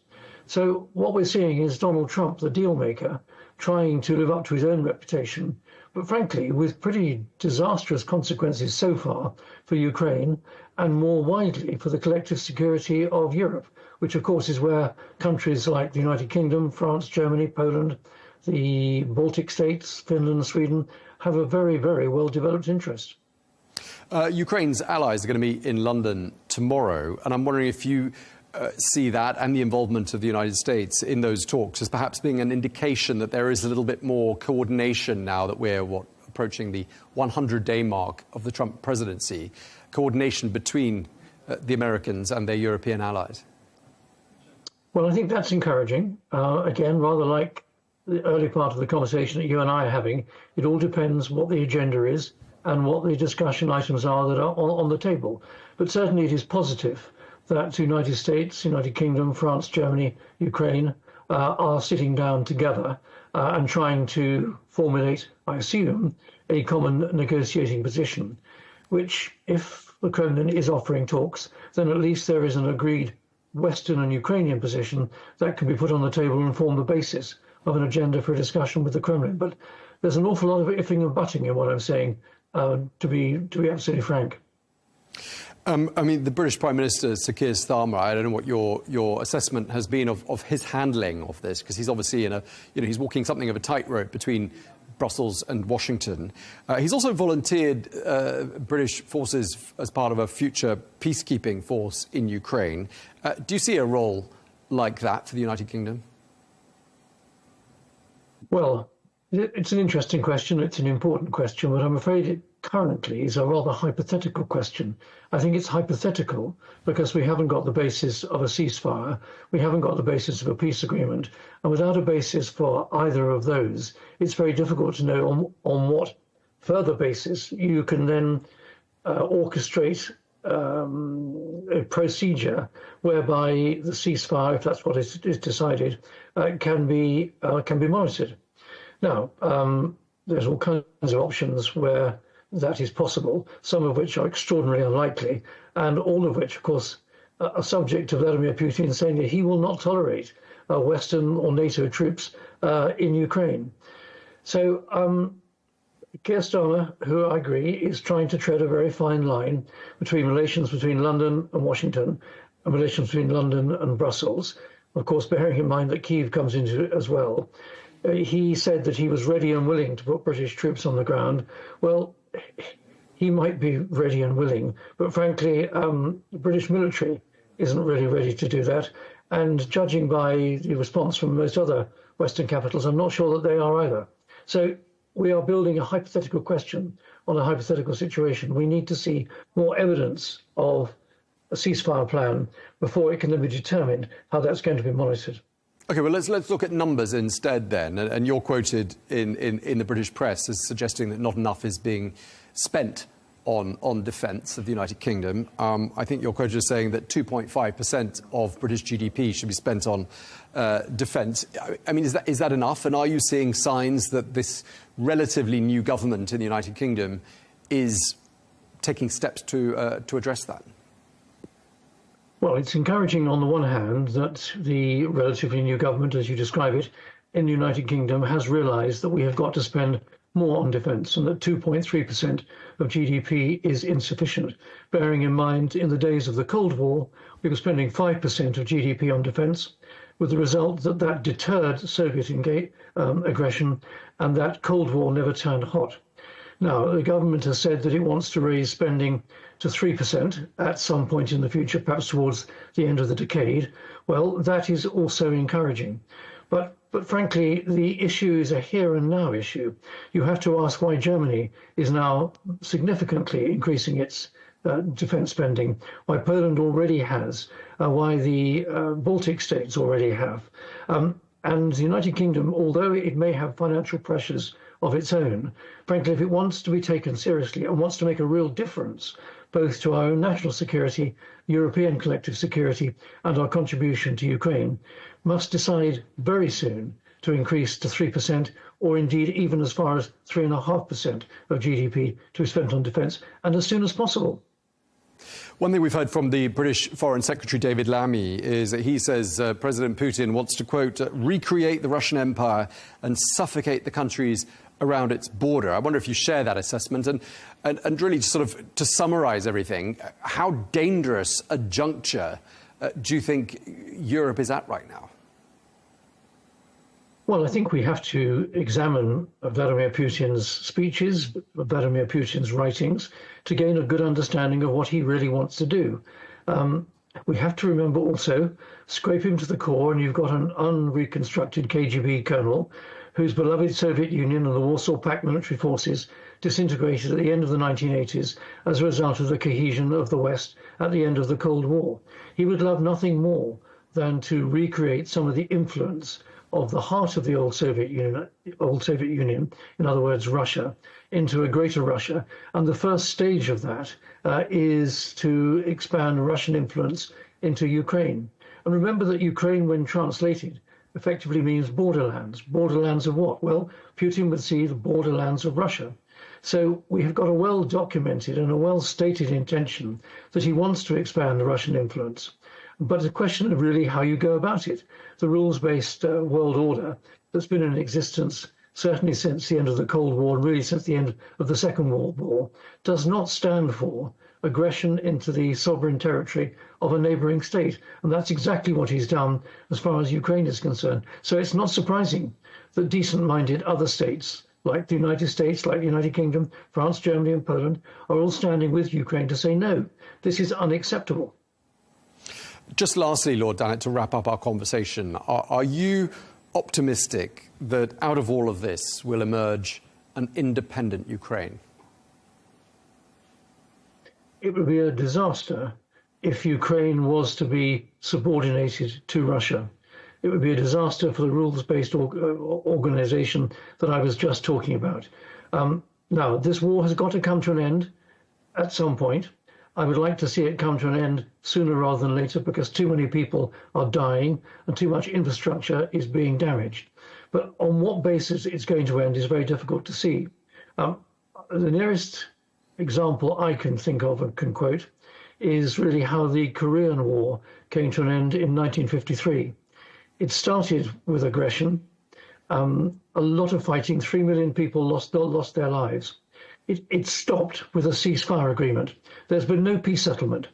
But, and this comes back to an earlier part of our conversation, to maintain the freedom, if you like, of South Korea, the United States has had to underwrite that. And there are more than 25,000 United States troops in South Korea today. Now, if we're going to do the same after a ceasefire in Ukraine, are we serious about putting a large number of European troops, notwithstanding Putin's objection to that, into a sovereign Ukraine? All these are really important questions, and we're nowhere near an answer at the present moment. OK, well, thank you very much indeed for your time. It's been a pleasure speaking to you, General the Lord Richard Dannatt. Thank you so much again. Thank you. Well, for more, we're joined by Ambassador Thomas Pickering, former US ambassador to Russia. Thank you very much indeed for taking the time to speak to us. We've been hearing from President Putin saying that, yes, indeed, there were multiple violations during the Easter truce. But, he says, the Russians are ready for direct talks. Does that sound promising to you? It does sound promising. I heard it last night and thought that this was something of a break. It is surrounded by uncertainties, including the fact that the Easter 30-day truce broke down on apparently both sides, as well as the fact that the American Secretary of State says if the talks don't move, we may move on, which is a threat of some kind that may well have sparked President Putin's response, or in fact, it may not have at all. We're still waiting to kind of see how the pieces fit together in this and whether there is a next step of real talks. There'll be meetings in London next week with Europeans. There'll be, we think, some meetings between the American negotiator and or President Putin to see whether that moves out. And the real question for us is, will there be a Putin-Zelensky meeting? And if so, how will that work out? None of that, in my view, is chiseled in stone, so to speak. It's all part of what is a dynamic here, which indicates the Russians may be more interested than they have been. President Zelensky has certainly changed from his unwillingness some months ago to move without certain assurances, now to move on the basis that he will have an opportunity to talk directly with the Russian side. OK, you've raised lots of important points there. I mean, let's pick up on the point you made about this threat from President Trump that the Americans could walk away from this whole process if patience really does run as thin as it looks like it's running. I mean, who stands to lose more in the event that the Americans just say, we're done with this, leave it to you? The Russians or the Ukrainians? I think that both sides stand to lose, given the fact that the Russians seem to be in a more forward military position, but far from a perfect answer to their goals. They may, in this particular case, have a little bit less to lose, which is why I think international attention has turned to President Putin's statements, which seem to be what I would call a swerve in the Russian steady path that they want to win this militarily, and the talks are a way designed to achieve that, but they have no flexibility. This is not flexibility in substance, but flexibility in process for diplomats usually precedes flexibility in substance.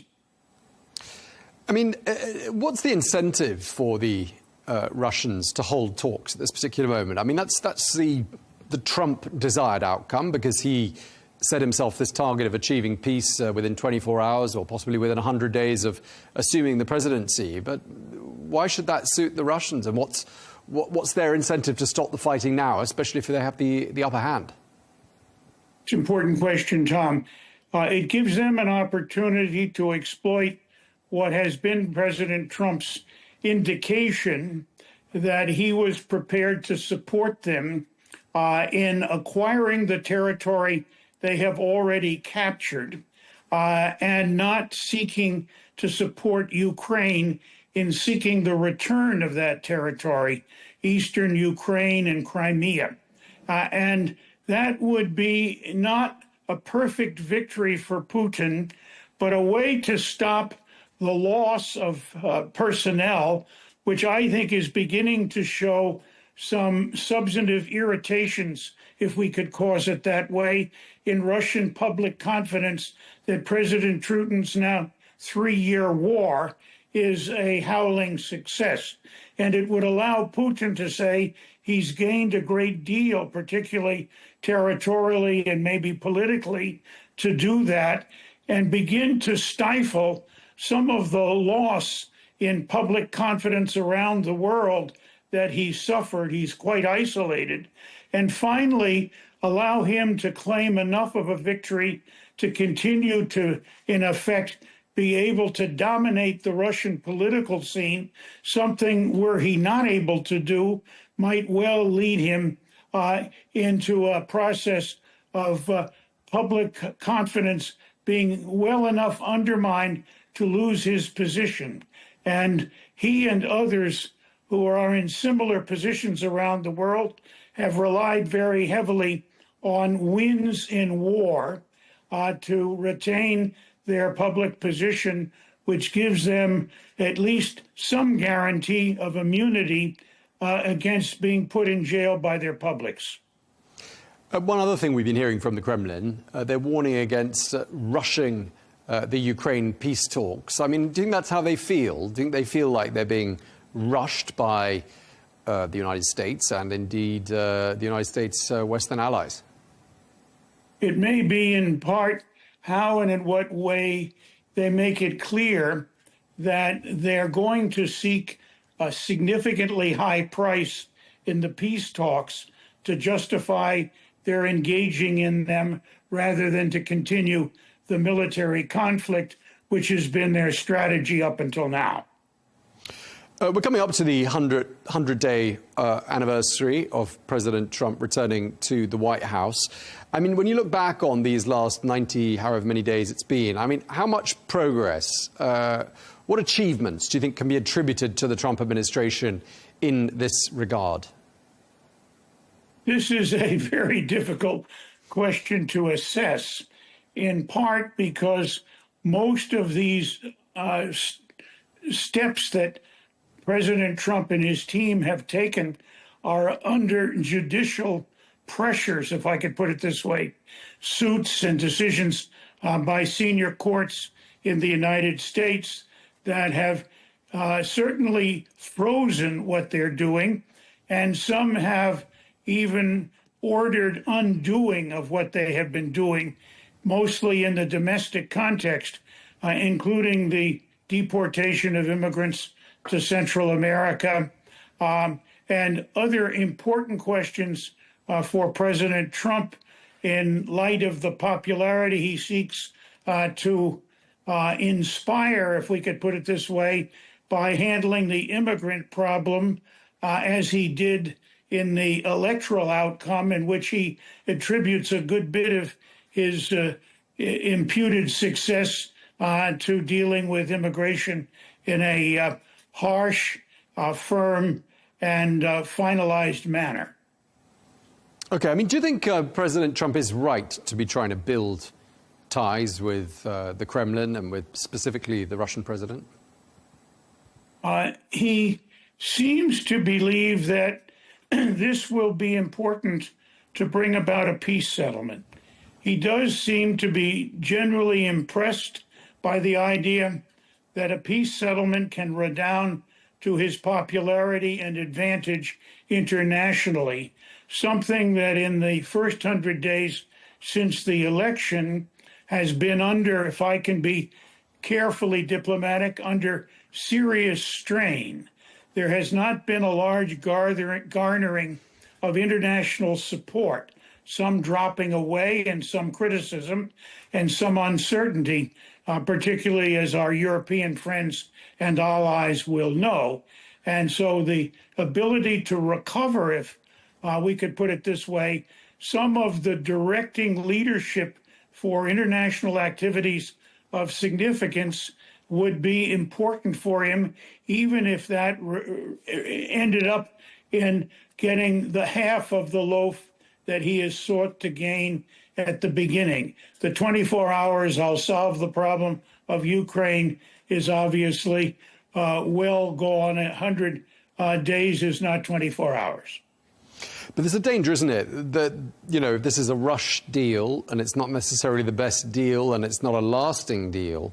I mean, history's not going to look back too kindly on this. And there will also be those who say that basically capitulating to most of the Russian demands, no NATO membership for Ukraine ever, handing over those 4 regions that are disputed. I mean, there isn't an awful lot of difference between that and outright surrender, is there?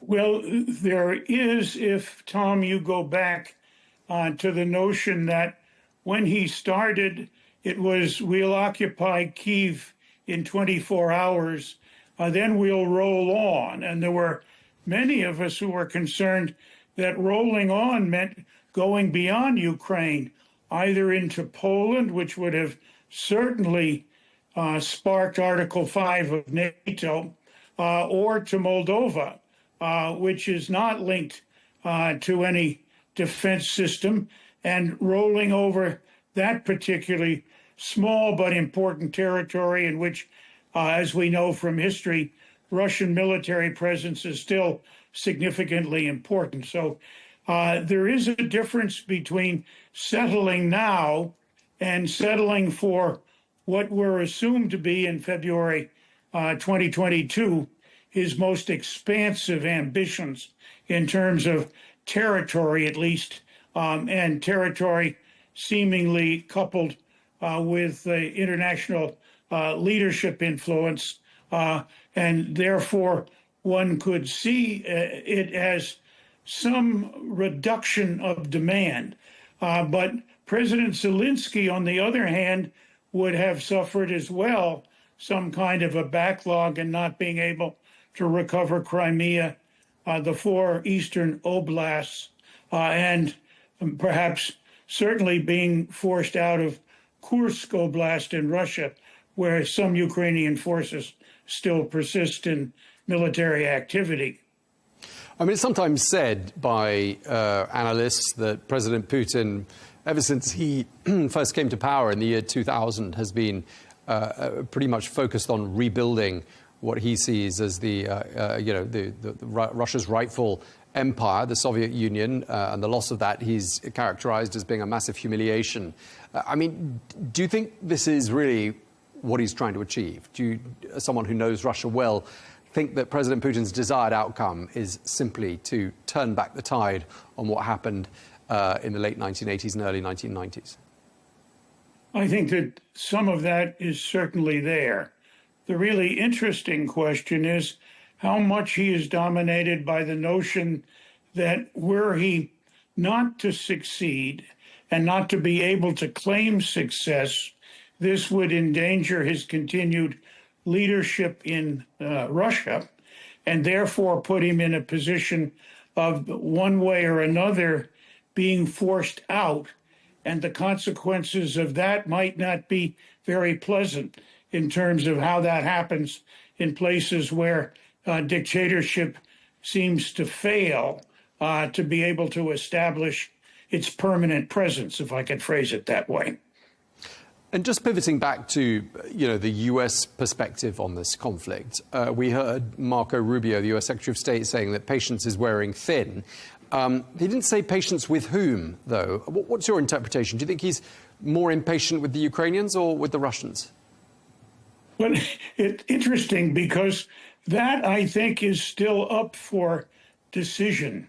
It has a question mark over it. Certainly, President Putin's statements on this Easter weekend and the proposal for a 30-hour Easter truce from the Russians indicates that it may well be connected in some way or another with Secretary of State Rubio's statement about patience is not an eternal virtue with the United States, and we may move on.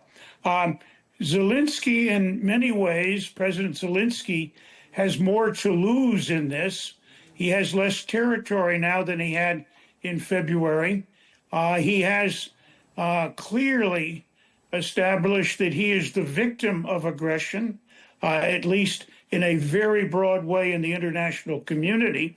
And therefore, the notion that victims of aggression do not succeed in self-defense under a situation in which equity, justice, fairness, freedom, democracy are seemingly still important international goals for the largest majority of nations in the international community, certainly in the United Nations, would seem to be a real setback that people should be concerned about, not just in terms of U.S. perpetuation of Trump's presidency and success there.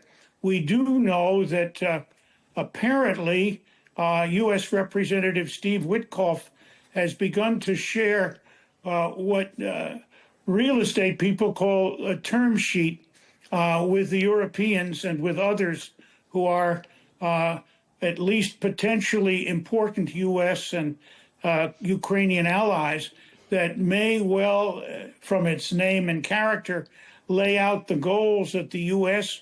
believes should be achievable in the negotiating process on which we may be about to embark, about which there's some serious uncertainty, as you have seen in our conversation and the discussions we've had. So those are all things that I think are very much to be kept in mind in this very uncertain situation, which is evolving, which has shown some potential for positive signs, but many question marks. And beyond that, will there be a peace to follow ceasefire, to accompany ceasefire?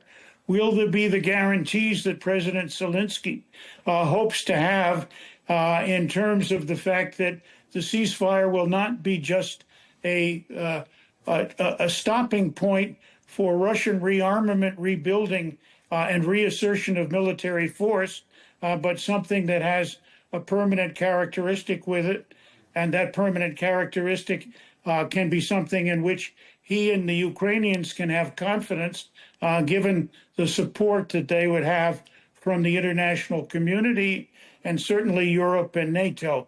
All of those remain out there to be settled in this very, very important diplomatic process. So we can say we're seeing the signs of the beginning of change, but we have been through that now for quite some time, since 2022. Sure. A significant number of ceasefires, and none of them has held yet. So the record is, put it this way, creating serious doubts until we see much more capacity on the field of substance and action to perform in ways that show us real progress. Okay, I mean, do you think this basically boils down to the fact that, you know, there is a growing realization in Washington that it's not quite as simple as picking up the telephone and ending this war in one simple conversation? This is a highly complex conflict with many moving parts, and it's going to take time and patience. Well, there was grave doubts when the 24-hour solution was touted that indeed it had any sense of reality connected to it.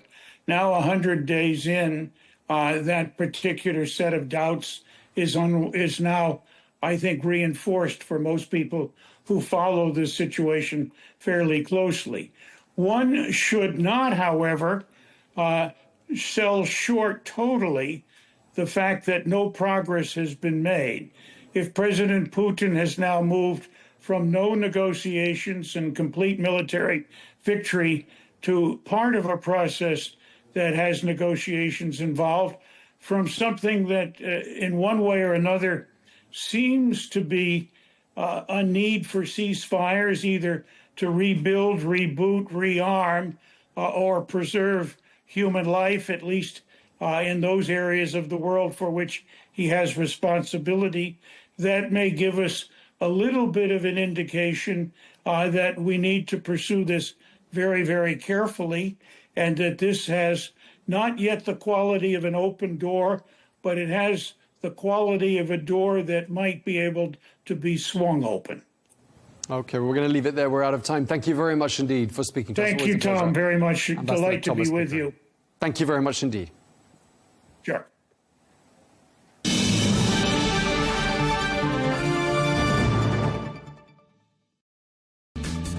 Hello and welcome to Global News Today, bringing you exclusive interviews with leading experts every weekday here on Arabiya News. I'm Tom Burges Watson. Coming up on today's program, Elon Musk says he is pulling back significantly from his work with the US government, notably from his role as the head of the Department of Government Efficiency. And top US officials pull out of a Ukraine peace meeting in London at the last minute. We ask why.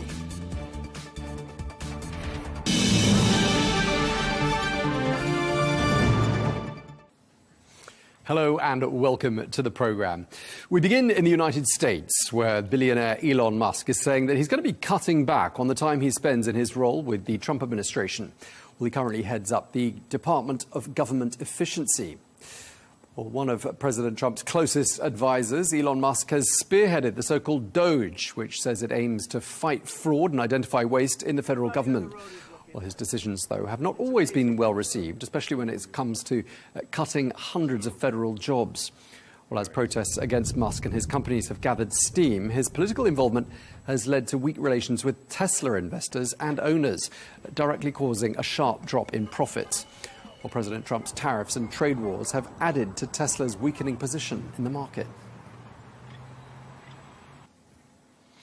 Well, let's get more now. We can speak to Republican strategist and political commentator Scotty Nell Hughes, who joins us as ever from Nashville, Tennessee. Scotty, great to see you. We hear from Elon Musk. He's going to be pulling back, he says, significantly from his work with the US government. That doesn't come as a massive surprise, does it? No, and while some might say it's because of the fall of Tesla stock in the first quarter and purchases, as well as the political pressure and everything going on with the protests, they would say that is the reason why he is stepping back for the betterment of his own wealth. But Elon Musk is still the most wealthy man in the country, with more than $330 billion sitting in his bank account. And this choice to step back from DOGE is not necessarily one that he's making. It's not a choice. He has to do this as required by law. He is a special government employee, which means only 130 days he can serve in this White House without having to disclose a lot of private details that he obviously is not very comfortable in doing at this stage. Do you think he will, though, after that 130 days is over, continue somehow or other to play a part in the administration, advising the president, for example? Well, Elon Musk is not going away, but I think in an official capacity, he has to do this. And while it's 130 days, that's within a 365-day period. So him officially being on the clock, he is going to have to step back. Now, here's where the ethics are going to be questioned, because obviously Elon Musk has several enemies, both within the administration, has ruffled some feathers in Congress. So he is going to have to make sure that his T's are crossed, his I's are dotted. And when they have these discussions that involve business-related matters, he's going to have to make sure they're on a casual and that no one can look at him and say, you're actually conducting official business, therefore breaking the rule, breaking the law, and thus facing prosecution, which obviously we know that the Congress and the Democrats are more than willing to bring against him. Okay, so when he says he's more or less done with his role of basically bringing about efficiency, he says mostly done with that establishment of the Department of Government Efficiency. I mean, what's he done, in your opinion? What can he put to his name by way of achievements? Well, if you are a conservative, if you're a Republican, and even if you're an independent, you're looking at several of the cuts. Obviously, he did downsize the size of the U.S. Government, the bureaucracy. And while, yes, it did result in good people possibly losing their jobs, there's also a lot of waste that was cut. And so he can tout that and saying that there was obviously a lot of government waste that had been going on underneath the Biden administration. So I think that was his number one job, his number one role. And Republicans, considering he has one of the highest ratings amongst his own Republican base, approval ratings, even probably higher than Donald Trump at this stage, think that he's done a great job at that. So he can tout that, and he's done his job and back off. But like I said, I don't think you're going to see Elon Musk off the invitation list anytime soon at the White House. I think he'll still be making multiple appearances whenever he so feels like. I think he has an open door policy. Sure. Well, it looks like they've remained friends, which is a good thing, given that they're two kind of larger-than-life characters and personalities. I mean, he says he's got the government's financial house in order. I mean, how out of order was it to begin with, do you think, Scotty? I think it was extremely out of order, but I think it's a little pretentious to say that Elon Musk has gotten the U.S. government's financial means and their books balanced. I think anybody can look at what's going on right now trade-wise, as well as the American economy. I mean, just go to the local grocery store and you can say that our house is still definitely in chaos when it comes to our economy. But I do think he has taken great steps in doing exactly what he was set out to do, which was to minimize, to downsize the size of the federal government, which had become very bloated under the Biden administration. So I think he can say success in that, giving him full credit for restoring the American economy. I think we still have a lot of steps to go to be able to claim that achievement. Yeah, I mean, originally he talked about savings to the tune of $2 trillion US. That's on a federal budget of $7 trillion. I mean, has he got close to that, really? Well, I don't know even if he has, you can't look at this budget when we look at our military and our Department of Defense, and you have Pete Hegseth out there bragging that he has the largest Department of Defense budget ever being approved by Congress, and say, well, fine, you might be able to save $1 trillion or $2 trillion. And that resulted in a lot of good people losing their jobs and joining the unemployment lines, but don't turn around and spend it in another department. And I think that's what the American people are going to be watching. If we supposedly save $2 trillion, then we need to see that clock starting to roll backwards. And yet the debt clock with the United States still continues to grow, and it will grow even more as this next budget continues to be put together, especially when you have a Department of Defense bragging about spending the most they ever have on our military. I'm detecting from you, Scotty, something I don't usually detect, which is mild disapproval, perhaps, at something that's been happening there in the Trump administration these last 94 days or so. Am I onto something? It's amazing how our conversations have become such frenzy. You can see it. I'm a simple reflection, I think, of what the grassroots of those that were supporters of Donald Trump that went to November and elected him to do. They elected him to cut spending across all fingers of government. And they also elected him to put America first, both domestically and in international policy. And it does us no good when we are sitting there and talking about our Department of Defense growing their budget, becoming more entwined in foreign conflicts, when we voted him to actually bring it back home and to focus on America. So yes, I think there is a growing anger happening within the grassroots that if Donald Trump does not watch who he's being advised by, will continue to grow and fester and will result in the midterms being lost by the Republicans. And then you can just go on and count Donald Trump having to deal with impeachment hearings like he had to do the first term, unless he begins to really fulfill some of those campaign promises, especially internationally, that he made back in November that got him elected initially. Yeah, sort of a general sense of impatience. Does that sum it up? I mean, it's a little over 100 days. So, I mean, we are realistic. It takes a lot to go back for what the 4 days are. However, the problem is we're not seeing steps in the right direction of it. When you're seeing, more and more involvement in foreign issues, when you've seen this trade war that's escalated with China, those are not steps to peace. Those are steps to actually continuing, if not escalating, the fight between the United States and some of the other countries that we should not be fighting with. So I think that Trump is getting some very interesting, and if I can honestly say, bad advice from those around him in some areas, that he is starting to he's starting to go away from what his initial campaign promises were on the trail. Yeah, and all the while we got JP Morgan saying that they do now expect a US recession. I mean, if the economy really starts to feel the heat more than it has done already these last few weeks, I know it's not a very long period of time to measure the economy by, but if by the end of the year the US economy is in recession, I mean, do you think that's really going to turn the temperature up on this administration? I'm not so quick to say that a recession is going to, I mean, I think people expected a recession. There was going to have to be some sort of jolt to the American economy because it had become so falsely propped up by the printing of dollar bills by the last administration. So I think most Americans were prepared for it. The problem is we want to make sure that it's a short-term recession, that there are actual steps being put into place to bring us back and bring us back stronger.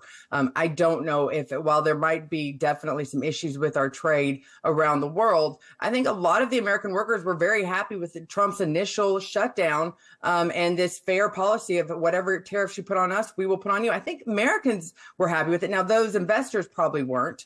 But I think Americans were thrilled at the thought of bringing those warehouses and bringing those manufacturing jobs back to the United States. So Trump's reversal on that has made us kind of scratch and pause. And one of his economic policies are really well thought out with the American people in mind and not necessarily the billionaires that seem to be constant visitors in the Oval Office these days.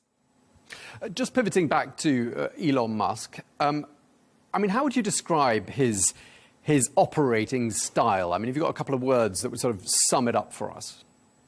Eccentric, not traditional, not exactly what you would see the traditional CEO would be. But that's how Donald Trump was. And that's why I think Donald Trump does respect those that have been very successful in business. That's why he put Bissett in as Secretary of Treasury. That's why you have Witkoff leading a lot of his negotiations with foreign. And I think that is a good thing. I am 100% behind people who have a proven track record in business coming in and trying to apply some of those same characteristics to politics. I think that's why Elon Musk has been. So the other thing that Elon Musk is beneficial for, because he does have billions in his bank account, is he doesn't owe anybody anything. He can't be bought because nobody can afford him.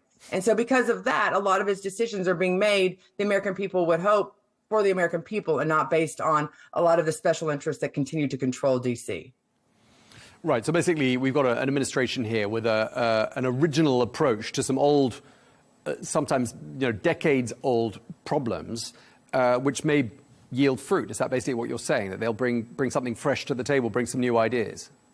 We needed fresh. We did not need tradition because tradition was not working in the United States. And I think that's why the American people were so quick to be excited to see someone like Elon Musk, with hopes that was restoring the American dream, that we too might be able to create something in our garage that one day might make us billionaires as well. I mean, there has been talk, some of it's been dismissed pretty quickly by people quoting the Constitution at us, but there has been talk of Elon Musk one day, somehow or other, finding his way into the top job in the United States. I mean, what are your thoughts on that? I don't think that's exactly his goal. I don't think that's exactly what he wants. I don't think he would want the limits that being president of the United States puts on him. I do think there are others, though, that I think he likes being, I don't want to say someone who pulls the strings, but I think he likes someone that gets to be the advisor that can come and go as he please. Hence why he is saying that he's stepping down and stepping back from Doge. He is wanting to obey the law. He does not want to become a government employee. So while some might speculate it, I don't think that's in his future. But I do think that this is not going to be the only president that he gets the annual invitation to the dinners with.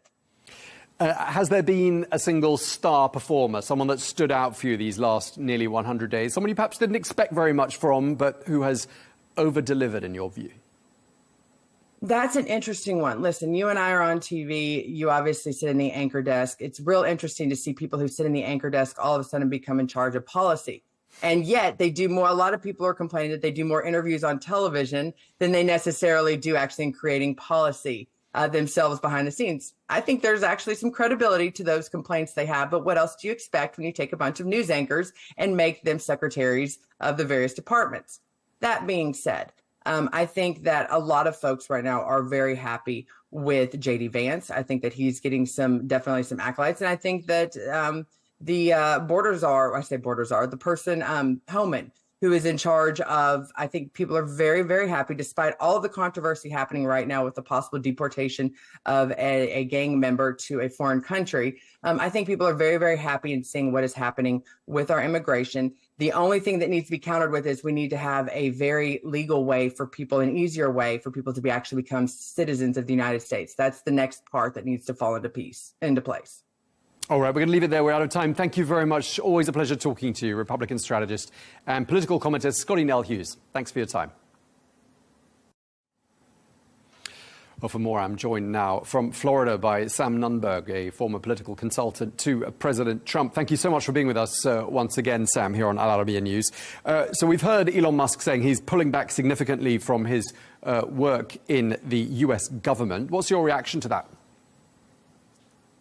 Well, I don't know if that was necessarily the plan to begin with. I think in a perfect world, Elon probably would like to have stayed longer, but it seems to me that it's just unsustainable for him from a business point of view. As you look at where the Tesla brand is today, I would tell you that in the United States, there seem to be concerted efforts to have protests actually at these Tesla parking lots, at Tesla sales centers. You even had the former vice presidential candidate, Tim Walz, being excited, saying publicly, it's great that Tesla stock is going down. With that said, let's also remember very quickly that you're looking at somebody who had the most prolific financial, and I would also say social impact of any activist in an election, at least in modern history.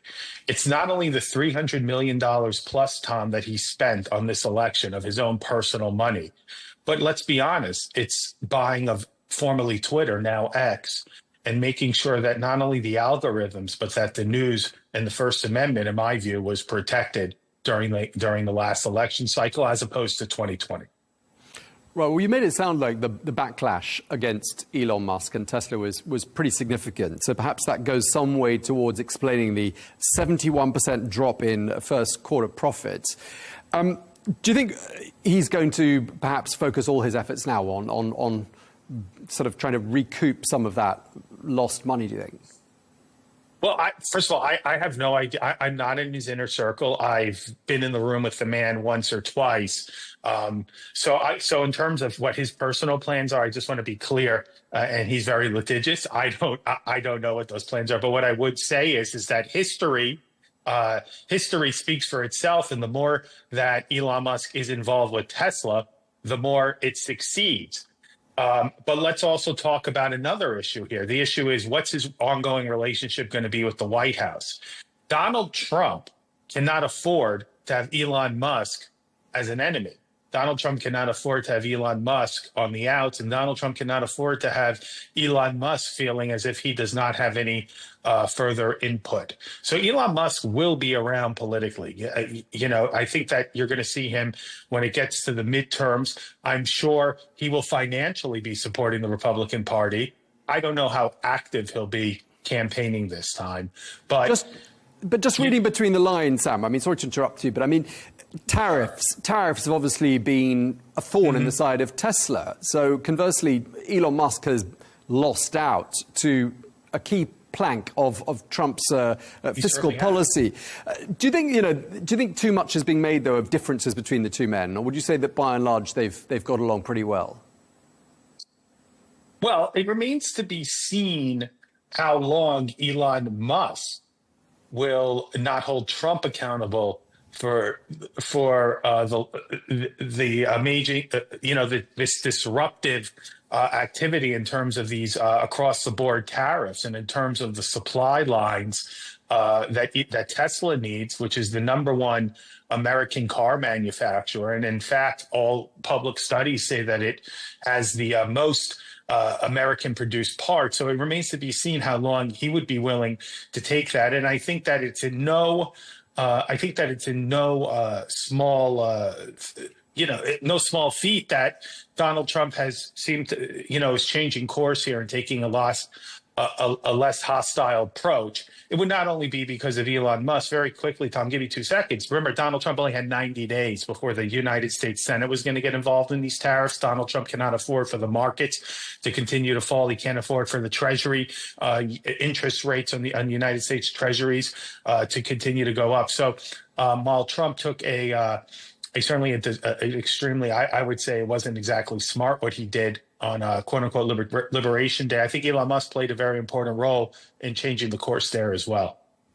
I mean, is there a concern, do you think, in the US that the economy is sort of really going in the wrong direction? One poll I saw, by the way, said 37% of respondents in a major Ipsos poll approve of President Trump's handling of the economy. That's not a very high percentage, is it? No, there certainly is a major concern. There's a concern among the Republican Party as well. There's a concern when I talk to politicians that are running for re-election or United States House members. Yes, this is a problem. Donald Trump's winning issue right now, and why he continues to focus on deportation is immigration. The economy itself, while inflation is no longer the issue. The issue is consumer sentiment. The issue is the markets. So we're going to see what the tax bill he's going to be able to pass will do, and also how the negotiations go with China. But I can't put lipstick on a pig here. The economy is a major issue, and that's why it's been a drag on his presidential approval rating so early.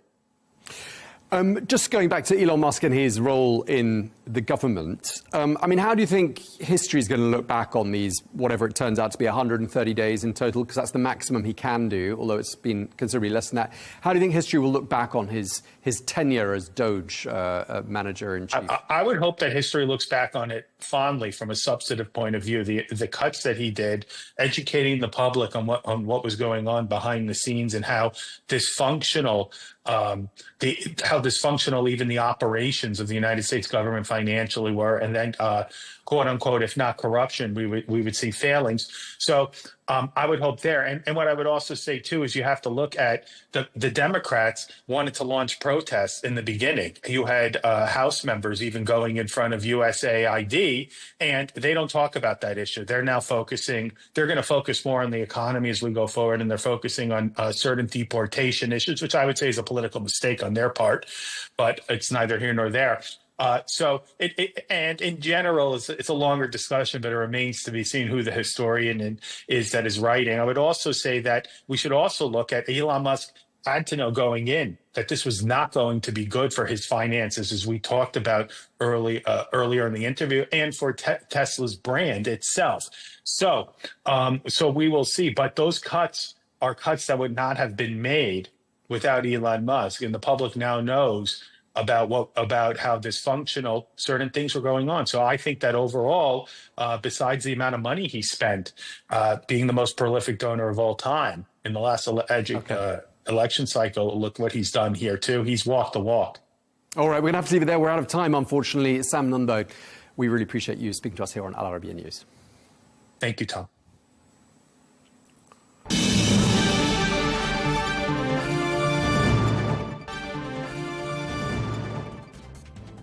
Well, that is all we have time for on this special edition of Global News Today. Thank you for watching. Be sure to join us again on Monday for more exclusive interviews. Until then, bye-bye.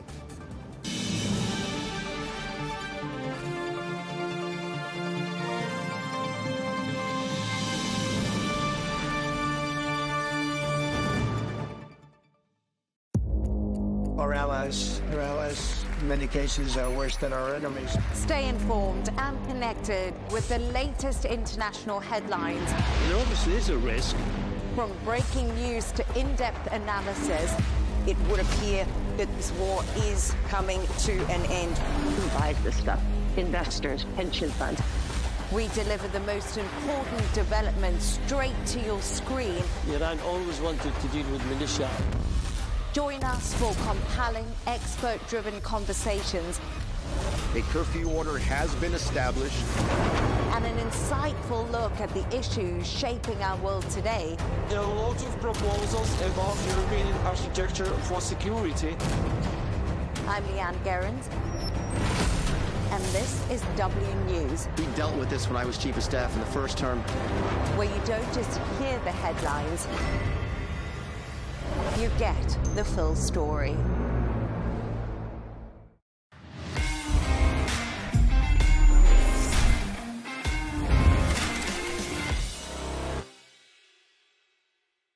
Welcome back to the dressing room with Al Arabiya News. Right, guys, we're going to go to West London now. Chelsea stage late comeback to beat Fulham 2-1. Wow. Did you watch the game? I've seen the highlights. I spoke to a few of my mates that watched it, and I think what he took from it was poor. Yeah. And then George come on and just created a little bit of spark. Yeah. And got the team going a little bit and the crowd going. Sometimes it does take that, doesn't it? Just a player to come on and just create a little something and lift the team a little bit. Took his goal well. Took his goal lovely. Yeah, didn't he? really nice. Great finish. Did you think it got overshadowed, Bridget? Because Neto's goal was just sensational. Mate, one of them that gets you off your chair. But yeah, it was the power, wasn't it? It was just he caught it in a sweet spot right in the middle of the ball. Because it was actually quite close to the keeper, but it was just so powerful. Yeah, it sat up, didn't it? As he turned, if you look at his touch, it reminded me of the Bergkamp touch. Yeah. Remember that goal where he flicked it and it went round the Newcastle defender and started a bit like that. Bang. Yeah. He was good. He was good, mate. Yeah. Listen, I wouldn't say he was good, like his performance, but that goal was just sensational. But one thing I noticed, because obviously both my boys support Chelsea, but my son Harry's on. He's on it, like, and he's everything. And he showed me something on the way back of the fans. As you know, as you come at Craven Cottage, Coley, half time. You sort of walk to the tunnel in the corner, and the away fans, it's tight, it's an old-fashioned ground, and the Chelsea fans were losing it with the players, and you just see all the players, you usually walk off the pitch, they're running off the pitch. Brisk jog. It's a brisk jog off the pitch, right?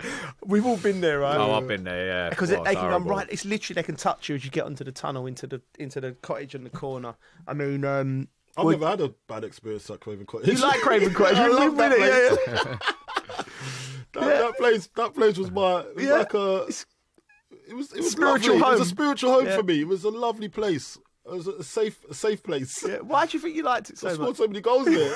I might as well have played for them. Yeah, but it was always against them, obviously. Yeah. But I understand what you said. See, like we'll talk about George there. You come on. I remember a game away, and that's why I likened it to, because I always like to go through my personal experiences and try and see if I could feel that same way. Yeah. And I remember coming as a young player at Chelsea. We had Charlton away at the Valley. I remember watching this game. Yeah, I remember watching this game. And I come on from nowhere. I got put on, and then changed the whole momentum of the game. I remember. I think we were losing or something. I think we were 1-0 down, and I come on, got the equaliser, and then Lamps got the winner in the end. And I set Lamps up for that. Yeah. And I just know that's how George felt. Yeah. Like, when he obviously changed the momentum of the game, and sometimes it takes someone from the youth team to be able to do that. Yeah. Do you know what I mean? Like, and a homegrown player just to like spark some life into the lads, and then and how you feel after that game is like, even if I don't do anything else more in this life, I changed the game once for the team that I love. Yeah. Do you know what I mean? And I came through. So I know how he was feeling, and he's a good player as well. Yes. I think he got a goal disallowed not so long ago. Yeah. And he scored in Europe. He scored his first goal in Europe the other day. That was his first Prem goal, wasn't it? That was his first Prem goal. First Prem goal. So respect to well done to him, Tyreek, because he's a good talent. I think I've come across him when he was younger. Yeah. When I think he was under 16s, and we were playing against him with West Ham when I was coaching the 16s. So I already knew of him. So seeing him coming through now is it's lovely to see. Yeah, it's good. And it's good. You know, when as a manager, I think Enzo Maresca, being an ex-player, understands that, and especially playing in Italy, mate. Because when them ultras turn on you, it ain't like you're getting shouted at by the fans as you're coming off, mate. They're turning up at the training ground, barricading you in, and like, you know what I mean. So he's played in Italy. He knows what that's about. But I think he's very smart. The game wasn't going anywhere for Chelsea, Bridgie. You're right. They was just. Performance-wise, it wasn't a great performance. Again, from Chelsea. We'll go back to the Legia Warsaw performance, which I watched on Thursday. But what you do, you're right, Coley, in the sense, sometimes you've got your joker, because the fans are human beings, right? And they want to they vent their frustrations, and they'll be angry with the manager, angry with the signings, angry with the owners, right? But if you put one of your own on the pitch, right, it's almost like, and he does something. They got something to go behind, haven't they? Like this kid, because they can all relate to that. They've all been kids themselves wanting to play for Chelsea. They're a bit older. They might have sons wanting to play for Chelsea, and they know that this kid's come for. He's a London boy, apparently. Yeah. So he's come for it, and they get behind him, and then he the energy he brings on the pitch as well. The crowd can feel it. And I think feel the energy. So, like, I think Enzo, because he's an ex-player, I'm not saying he brought him on because of that, but I'm thinking maybe there's a bit part of him going, right, we need something working. Well, the boy's done well. The boy's done well every time he's come on anyway, so it's not like a surprise that he was gonna get on the score sheet eventually. But at the same time, it's just nice the timing. The timing of the run was great. Do you know what I mean? So he's done it at the right time, and it's changed the game, the momentum of the game. And listen, Neto, he hasn't had the best of starts to his Chelsea career just yet, so that will just give him a lovely boost to go on to next season. I know it's his first season, but at the same time, he needs that extra boost. A few of those players need it too. As we were saying about Chelsea, they just need a bit of older blood. They need older blood. Missing, I don't know. See, when I was talking about experience, people keep on poo-pooing this thing about experience. You need experience, man. You need it. You do. You need to have someone to turn to when things are not going well, apart from just overthinking something that don't need to be thought of. Do you know what I mean? Like, you're making it a big issue, and that's what kids do. The younger generations, they all do that. They overthink it. Do you remember, like, I just feel like a little kid every time he says poo-poo. I feel like laughing. So we're trying to keep it right on the show. We don't want to swear because we want to be good examples. He was speaking seriously, and he said, "But I kept smirking." No, I'm looking at your face. That's what this guy's. What's he laughing at? Why is he laughing at me? He could never ever take me seriously. This guy. Going back to the experience, Coley. The experience, and I don't know. Like, so I've been banging. So basically, I've done the Legia Warsaw game, Chelsea Thursday night, and we had an hour-long build-up, which was hard graft because an hour long for a Thursday night is Legia Warsaw. I'm talking about everything. I'm talking about the random stuff. Right, anyway, we got through that. Then after the game, and I feel like a broken record because the owners going in with this model. And but experience, and I think to myself, how can I explain from my own experience why, using Chelsea as an example, I remember I was having a bad time at Chelsea, right? And when you play number 10 at one point, Makelele was there. And Maka couldn't barely speak English, right? So this goes you to it doesn't have to be an English, right? So, and I was playing just sort of left of a 4, and I was rotating. You might have played Bridgie, and I was having a bad game, right? The ball kept coming into me and I couldn't. Things weren't going well. And then what? Worst thing to do with your number 10 is when you're not having a good game, you start coming deeper and getting the ball off your toes because it's easier, right? If I come and get it off you, then it's like you're cheating a little bit, right? And Maka, he must have had a sense of me doing this, and he come running over to me and he said it like an expletive, like, I won't swear. Hey boy, don't like. Go away. Get in there. Go away. I'm doing this. Go away. You get in there. He said, and he was like, I don't care whether, get the ball and go. And I was like, and because I needed guidance at that time, and he said it in such aggression. You understood it? I understood it. Right, I'm not coming on your toes anymore. Played the second half, played better, we won the game. But what I'm saying is, it was in a moment in the game, nobody in the stadium would have noticed that. No. Nobody in the stadium would have even noticed me coming to get the ball in different positions where you're not going to affect the game. An experienced player, he didn't come from the manager. Man, the manager might not have noticed it. He's got to look at everything. So I'm using that as an example. So please, if you're listening, the owner's like, you need experience in that team to help these young boys. You just do. It's just, and that's the bottom of. That is basically it. Yeah. Like, you can't just have players that you feel's experienced enough. No, you need that rock to build from, and that's when it's like fertile soil, so the others can grow and blossom. Because he's already, he knows, he's been there, done it before, and wore the badge. So that's what you need. So it's just that's where the mental side of games like really important, isn't it? Because it's you see it, you have a couple of bad touches or 3 or 4 things, and it's not going your way. All you need is that one thing to happen. Yeah. And because otherwise you might get yourself in that thing. Oh my God, I need something good to happen here. Yeah. And once that thing happens, it gets the ball rolling for you. What was there any mentors you had, or any senior players coming through the Elkshire geese in that sense? Because like obviously we know you well. Like, you're always like, you're like you got a defensive mentality. You're always a what if guy. Like, what if it goes wrong? Like, even if we're going for a night, you're like, oh, what about you? Like worrying about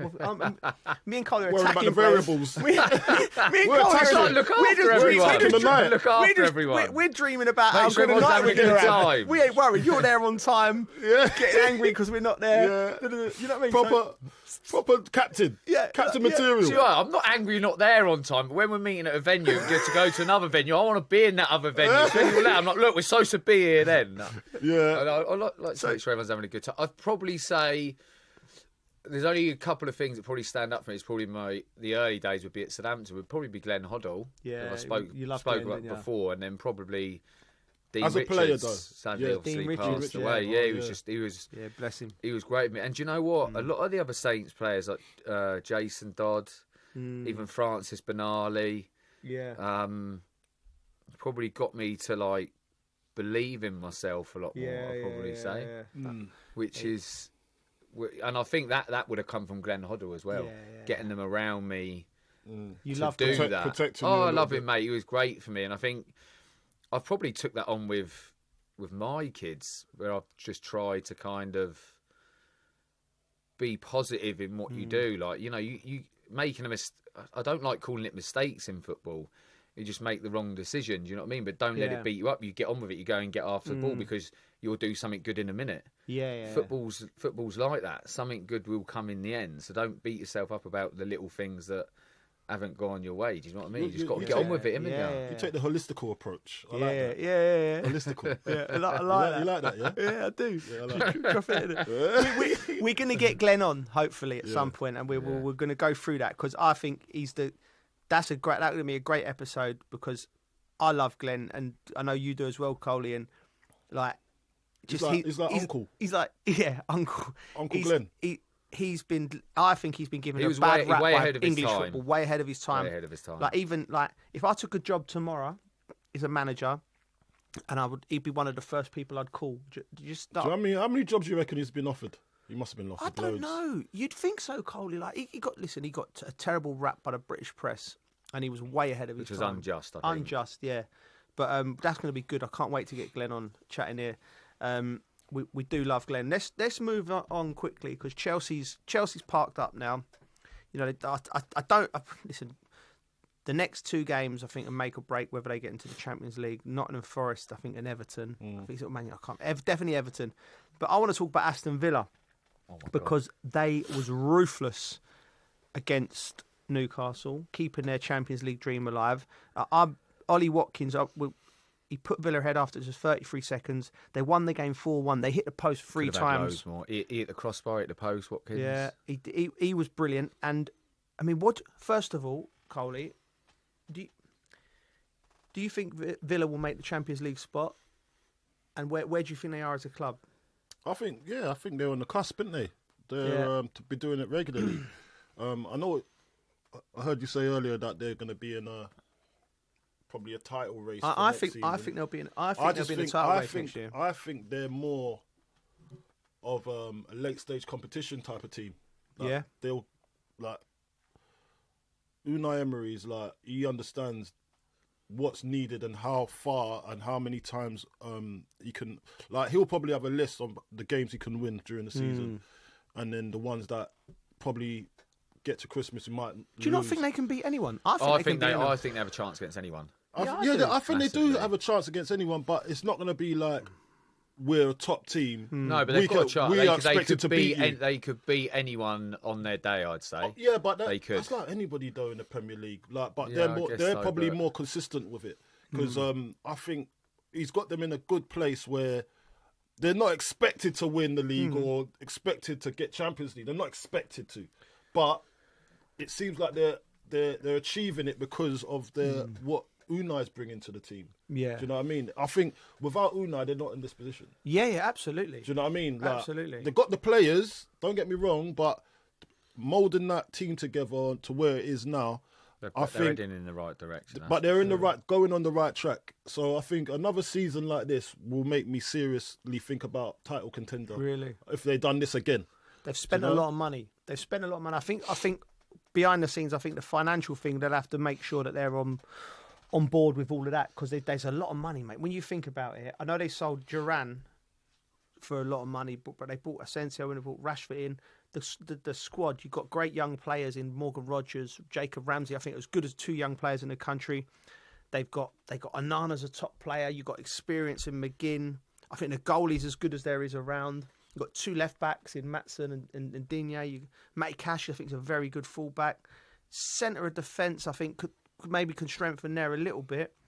Their squad is a joke, I think. I think if they do strengthen a bit in defence, that they've got a massive chance.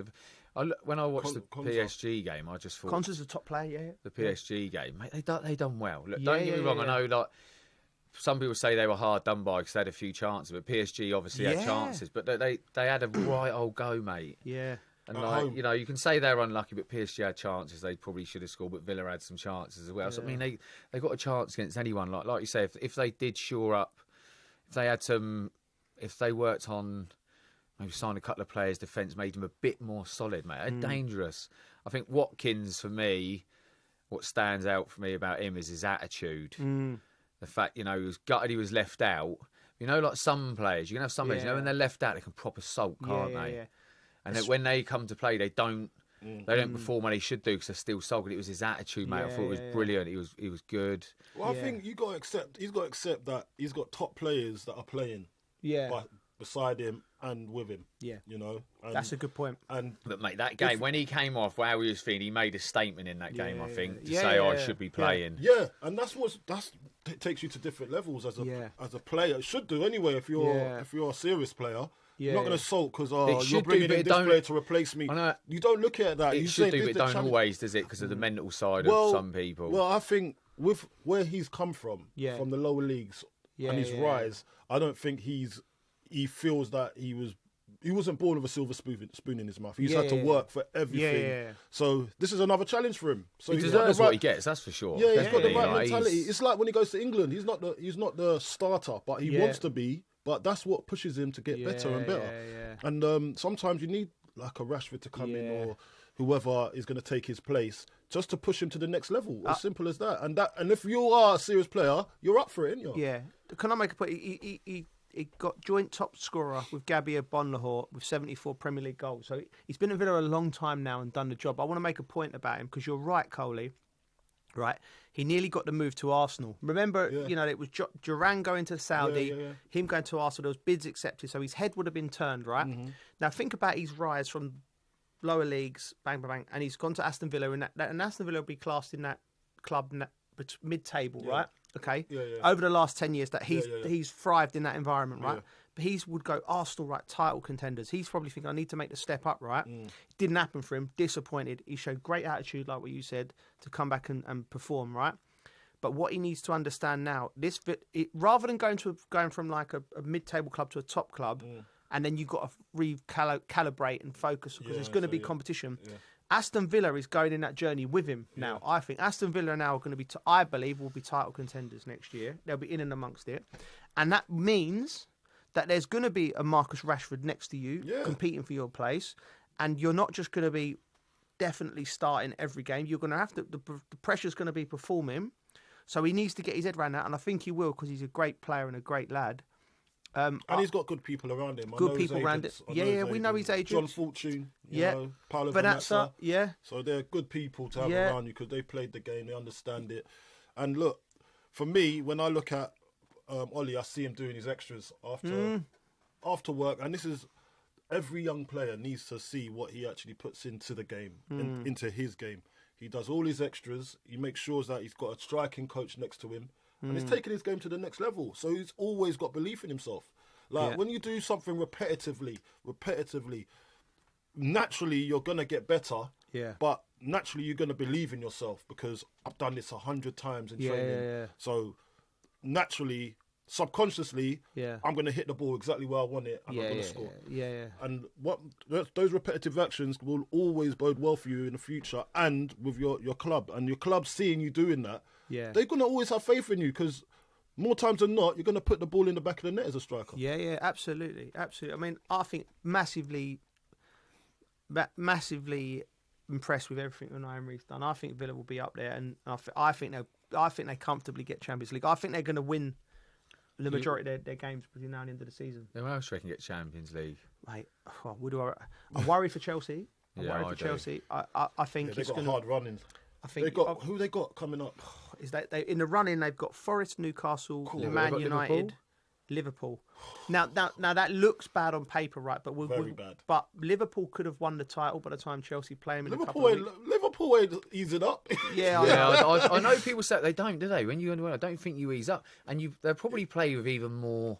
Yeah, a bit more freedom. When you've won the league, that's hard. It's even worse. They go out and they're playing on the park and just go and enjoy it. Mate. There's more freedom. Yeah. Do you remember? Could be dangerous, mate. Yeah. Do you remember the first time we won the league? We went up to Old Trafford to play them at their home ground. Bopped them. Mate, they had Van Nistelrooy, Ronaldo, everyone. We'd been on the partying for 2 days. I'm thinking, God, this could be a long night. We beat them 3-0. Yeah, sometimes it works in your favour. Not you should do it every week, but sometimes it might. Yeah, it worked in our favour. Play more relaxed. Yeah, we're straight out of Funky Buddha, straight up to Old Trafford. It was. We still won 3-0. But I mean that's obviously I'm over egging it a little bit, but not by much. Right, moving on. So. Relegation for Leicester. We mentioned them earlier on in part 1 about plummeting. They're still plummeting. The parachute ain't opened, and this stat has blown my mind. 9 home games, no goals, lost every one. Wow, that's this. Look, when you look at it as well, like I thought Rude was coming in to do bits, mate. Mate, they've not responded. I want to put an asterisk on that little stat that I've just said to you there, because I was watching it Match of the Day with my Harry, and so bearing in mind the backdrop, 8 games, no goals at home. The owner, mate, he's popped up on the screen before the game. I know, I saw this. Shades on. Oh. Shades looking like... Mate, aviators as well. My son went, who is that guy? That's the owner. And he went, he's wearing shades. Even he got on the side, I'm like, mate, and then when you go, and the fans, there's a big protest around where the club are going, isn't there? There was a plane flying past. You don't know what you're doing. When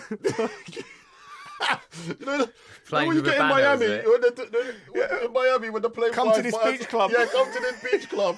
It's got the message on it on the trailer. This is what's going on over in Leicester. Mate, I'm thinking, blimey. Someone is so upset with what's going on. They've got on the phone, hired a plane. Man, do you know how much money that Someone's takes had to as well? stitch it in to the back. Your flag. No, do you know what? Right. I listen. I get where the fans are coming from, but listen, if you look at the whole of, obviously, the Premier League status is going to be gone, but the money they've put in, the owners, into Leicester, as in infrastructure, local community as well. They've done a lot around the local community. Yes, and absolutely. The training ground's unbelievable. The King Power Stadium's lovely. Their infrastructure's unbelievable. Now, I get what they're saying about, okay, now what do we put in that infrastructure? Do the owners know what they're doing? They took a big loss with their owner passing away. Yeah. That was a massive loss. Yeah. And for the owners like his son, to take on that responsibility was probably going to be hard for him to deal with, especially on top of losing your father, and one of your family members. So I know now they got promoted to the Premier League and everything, and there probably was expected more, like a bit of the old days. Yeah. But when you go into the Premier League and probably your sole striker is a 38-year-old. Yeah, that's wrong. It was always going to be hard if you haven't had the investment into the team. When you look at the other teams around them, like anyone that gets promoted into the Premier League now is going to find it hard. I think the Championship to the Premier League the gap is increasing from the bottom part of the Premier League. There's a few teams that are lucky that it's such a bad season. Bad, mate, the other teams have been that bad this season, where they've kind of looked at it and thought, well, we've got a chance here. Yeah, do you know what I mean? Like, but the bottom 3 teams, we could have told you that was going to be the bottom 3 teams at the start of the season. Yeah. Do Do you know what I mean? Because I just feel would you have thought it'd been that bad? No, I didn't think it was going to be that bad. I just thought they would struggle, but it's nearly already over for the bottom 3 teams to go down so early. Yeah. Like, come on, there's not even like a little race to the end. Yeah, it's like just waiting, like dead man walking. Eric Crumble. Yeah. They crumbled early. You know what I mean? So like, it has been a difficult watch. Yeah. That's why everyone's saying it's been a boring season, because the winners are the winners, and the bottom 3 are the bottom 3 for so long, and there's been no challenges, and so there's just been a separate table in the middle. Like, and it's been a weird season. Yeah. So teams like Leicester, Southampton, Ipswich, they're always going to find it hard to stay afloat. Yeah. Now the teams struggled against Saints, by the way, at the weekend. Yeah, that's what I'm saying. West Ham but have been bad, didn't they? Yeah, but as we're saying, the Southampton are playing with no fear now. Yeah. Do you know what I mean? They're like, it's already done. So let's go and show what we can do. It's already done. Some of them didn't want to run around. Yeah, that's true. And on top of that as well, like when you look at the teams that are coming up, are they going to be able to survive? Do you know? Are they Burnley? But that's interesting. So let's quickly digress and look at Leicester, Southampton, and Ipswich style of football coming into the league, right? So they've performed how they've performed in the Championship. This lovely football patterns of play. You've got the best players, right?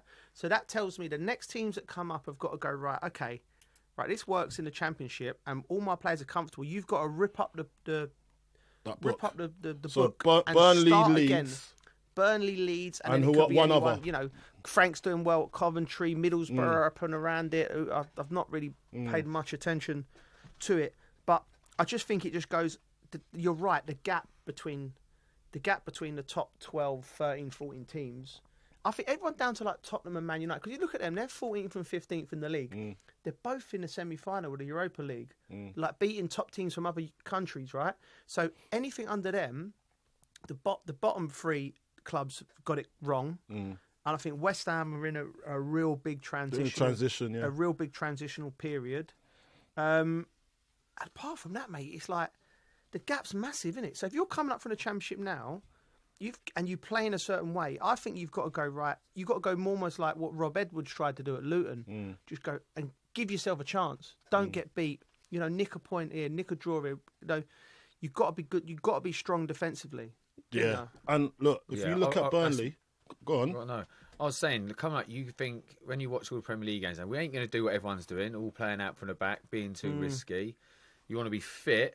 Yeah. And strong defensively. Fit and strong defensively, hard to beat, basically. Yeah. And not be afraid to just hit it long if you need to. Set pieces. I think. Set pieces. But one thing you can't do is just park the bus. Because you can't. Eventually, the seams are gonna fall away. And then on top of that, see, look, Burnley, right? I've been watching the Championship. Burnley with Scott Parker done a brilliant job. Yeah. They've only conceded 14 goals this whole season. That out of how many games?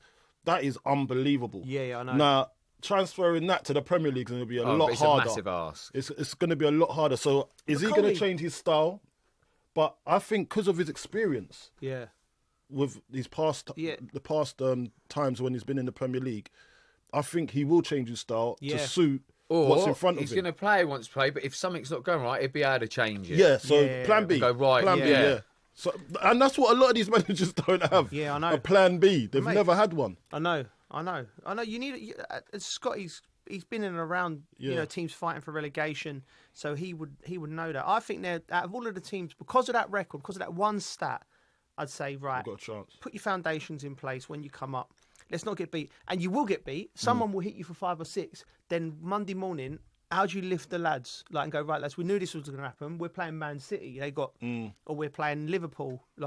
We need to regroup when we play against our, your West Hams of this world. Yeah. Who else is down there at the moment? Your Evertons. That's what we need to beat them sort of teams at home. Yeah, and we've got to really take that seriously. We got, and also like you said, where we're going to get bangs for the bucks, right? We can be the best team defense set pieces wise. So I'd go if I was taking a team up for the Championship. I'd make it a performance indicator. The first we would do pre-season. Yeah, it's okay for Arsenal, right? Yeah. Right. So I'd go right. We need to be in the top 5 set pieces, defence and against, and that will correlate to maybe let's just say 5 to 15 points, depending on Right, that's your basis, right? And we'll set up every week. We'll be working on that, and it'll bore the lads to death. But you have to get them to buy into it. You've got to drill sergeant them. Look, give yourself a chance to stay up, and then you Leeds can build as well. Leeds, coming up, like Daniel Farker, right? I swear that is he going to be the one that keeps them up? Because remember, his time in the Premier League wasn't great. Yeah. Like found out real quick, and it was with Norwich, wasn't it, when he first come up? And he hasn't actually. When I see Leeds fans, I think, do they actually believe in him? Yeah. For him to come up and stay up.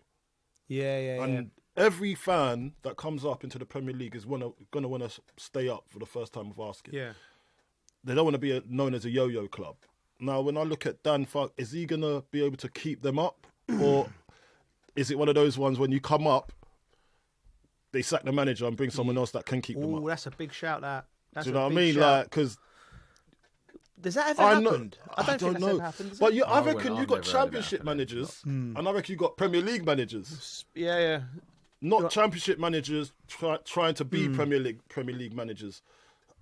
As a club, do you take the gamble as in, they were brilliant for us in Championship, now we're in the Premier League, we need a Premier League proven manager to try and keep these bunch of lads up? You've got to listen. And your recruitment has to be got to give him a unbelievable. chance.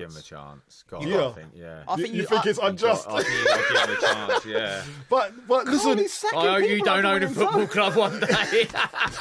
Do you know what it is? Cole owns League. Daniel Farker just won the league title. He's thinking, I'm going to new deal. See ya. Mate, you got to be brutal. It's brutal. It's business. Do you know what I mean? Like, it is business. You're a Championship manager. Thank you for bringing us up. You've done your job. Now I've got to move on. Leave it to me now. No, not me. I'll find someone that can.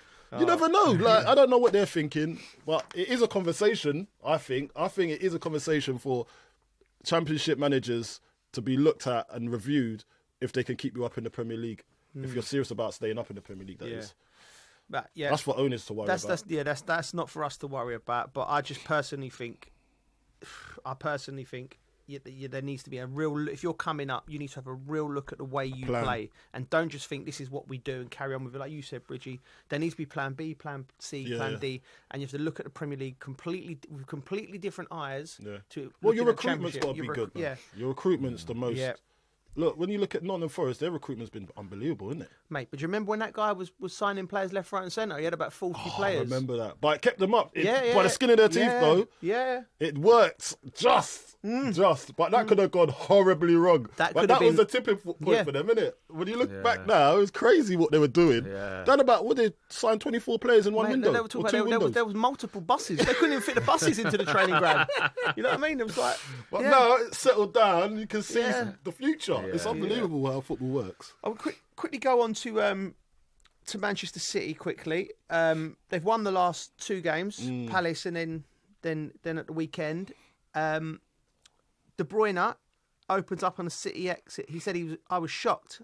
Now, I interviewed him after the Palace game when he opened. He was quite open, actually, after a game, talking about how... You said you had a feeling. I had a feeling looking at him that it wasn't his decision to... He wasn't happy about leaving Manchester. He wasn't crossed over. No, he wasn't crossed over. He's been there, like, just look at him, right? So he's been there 10 years, right? He's won 16 major trophies, 119 assists, second only to Ryan Giggs. His final game will be against Fulham on May the 25th, or the Club World Cup. So he's uncertain with that. But it's some quotes from him. I know I'm not 25 no more, but I still feel like I can do my job. He hasn't ruled out staying in the Premier League. Hence, Bridgie calls him throwing him in there for clubs. Harry Kane to Arsenal, De Bruyne to Chelsea, making all sorts of waves in the media world. Yeah. But I got the impression from him that he didn't want to leave, and I mean now I find that astonishing. What do you think, Bridgie? He's 33 now. He's had a few injuries. He wants to stay at your club. He's one of the greats ever to grace the... Why is there not a contract offer? Yeah, I'm surprised he hasn't, even if it's just a year. I'm surprised he haven't. I know I chucked Liverpool in the other day, but... Liverpool, that was it, sorry. It's can the teams afford him?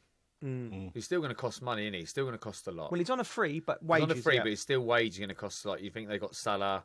There's Van Dijk. Did he just get a new? Van contract? Dijk signed a new deal. So I'm like, it might be a bit of a big step for them to go and chuck a load of Financial money fair at him. play. So when you look at the MLS or Saudi, but if a Premier League's got the money, I think someone should take him. He's still got it, mate. Yeah. He can go and win you a game on his own sometimes with his passing, crossing, everything, goal scoring. He's still got it. I'm surprised they haven't given him a year. Well, it might still happen. You don't know. I think you don't know. City know more than us, obviously. Yeah. You know, they know you can always change your mind. You know what I mean? You just don't know. You can always change your mind. I just think City know more than us. Yeah. Like if you let City are usually they're usually okay. spot on. They're usually spot on. Yeah, it'd be weird if he's made the announcement and he ends up staying. It would be weird if they did make the announcement and then he ends up staying. But if he goes to Premier League, mate, he can come back to haunt you. Yeah. That's horrible, isn't it? Back to haunt you. That's horrible. I mean, I just don't think. Look, I just look back at the great Manchester United teams with Alex Ferguson. He never let Giggsy leave or Scholesy or you know them boys. Homegrown. It's a little bit different. Man. But like. It just doesn't happen no more. Homegrowns. That's why he's as good as homegrown, Kevin. Boy, 10 years he's been at your club.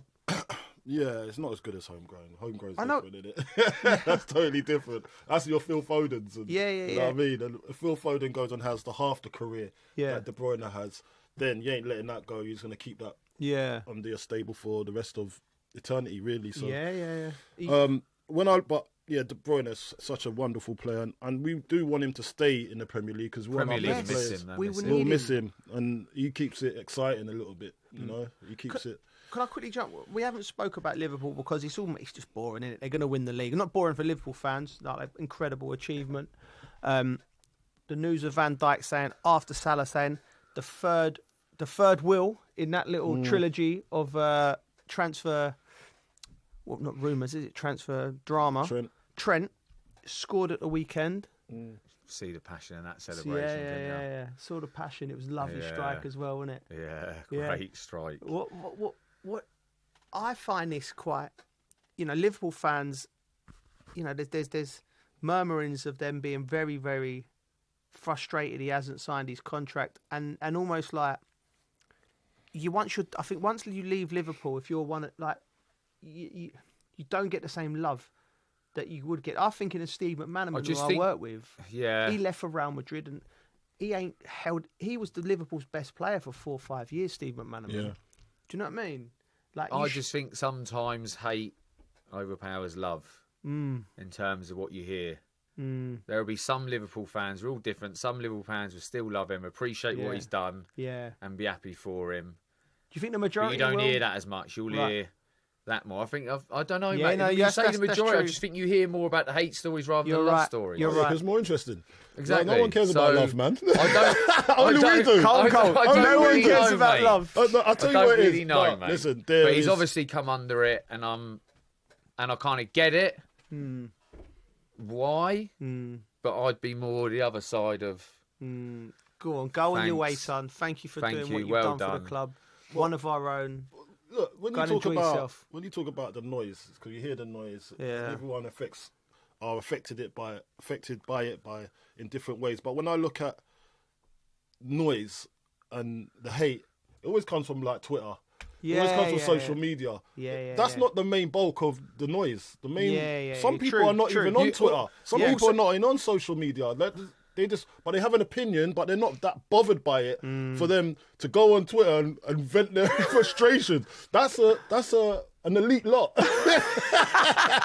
Not everybody that dislikes you is going to go out and vent it on social media, or not everyone that likes you is going to come and say they love you. You know what I mean? How many people have you met that says, I didn't agree with what you done there or what you said? Not many. It's only online. They'll never come say it to your face. So you don't actually know. I think social media magnifies a few people that disagree with you or don't like you. It magnifies them. Why can't we just accept that, right? Well, I'm at fault because I'm saying I've come here and said, well, they might be upset, the Liverpool fans. And Bridgie's right in saying, well, the majority of Liverpool fans probably still will love him and send him on his way. But why do you think then, as at the moment. We know that the people that are just making the nastiness and the vindictiveness are just a minuscule amount of people. Why are we even giving it the airtime? Did he get booed when he come on the other day? Did he get booed? No. Yeah, exactly. Because no one's going to boo him. Because there's only there's a hate mob out there, isn't it? And they want to be heard. So they'll go on Twitter, social media, and go and say all the nasty things they want about him. But when that's taken away, there's not many people that's saying what they're saying, because the ones that actually love him or like him don't go on Twitter. They don't go and say nice things, because there's no need, because we feel that way. So we don't need to go and vent our... We're probably disappointed that he's leaving, because he's got fans that love him and laud him. But at the same time, you got to take the rough with the smooth. He's got to understand that. And I think that's what footballers are starting to understand now. I think they get coached and told how this social media... It's not the be all and end all. Not everyone feels that way. So go and fill your boots, son. If it is Real Madrid he's going to, is it? If it is, then go and do your thing. You deserve it. You've done so much for the club. You've won stuff with the club. You've just won another Premier League, basically. Now leave on that high. And if they can't afford to keep you, it's just the way it is. They went for Van Dijk and they went for Mo Salah, which is understandable. You know? If you're expendable, you're expendable. Yeah, that's it. That's all we got time for. Thoroughly enjoyed it, as always, chaps. Thank you for listening to The Dressing Room with Al Arabiya News.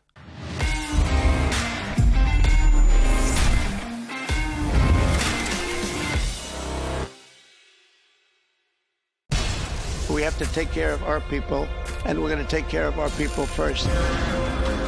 For in-depth analysis and all the latest developments across the globe, make sure you join us every weekday.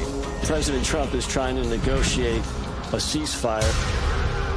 With so much happening, so much information, and so much noise, international law will have no part in his administration. It can be hard to keep track. Tariffs will just fuel inflation. We're going to fight these tariffs. But you can count on us to tell you what you need to know. We stand by your side. Join me, Tom Burges Watson, for Global News Today, right here on Al Arabiya News.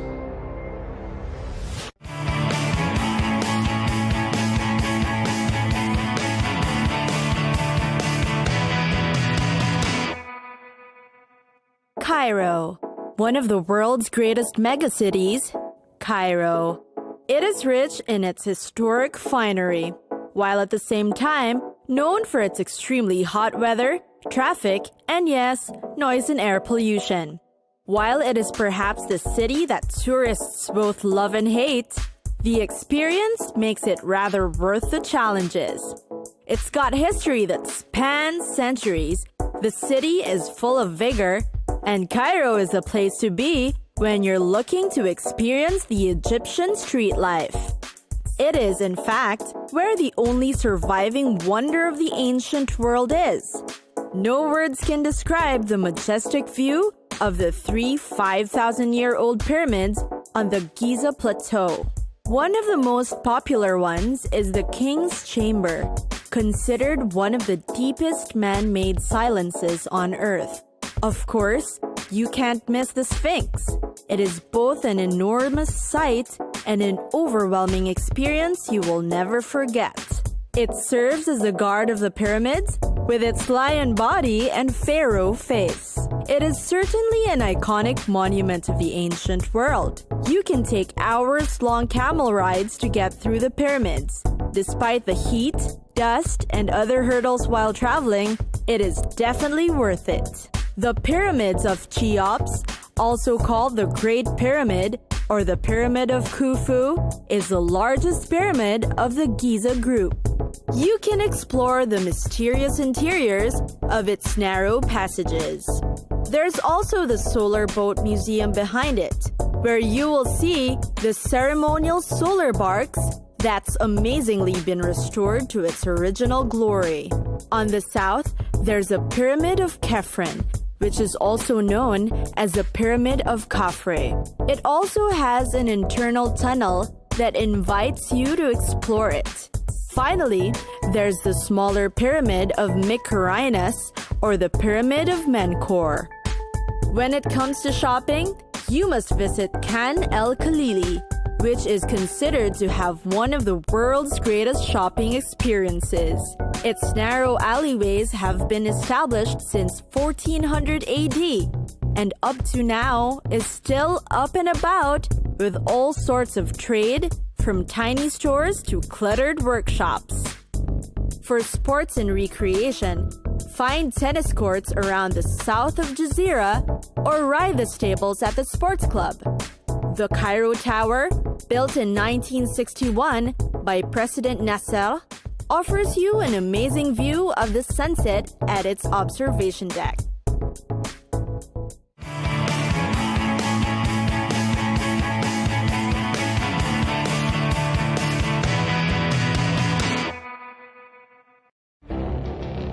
It feels like decades are passing by in a matter of weeks. Seismic shifts in the world order.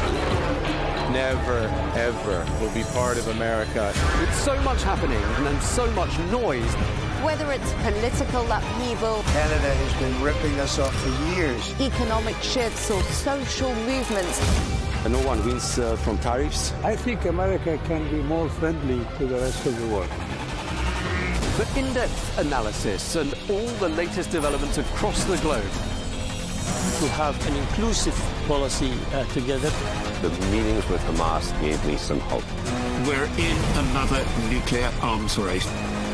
the most important developments straight to your screen. Welcome to the dressing room. I'm on my own. I need backup. And an insightful look at the issues shaping our world today. It was not going to happen, that war, and it happened. Join us on Arabiya News, where the world talks.